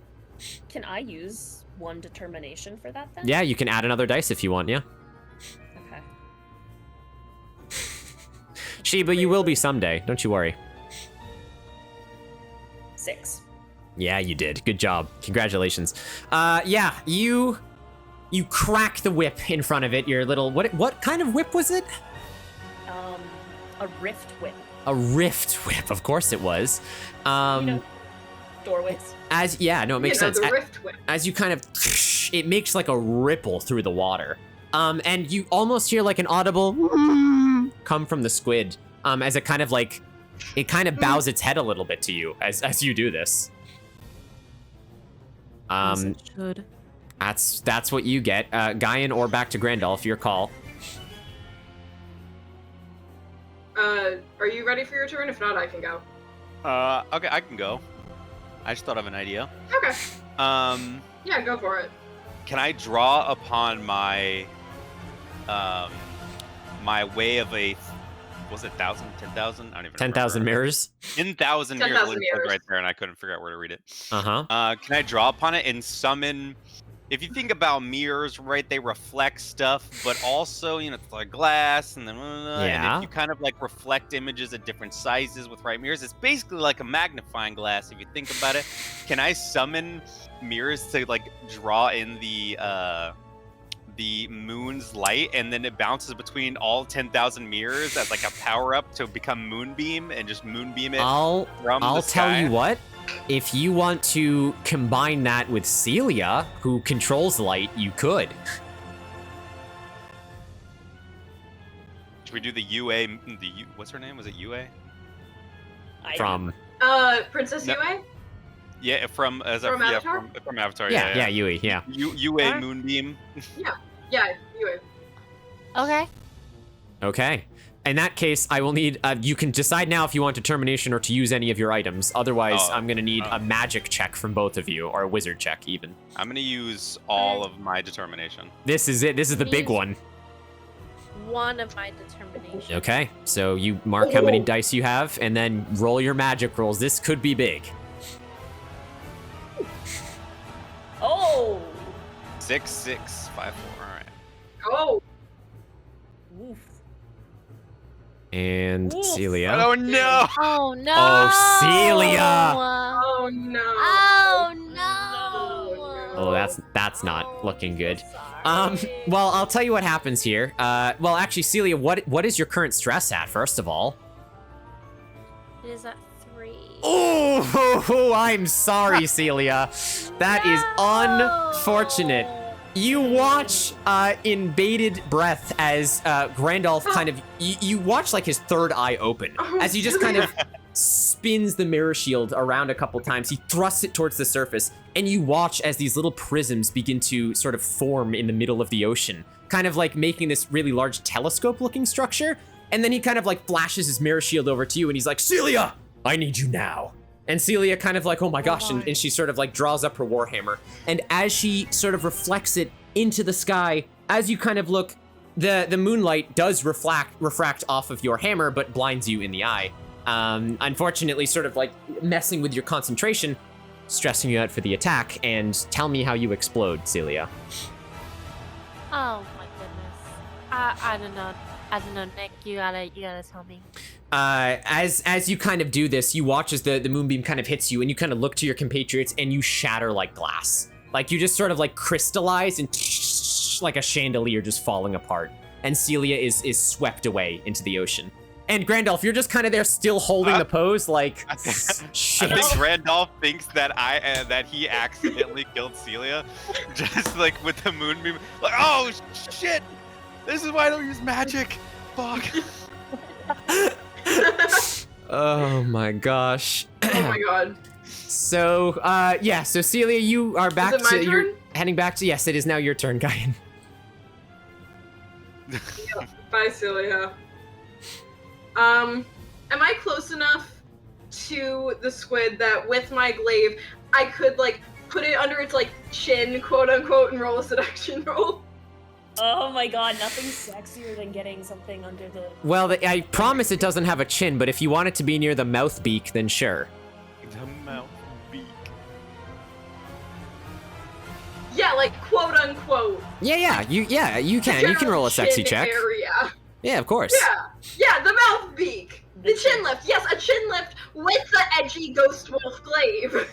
Yeah, well, you gotta roll for I it. don't think I actually specified what my glaive was. It is a ghost wolf glaive. It is a ghost wolf glaive, and I'm yes. actually gonna use my determination. Okay, you spend some determination, It is add a those ghost rolls. Wolf glaive. And Grandolph has been stressed. He's running out of beard oil. Oh, I gotta increase my stress. Well, yours was a success, Grandolph. You don't have to for the previous one. Okay, I didn't know if I also lost one for it. Maybe I got a 4 and 3 5s. Okay, all right. Well, that's sort of enough, as you do sort of dip the ghost wolf glaive underneath this creature. I still get a stress, right? Yes, you would, because this matches. Yep, you'll still get a stress here. You kind of like tip the squid sort of up a little bit. Like the beak? Yeah, it doesn't revolt as much as you think it would, to be perfectly honest. Also, Devin, when Grandolph was doing his 10,000 merit trick, did he leave the tentacle? Because you were in the tentacle. Oh no, I'm doing it from there. From the There's no way I tentacle. can get Okay. there. I'm like, So, the three of you, now without your warrior, are just trying 3 different methods of seduction here. As you're all sort of kind of doing this at the same time. It's doing something. Like, you are legitimately surprised. Bartholomew kind of like in the back, you can still kind of hear him. He's still taking shots with his magic gun. And he is just like, I don't understand you sluts, as he's still kind of like firing left, right, and center. maybe hit something useful. It's the name of this college, chat. Don't at me. Okay, so you guys now get pushed away. I as there's missed like all of that. It just kept cutting out for me. There's another sort of mental anguish as it kind of pushes you outward. And once more, another sort of visage improves your mind. Unfortunately, Celia can't help this time, as Celia is no longer with us. But for Guy and Howell, Grandolph, and Chat, here you go again, Chat. Best of luck, my friends. If you guys open map 5 now, that will sort of bring us where we need to be. Okay. This is going to be the hardest one, Chat, as it's really trying to use its psychic tendrils to infest your mind. Good luck.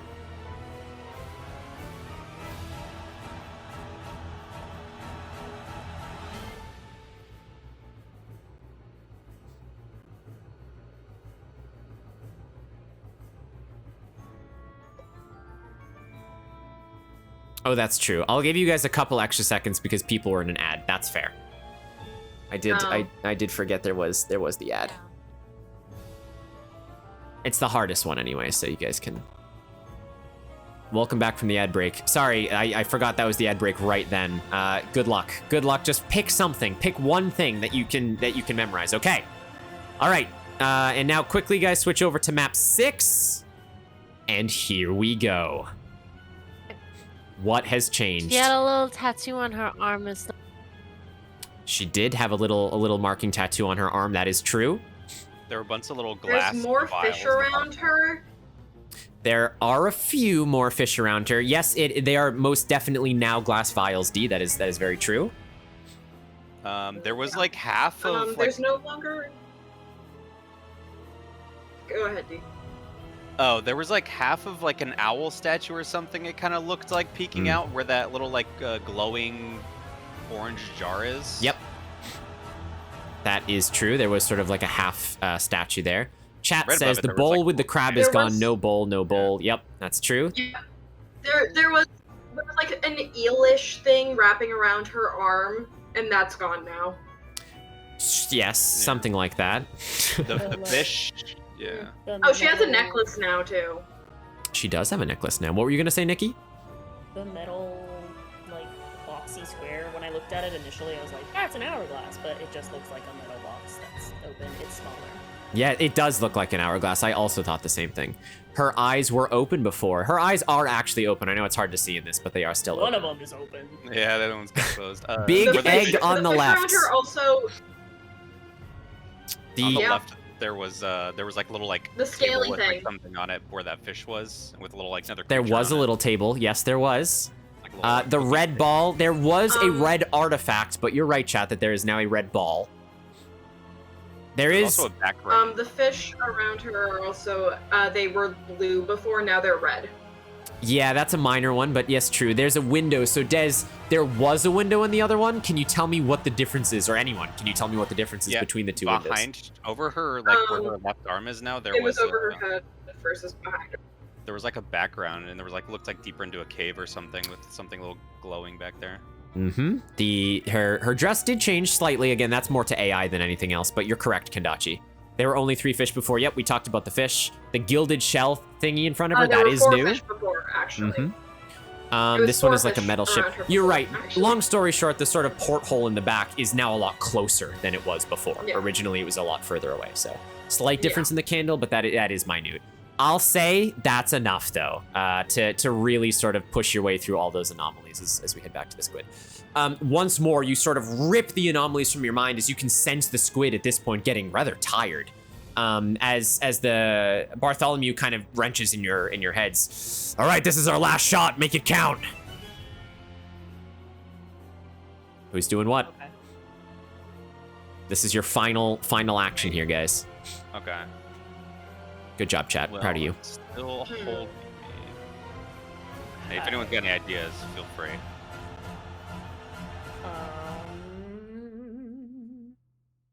So true, Ivy.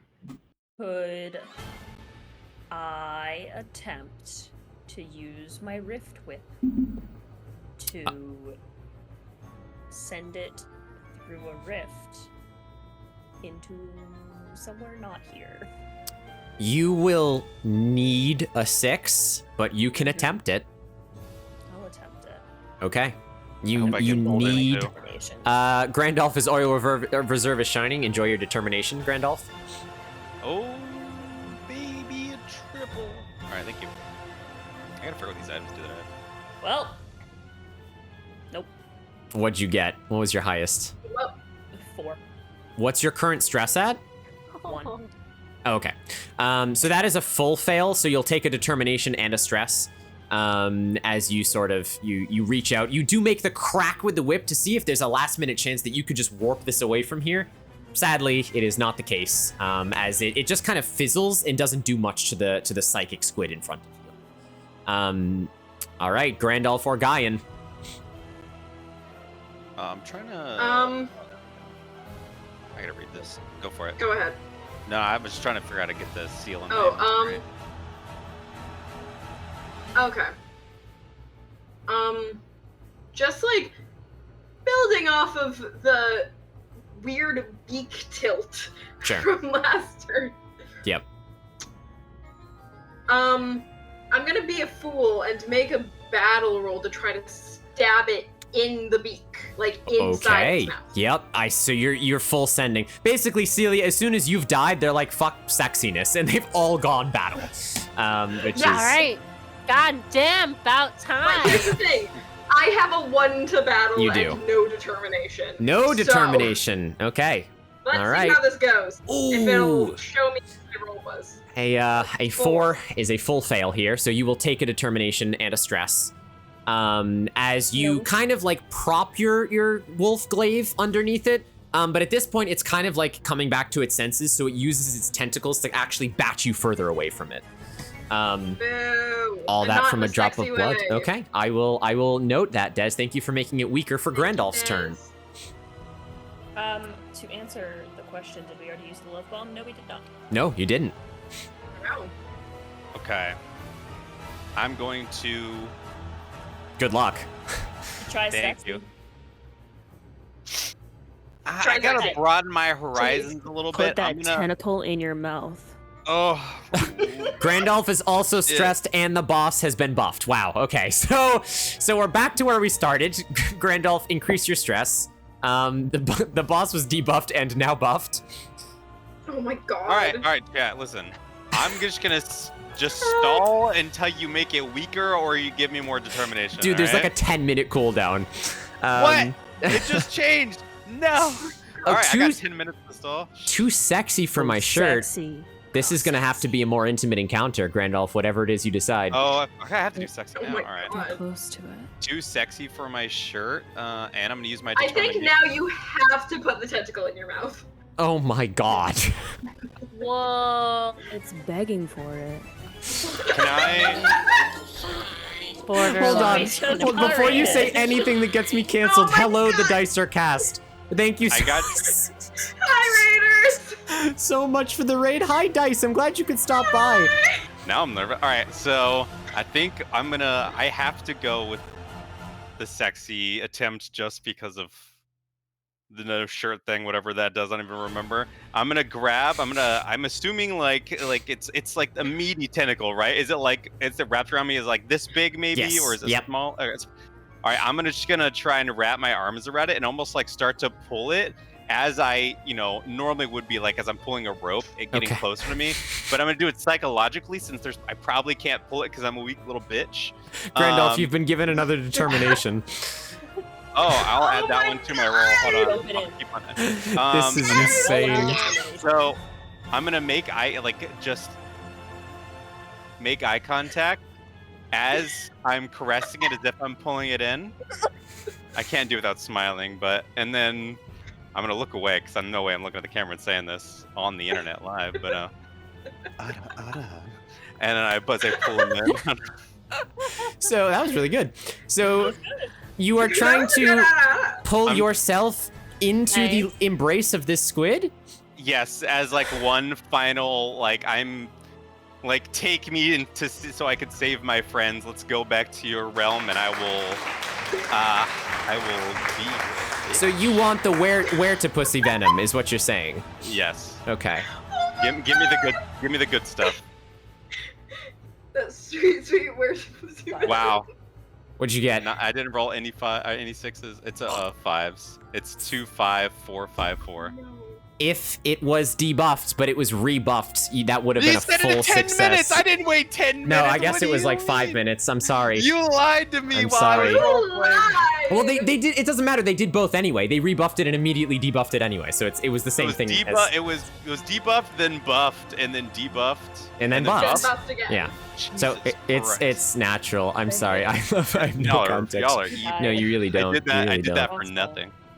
So, Do I die? I don't die. I'm chilling though. well, I'm going to allow Mr. Commodore to make an assist here. my Because God. he Commodore sees Daddy. what you're doing, Grandolph, and he's decided that maybe we stop shooting the giant mind squid and maybe we start opening ourselves for love. Okay? Yeah. If you can't beat him, join him. If you can't beat him, If join you him. Well, can't beat him, become aware to puss. he is a 2 Become a slut. on the sexiness scale. That doesn't bode well. That's basically just a 6 if you math. You had. That's So basically a 6 if you know basic math. Yeah.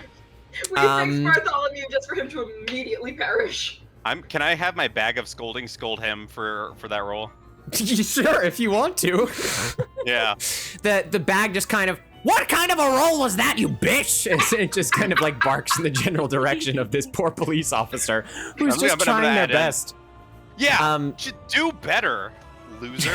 Gosh. Fucking stupid hat wearing a little idiot. So as you and Bartholomew are trying your best to sort of seduce this creature, you hear a melodic song from above that begins to sort of although I can't do that any more notes because I'd get copyright. Yeah, I was gonna say that sounds Yeah. oddly familiar. Yeah. So you start to hear this song, and as you kind of look up, as all hope is lost, as your tentacle is not going towards his head but his mouth, as he's sort of pulling you in here. Above, swimming Alright. in the ocean, you see out. Ivy, who's jumped in the water. Worried after none of you came out, doesn't see Celia anywhere at this point. And she looks angelic as she's swimming sort of like at the surface of the water. And you watch as she kind of tries to assess the situation all at once. And by the power of writing, She kind of looks down and blows a little kiss in the direction of the squid. She's a hero. Well, we'll see. We'll see. Come on, Ivy. We will see. Come Are on, you Ivy. fucking... Oh no. Hey, that's basically 2 6s in a row that you just roll in a roll that. Wait, huh? Sorry. Okay. Roll. So I will. This is sort of the penultimate point of tonight. I will just sort of shill this. There is one thing that chat could do here if anyone feels super generous. One of the paid things you can do allows any character that has just rolled to re-roll their entire pool of dice. If that is something that anyone in chat wants to do, I will leave it up to chat's discretion whether or not we control or we are met with the failure of trying to fight the mind squid here, because this is gonna be pretty ugly otherwise. Thank you for the lurk dice. I can take it. Oh my gosh. Did Ivy is secretly the true Celia ending. respond Yes, Celia, you have respawned at this point, in the Chapel of Ages. yet? She come Does back Ivy yet? remember? No, what no, you're not Ivy back yet. said?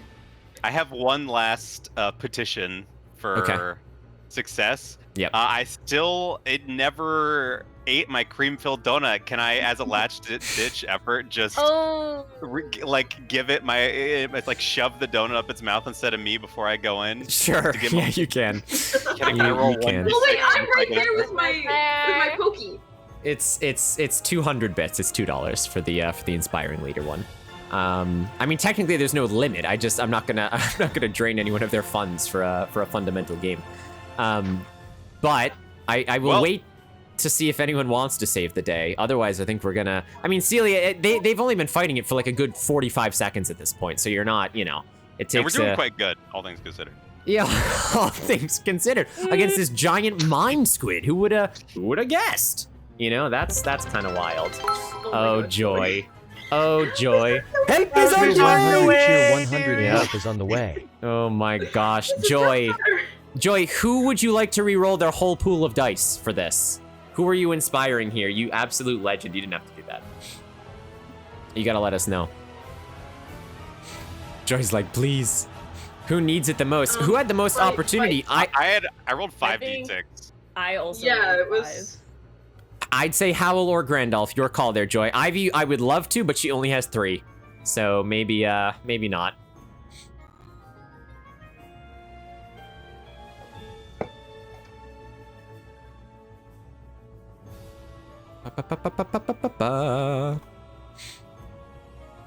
It's, Nikki, do you know what music this is, by the way? Joy, there's no rounds. It's just At this point, you can just let whoever- anyone go again, Joy, is basically what happens here. Yeah, you can just let any of us go. We can roll a d4 for you to choose who you. Howl, who you I want. choose you. choose All right, you. Howl. With a burst of inspiration, as you hear Ivy's smooch, you can re-roll your entire cast of dice again. Yes. Could I add one more determination to it? or is it, Unfortunately, it's just- only a re-roll. Okay, It's you okay, can't okay. modify anything fine. else. Okay. Come on.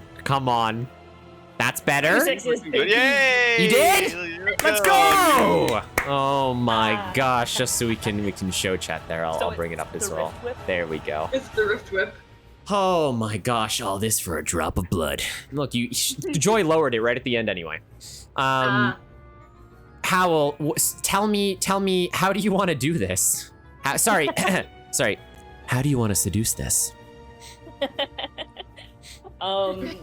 Well, it was the Rift Whip, so it is a very well practiced flick of the wrist to snap the tip of my whip against this octopus, where the pussy,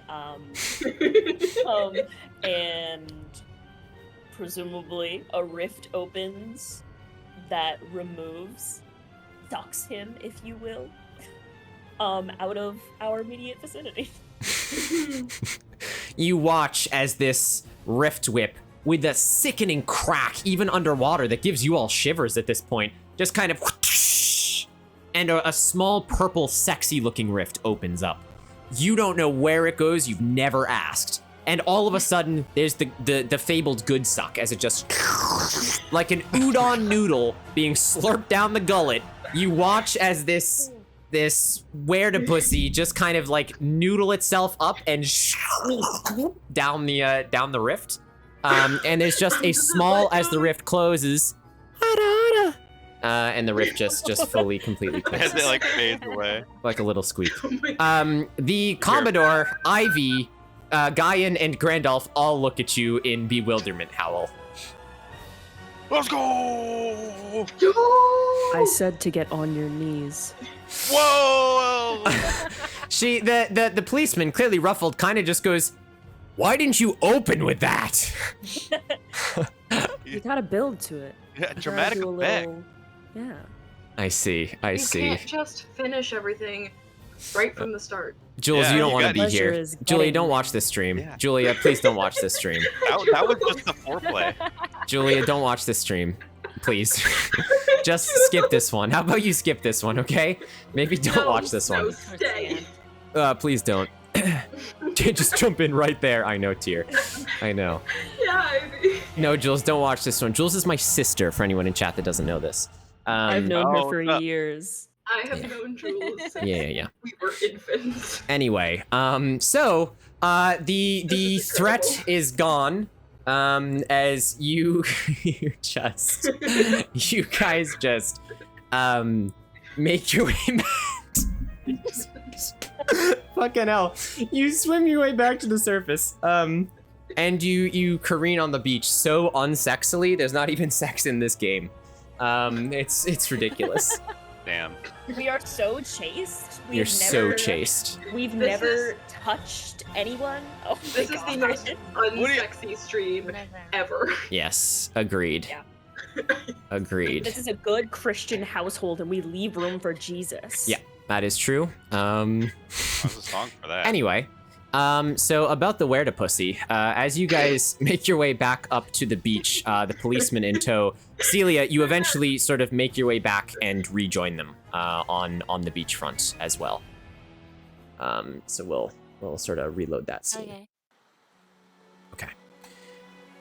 All of you convene on the beach with the were squid. Who knows what happened to it? As you're all just kind of drenched and dripping. Celia, you've reset all your stress. You've reset all your determination. Did you guys do it? Did you guys kill it? We certainly did something. Something like that.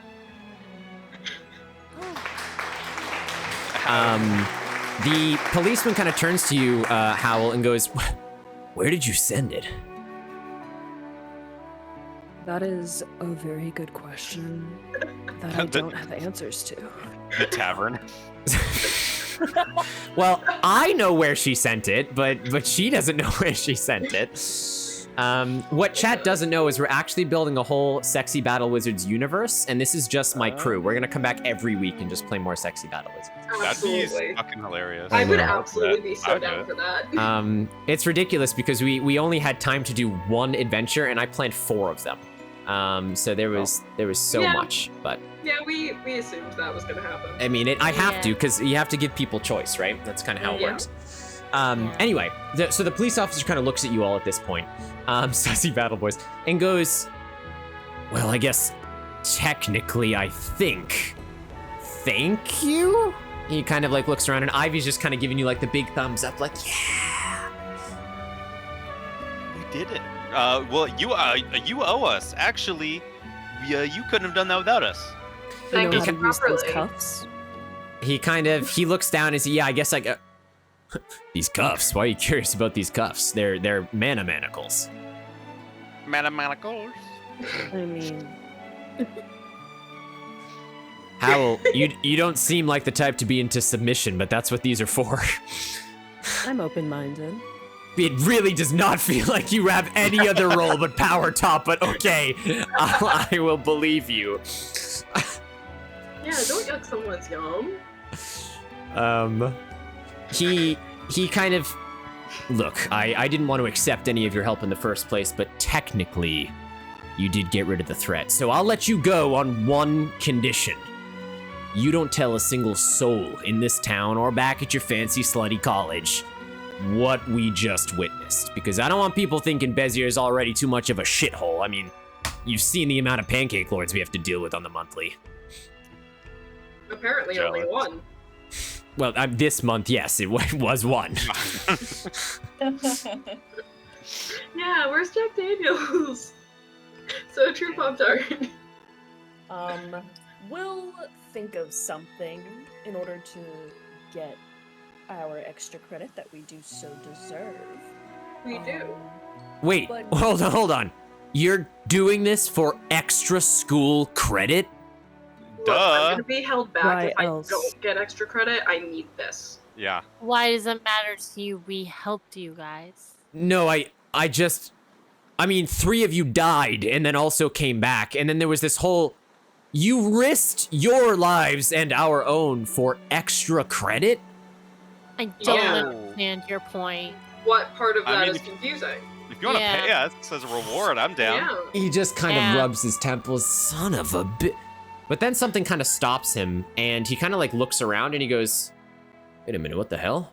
We're way higher on the beach than we were earlier. And Ivy kind of like, she sort of like dances a little bit in the sand and she goes, yeah, it's really quite wet over here. What you guys didn't realize when you were fighting the were-squid with all of the blasts of psychic energy, you see coming down to the beach a mob of less than happy individuals. Leading the charge is none other than Jack Daniels, the sexy lumberjack. As he sort of walks down the path, he is drenched, like beyond drenched. And you see them all kind of like come down onto the beach, and he goes, would any of you like to tell me why we just had a skyscraper-sized tsunami over the village? Not particularly, no.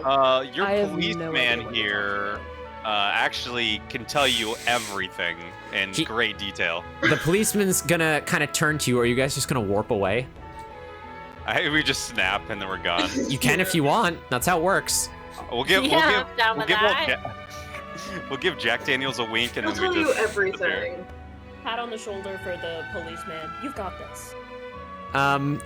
As you kind of do this, Ivy just kind of, wait, when will I see you again? And you guys just kind of snap out of existence. Oh wait, no, we should bring Ivy with us. Too late. You guys Oh, all, I wink at her as we disappear. okay. And you all sort of, and the cop is just, those damn slots, as he's kind of like raising his fist to the sky. As, you know, the camera kind of pans back. I would like to ask my lovely voice cast here, how we doing after that adventure? How are you guys all feeling? Good. Confident. Yeah? Good. Yeah. So chat did redeem the true ending of the stream, which I would like to do now, unless any of my cast have anything else that they need to do / leave and depart, as it does get late. I'm down for the real ending. Yeah. Okay. I have work later tomorrow. I can stay. Incredible. A determination for Ivy on her quest to find Celia. Well, I'll tell you what, if we ever come back to this, maybe we could have a special guest. I know? would love to come back to this. Maybe we could. Absolutely. Well, why don't you wait until you hear the ending first, and then you can make your decision, shall we? All right, chat. Buckle up, get your channel points ready, and now is the time to make chaos known, for we go back to the castle. So you guys warp back per usual. You make it back into the warp room. A job well done, question mark? As the giant psychic squid, you never really learned what it was infecting people with its were venom, and then also was like some kind of weird psychic entity from a different dimension at the bottom of the ocean that you guys like tried to riz, but you didn't, so you ended up zipping it into an unknown dimension, which definitely won't come back to bite you guys in the tentacles. And, you know, you all died a couple, well, not all of you, but most of you died a couple of times. Grandolph is still looking fine, but very stressed, Grandolph. What is your stress right now? It's at 3. Oh, it's at 3? I thought people stressed you out more with their rolls. Okay. Maybe. I'll go forward. So Same. Ivy They supremacy. did. In before Lisa. In before Lisa, indeed. You guys sort of all pat yourselves on the back. Is there anything you'd like to sort of say to each other before, you know, you leave the warp room? I am so hungry. Oh my god. And I gotta my get socks some. are wet. Oh, true. We're like completely soaking wet. My socks are wet. You're extra damp now. Damn, I've like I am full wearing on leather boots and my socks are wet. Randolph the damp. More like Randolph the Well, wet as shit. It's like my dad. well, I think that was a job well done, and we deserve a treat. I do too. Cream-filled Okay. donuts. Agree. Cream-filled donuts. Yes. Yes. You guys, all in agreement with your anime ending of cream-filled donuts, decide to kind of like, and the heroes who live, and you guys just kind of like walk off into the sunset as you like sort of leave the warp room, and you know it's I guess technically still the middle of the night, I guess. As you're sort of like walking through the hall, seems happy, seems perfect. Everything is sort of exactly as it should be. But suddenly something feels off, and you all sense it before anything happens. You all just kind of like take a moment of repose as you're as you all sort of look to one another. As you are walking down the corridor, suddenly the castle's magically illuminated lights flicker out. All the whirring sounds of magic brooms and crystals and electricity stops. And with a small jolt of the castle itself, there is silence. Almost as if time itself is frozen. Then not a few seconds later, movement. The college feels like it's flying again, but something is different. The four of you look down and you realize your feet are no longer on the floor. The college has a magical barrier to keep all of the members within inertia locked, as Devin put, to the movement of the castle, which means it dawns on the four of you at the same time. The college hasn't resumed flying. It's falling. As you all start to panic and reach for the nearest door or candelabra that may keep you grounded, there's a large crackle of sound, and suddenly you all smack down onto the floor that you were just floating inches away from. A loud, booming voice echoes from down the hallway and yells, Sexy battle apprentices, to navigation at once! Ah, shit. Oh, that's us. Yeah, I think that's us. Alright, we go to navigation. Yeah? Okay. Yeah. The castle seems stable enough at this point, so you immediately get off the ground and you start sprinting towards navigation, but their feet are wet. I know, it's ridiculous. My feet. I have wet socks. And you bolt, and as soon as you bolt around the corner to get into the navigation room where you saw Reginald earlier, you can see a very interesting sight. This will be, I believe it should be here as, yep, tactical map 1. You guys can open it up. Here's our boy. You see none other than Reginald and, of course, Lisa Debra standing by the holographic map on the wall, but something seems off, beyond all the shakes and quakes that you had just heard moments before. Reginald's hands are smoking with white-hot energy, as he appears to be shackled to the floor with magic. His eyes widen as you enter. Quick! There isn't much time. As he kind of like tries to hold one of his hands up, but it's like sapped back to the ground. He barks, clearly burdened by whatever it is that's affecting him right now. The college lost power to the core. The Magisters. Something must have happened. Can only drain my power for a short time.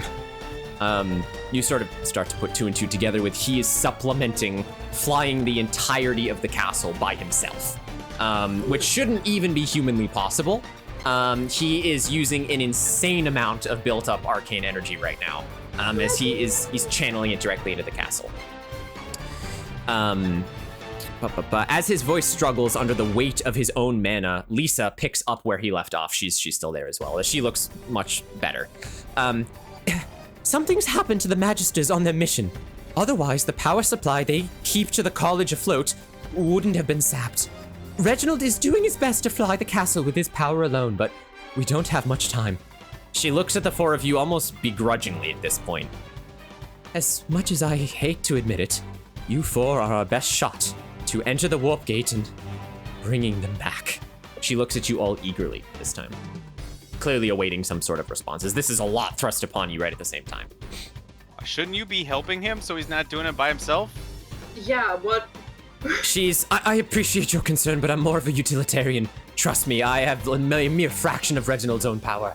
Yeah, but you could still be helping. The two of us here will see to everything that we can do on the castle. Do you accept this or not? Quick! And Reginald's kind of like very Idris Elba with the gate, with the Bifrost, you know, like very... For Reggie, yes. Sounds like it's a job for only the sexiest.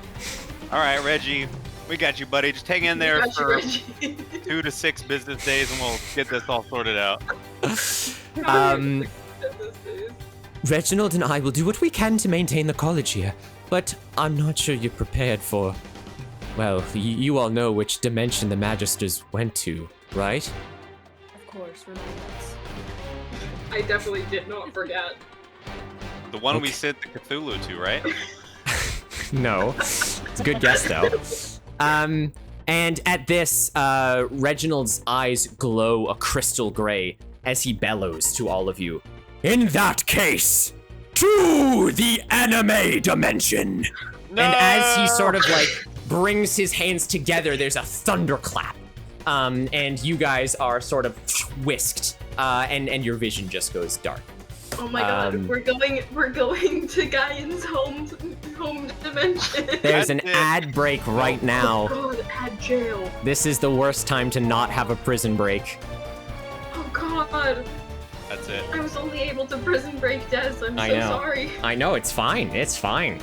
We'll give everyone a minute to sort of like, you know, reflect on the anime dimension. So Gaian is about to live his best life. Gaian is basically just panicky, but a little better. Randolph's dropping out of school. that's it. No more school for Randolph the Dam. This is not what he signed up for. He only came because his parents told him to. Howell is Yeah, you got a little quiet there, Nikki. What do you say? Howell is Howell Moving Castle. That's right. After this, we have Howell Moving Castle. We have an edgy anime protagonist. We have Beard Man, and we have an actual character who belongs in this world, Celia. Yes, that is the general sort of consensus. What? Oh, Beard Man? He deserves to be in this universe. Anime universe? And he belongs everywhere. Welcome back from the ads chat. Welcome back as we now head to the anime dimension. As Reginald had bellowed. I think that was maybe the best bellow I've ever done. I don't know if it came through, but I really got it in my chest there. It was a good bellow.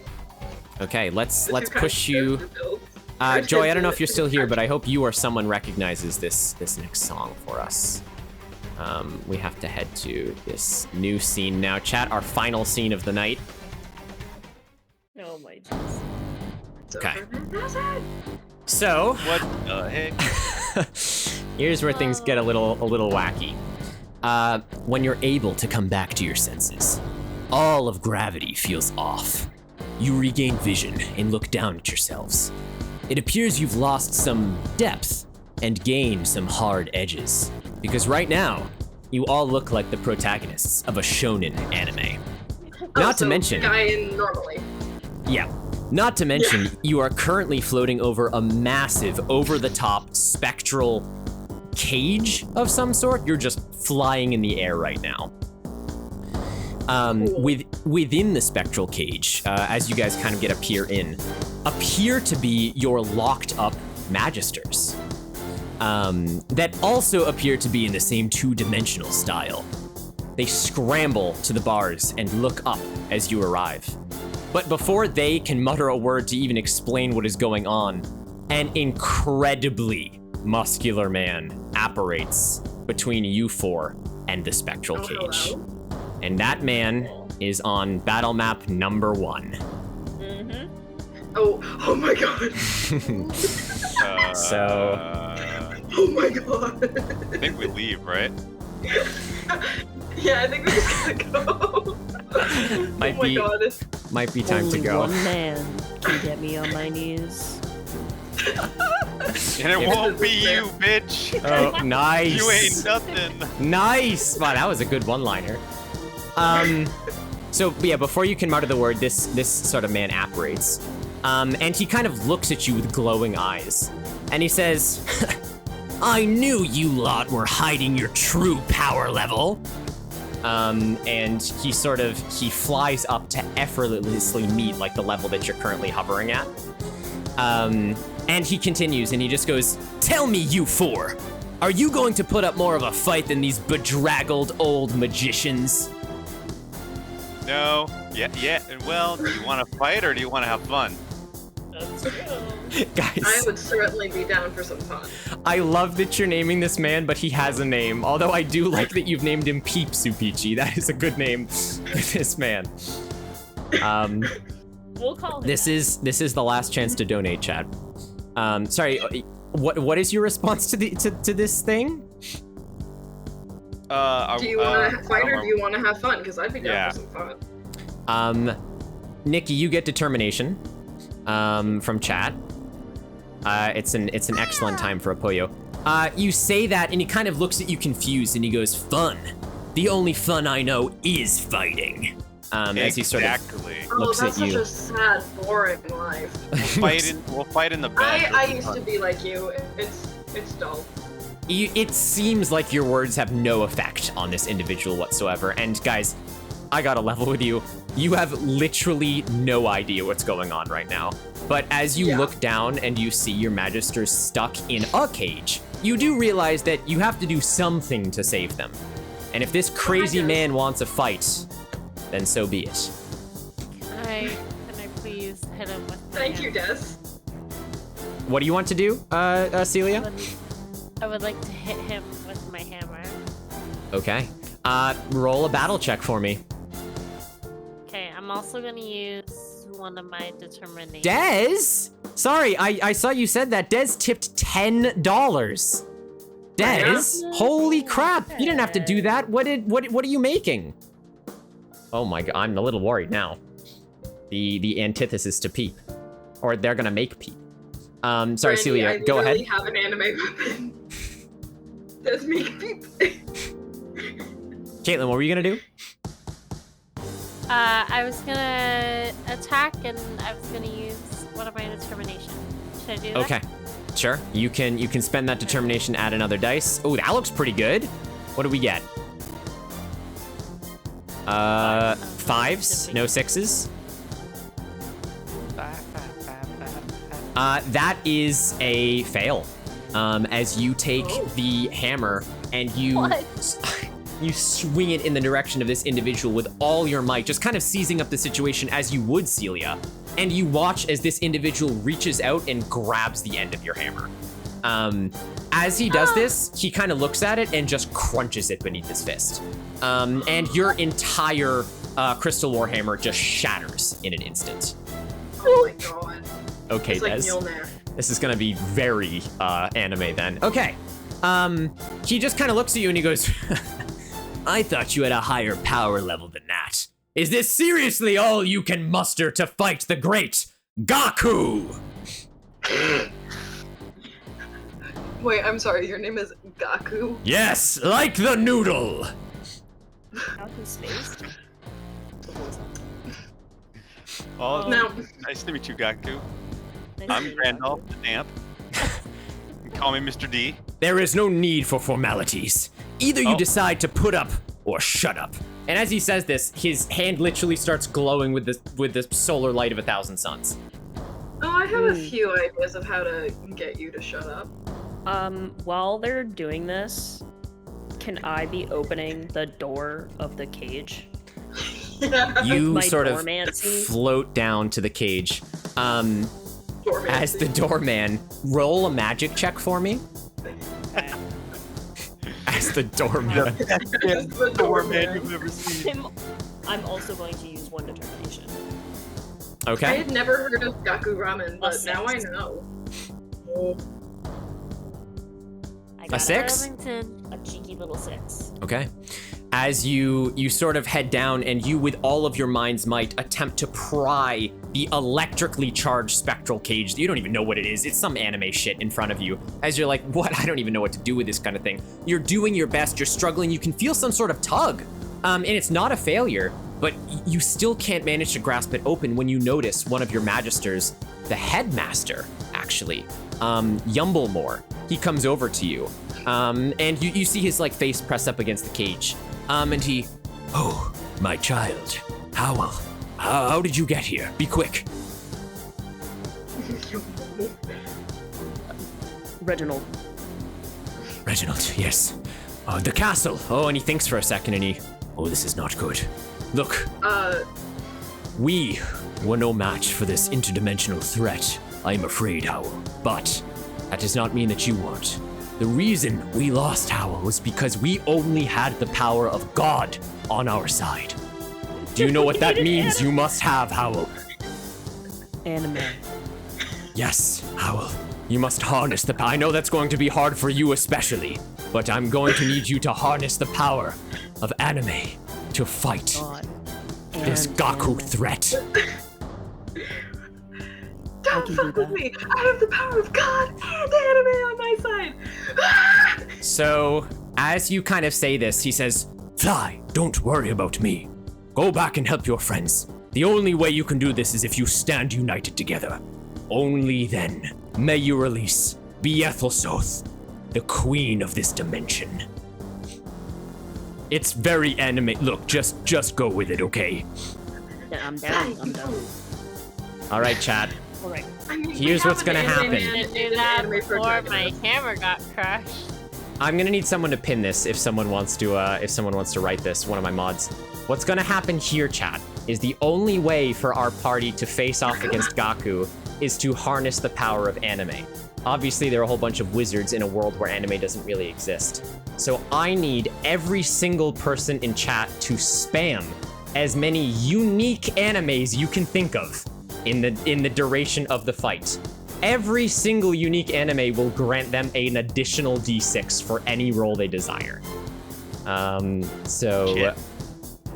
soon as it is put into slow mode, which Yona will need to do, then you are able to start. I won't take anything before slow mode, chat. I won't. Nikki, you can't. No, you cannot say it. I know that. I love Assassination Classroom though. That's my favorite. As soon as slow mode is in, I will start. There we go. Okay. The four of you now are back, are flying back up. Howell kind of relays this to you in a very sort of anime monologue that happens Attack on Titan style. And the four of you kind of like band together against this flying god. And you see a small smirk sort of appear on his face. And he goes, okay, something has changed. But what I don't think you realize is that it always comes back to Dragon Ball. And as he says this, he once again kind of starts charging up. You guys just tell me what you want to do and I'll tell you how many dice you can roll. Because at this point, they've got your back. I am once again putting my glaive under the enemy's chin and doing the chin tilt.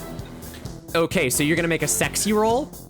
Absolutely I am. For the first 1, 2, 3, 4, 5, add 5 to your already sexy stat. So roll 8d6.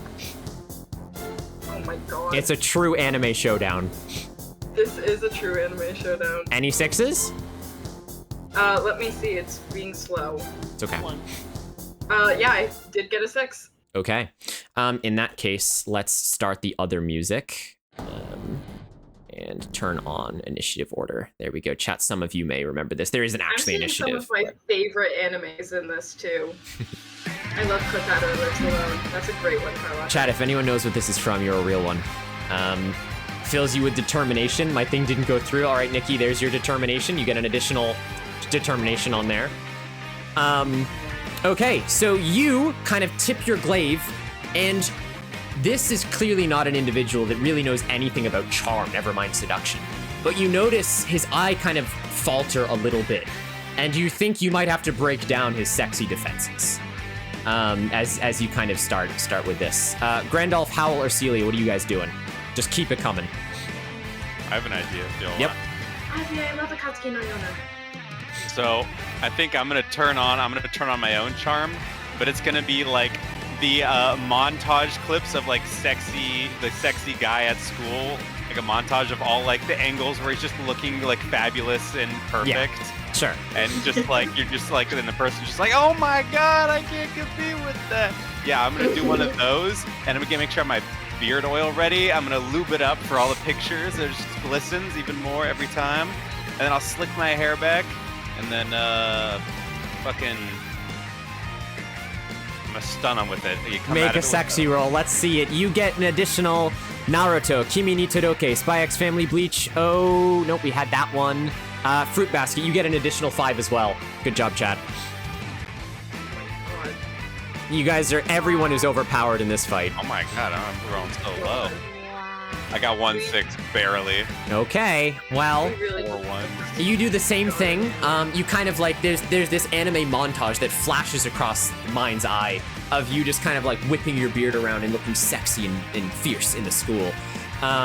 Again, you kind of see his like muscles kind of flex a little bit, but he doesn't look too put off by this. Howl or Celia?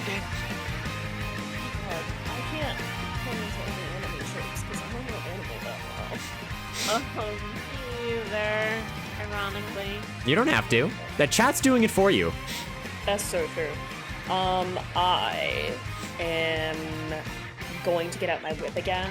Yep.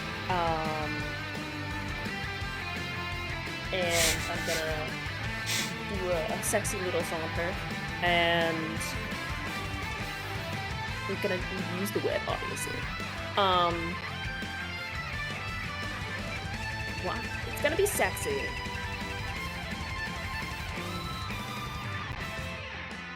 Oh, because only good boys deserve treats, and anyone else deserves punishment. And you're gonna hit him with the whip or just make a show of it? I'll do a little love tap. It's not meant to hurt, it's a love tap. Tap on the ass. Fine, you can pick battle or sexy.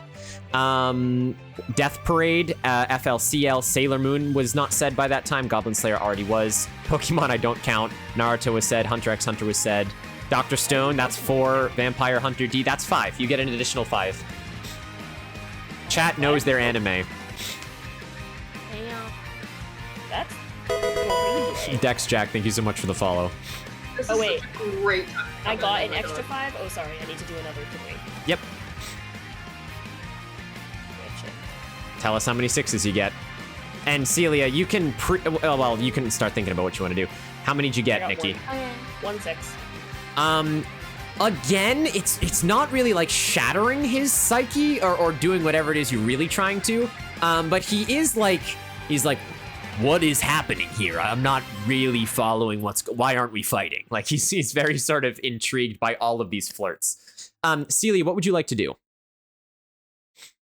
Okay, Nick, I'm flashing back to my childhood. I'm gonna do the little Dragon Ball Z run. Sure. Arms behind my back. Okay. I'm Do you gonna mean do the that. Naruto run? Kamehameha! Okay, sure. You screw the Warhammer. You see all the flirts, and Celia's like, no, fuck that.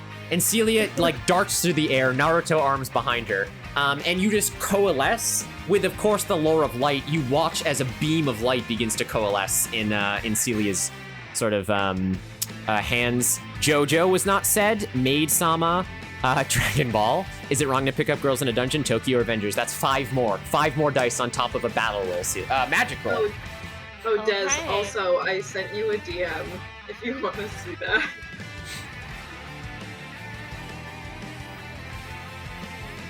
No 6s. No 6s? 5 is the highest. Oh, unfortunately, that is a failure. You will gain a stress for that. As you blast this beam of light at Gaku, but he merely just kind of like opens his hands and coalesces it into his own energy. And he's just kind of like, okay, now we're talking. And as you have all sort of done what you wanted to do at this point, he's gonna kind of like shake off whatever it is you've been doing to him and just kind of like bring his hands over him and rain laser beams down on you guys of just like, just pure destruction. I am going to need just a battle check from all of you against a Gaku battle check. Oh no. I used one to Is it just a straight battle check? No. Yep.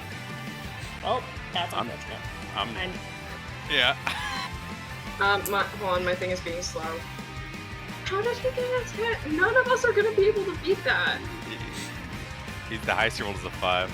Yep. Oh, well, I got a 5. Okay. Howl. Someone tell me what I got. Celia got a 5. Howl, you got a 3, and Grandolph, you got a 2. Okay. I got a 5. Sure enough,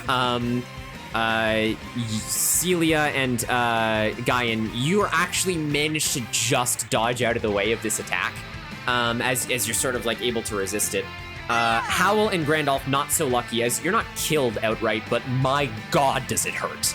As these beams of light just sear across, and you've been in wizard sparring matches before, this is insane. Like, wind is knocked out of you, you legitimately like, oh my god. At this point, it was a real heavy punch, and you can tell this guy isn't even breaking a sweat. So do we like get stress added to us or anything, or are we just... Nope. All right, what are you guys gonna do? We still have more enemies in the list, as much as chat can come up with. Thank God we got plot armor. Grandolph, what are you doing? I think we should go for a team move where we all do like, I don't know if it's like an anime or like Power Rangers or what other like shows they do, where we all go in to do like our own punches, but then we combine together with all of our fists side by side in a little like sequence. Yeah. And hit 'em, and then we just yell one punch. I love it. I love They were it. going to say combine our sexiness, and I was like, I don't think we can do that. You can. I was gonna say I think we could combine our sexiness, but I. So like you're this gonna better. combine your battle. Okay. Akira, Gurren Lagann, Toradora. Wow. You guys know some really underground ones. Full Metal Alchemist, Code Geass.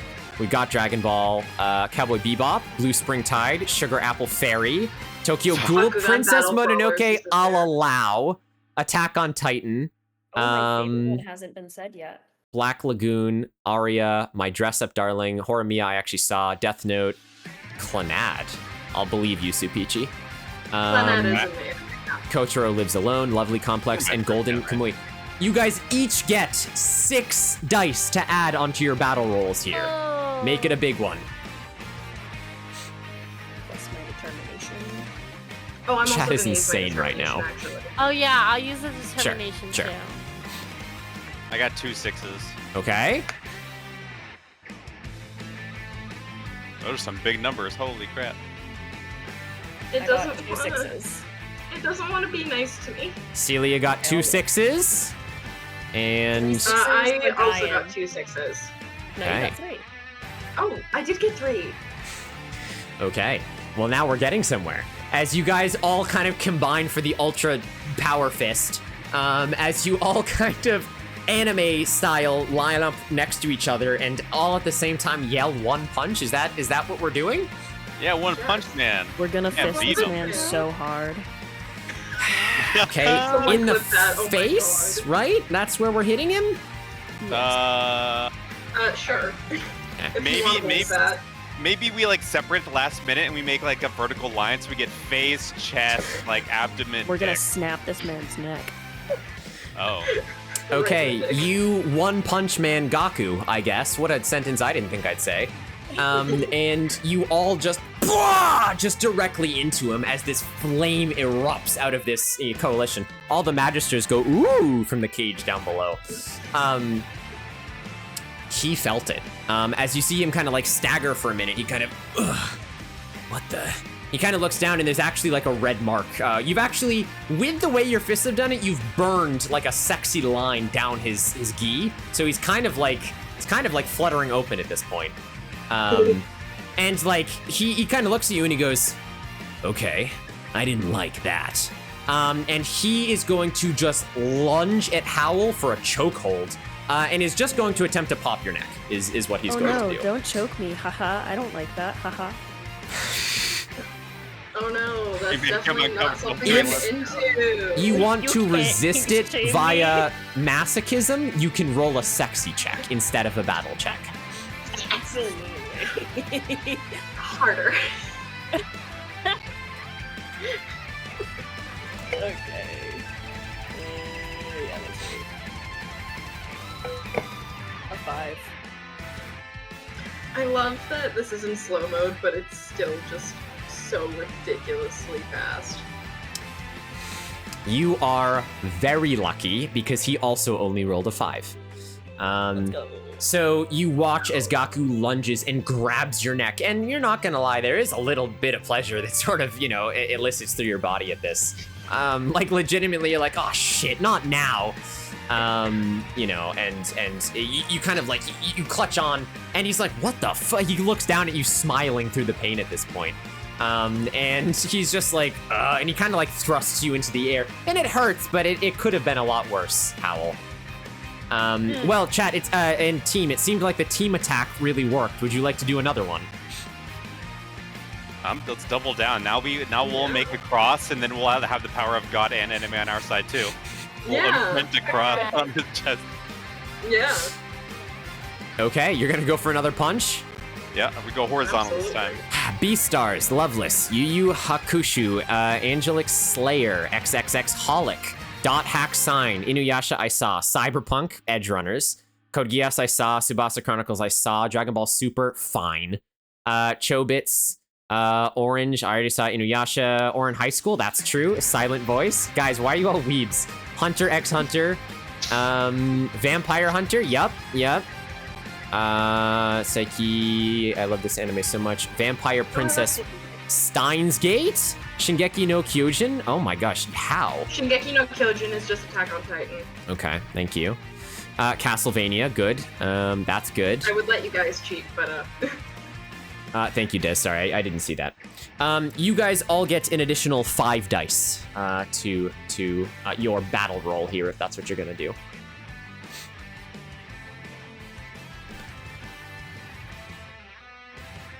Ooh, I got 2.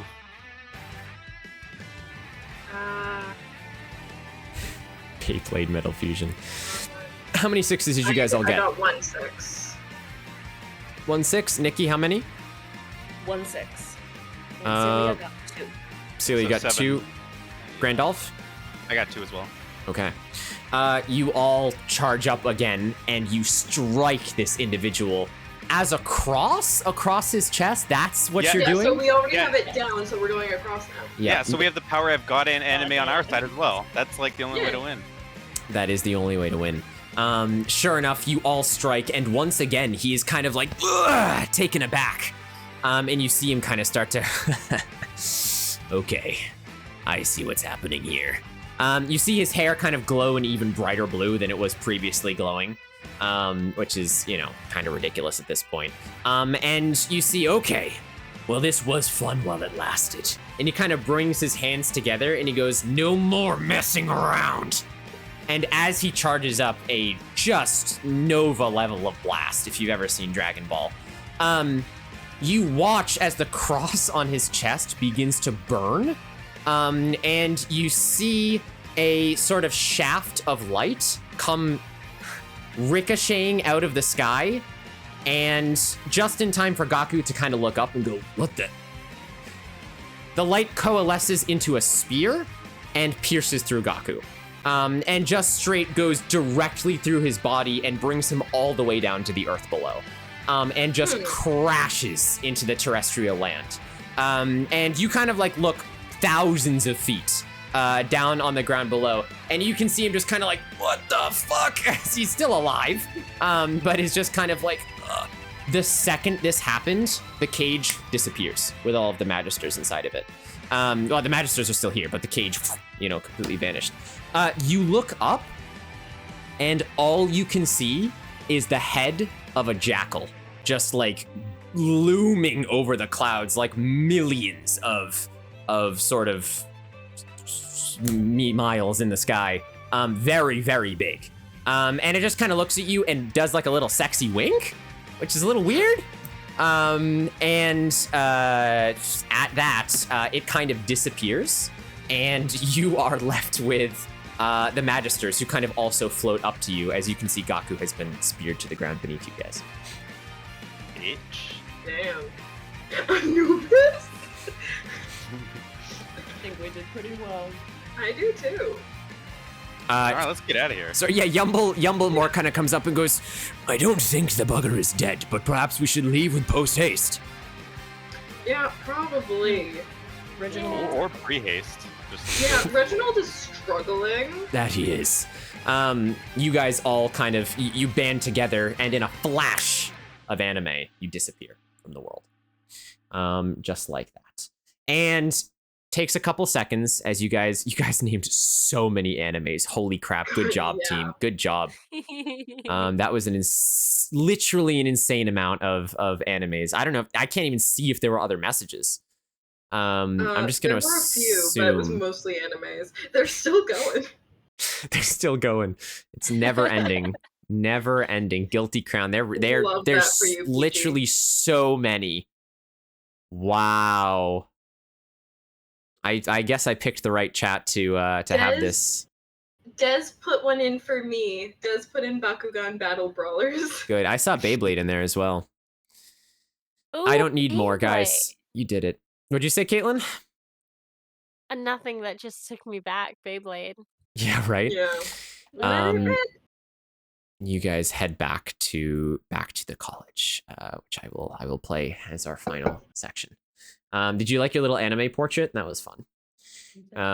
That was very fun. Do you see how the frickin' hands were working with the staffs? It Don't was worry about the crazy. There's hands. like- there's Never like worry fan- about the hands with There's AI. a phantom arm coming to grab the first staff, and I fucking could not stop looking at it for like the first 3 minutes. Yeah, that screen. We've on. done it, I guys. was You've focused named on all the the anime. faces. You did it. You named so much anime that they got the power of gods and anime on their side, and they won.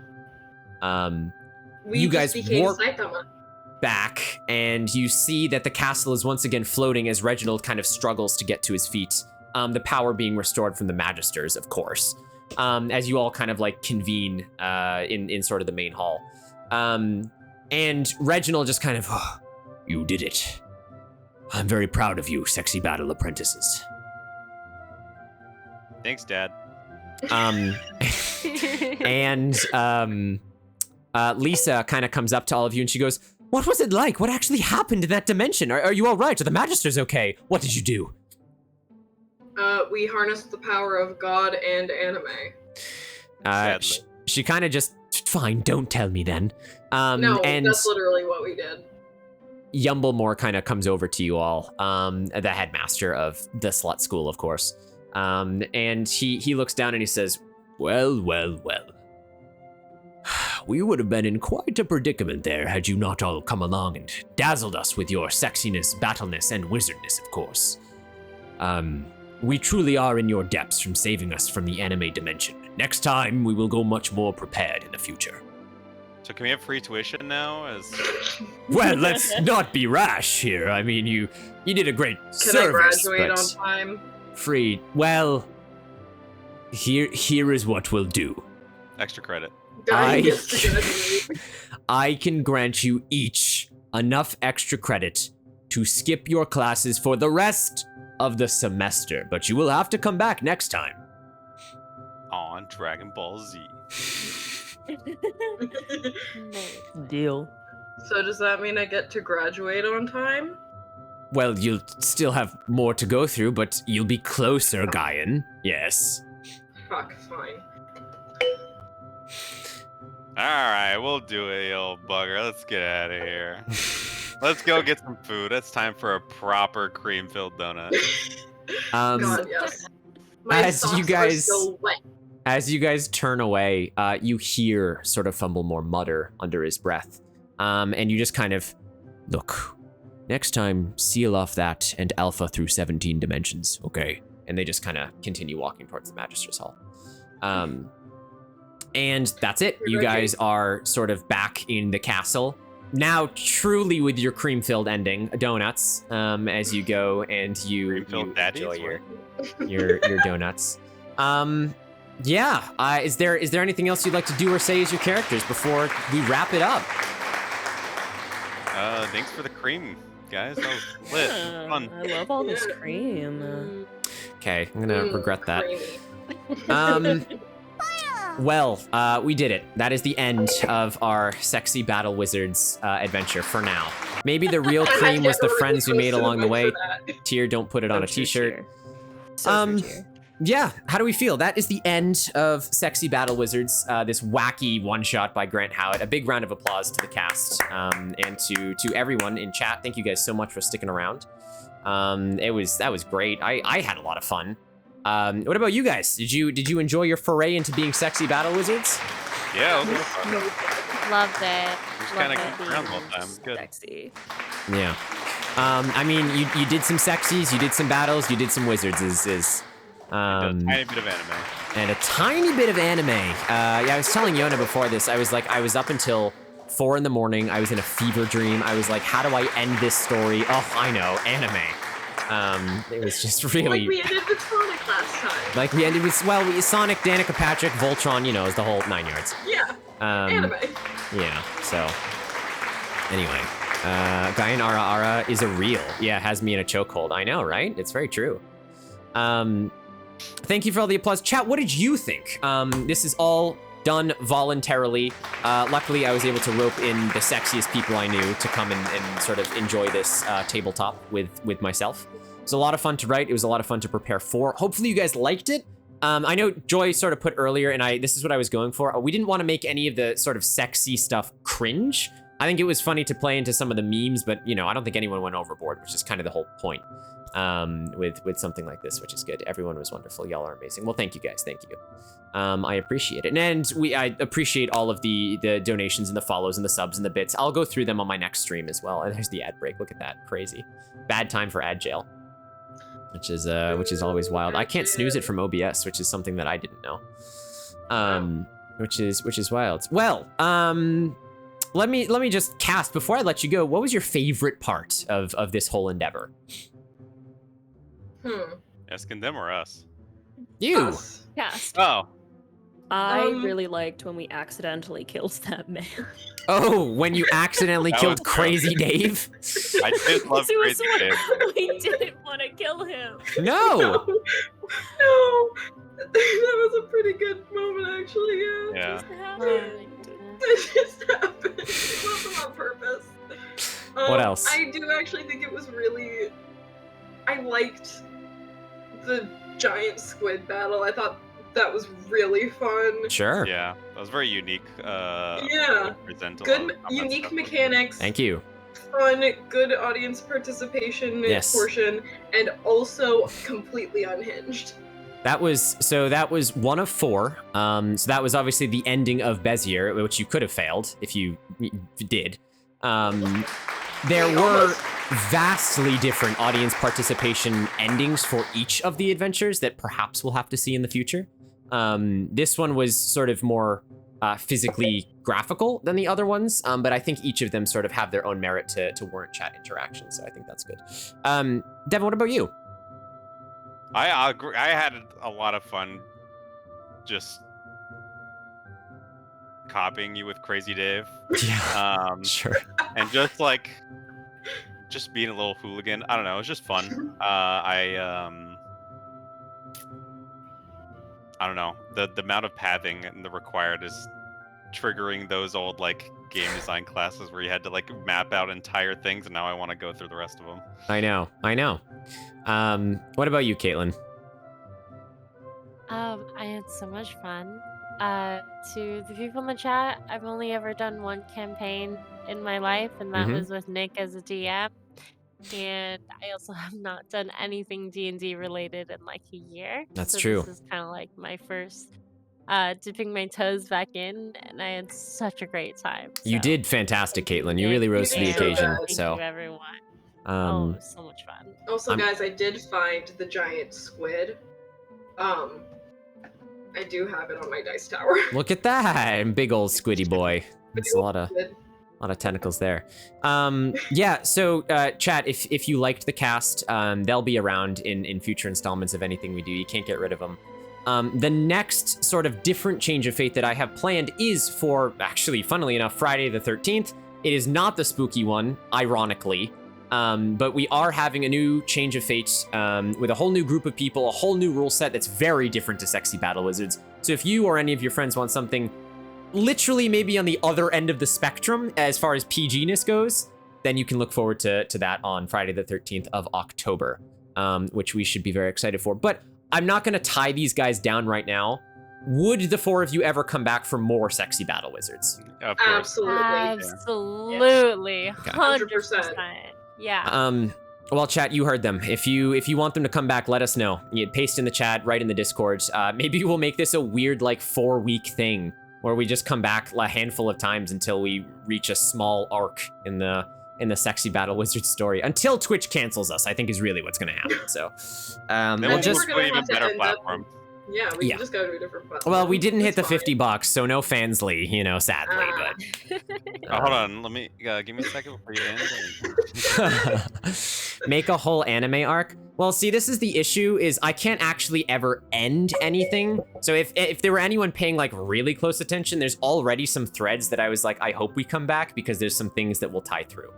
And they actually didn't even get to meet my favorite NPC, which was more of a time constraint. I had to sort of recycle that section, because we were running out of time. Was the NPC Grubbles? I can't say. I cannot say.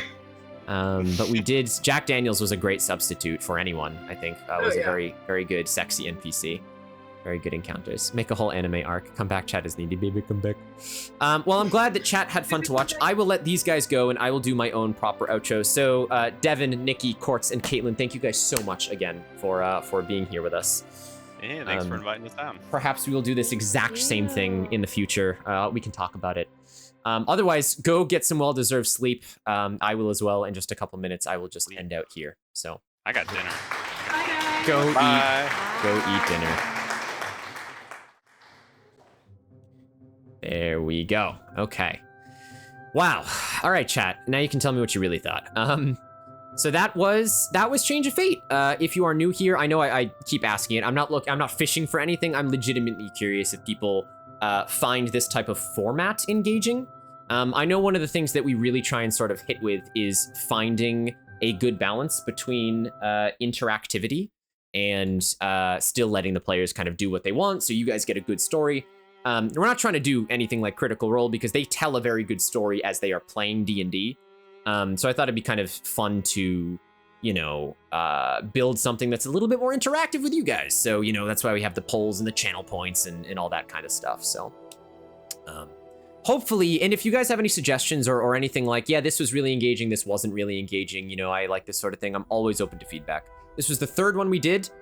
I think it was our best one so far. We had some tech issues in the beginning, but quick on the draw with some of the web frames. So, I had so much fun, Carlotte, bestie. Yes, I did. That was a whole bunch of fun for me. I've been preparing for so long. So this is what happens every time, is I vastly over prepare, but the sort of fallacy of doing something like this is you have to, because if you don't, then people don't have choice. And what I really want to do is provide you guys the ability to choose what happens, like all of those little fun things and where the players get to go. So like, I couldn't just plan this ocean adventure. I had to plan other ones in case you guys wanted to go there, which is, a whole heap load of work, but in the end, it means you just have more content. So, yeah, I know Yona was modding. A big round of applause to the Undying Prince. He did a fantastic job, his first time as well, for all of our stuff. He was able to see the document. We did do like a quarter of the content. That is true. And I will talk to you all again very soon. So until then, roll high and change your fate.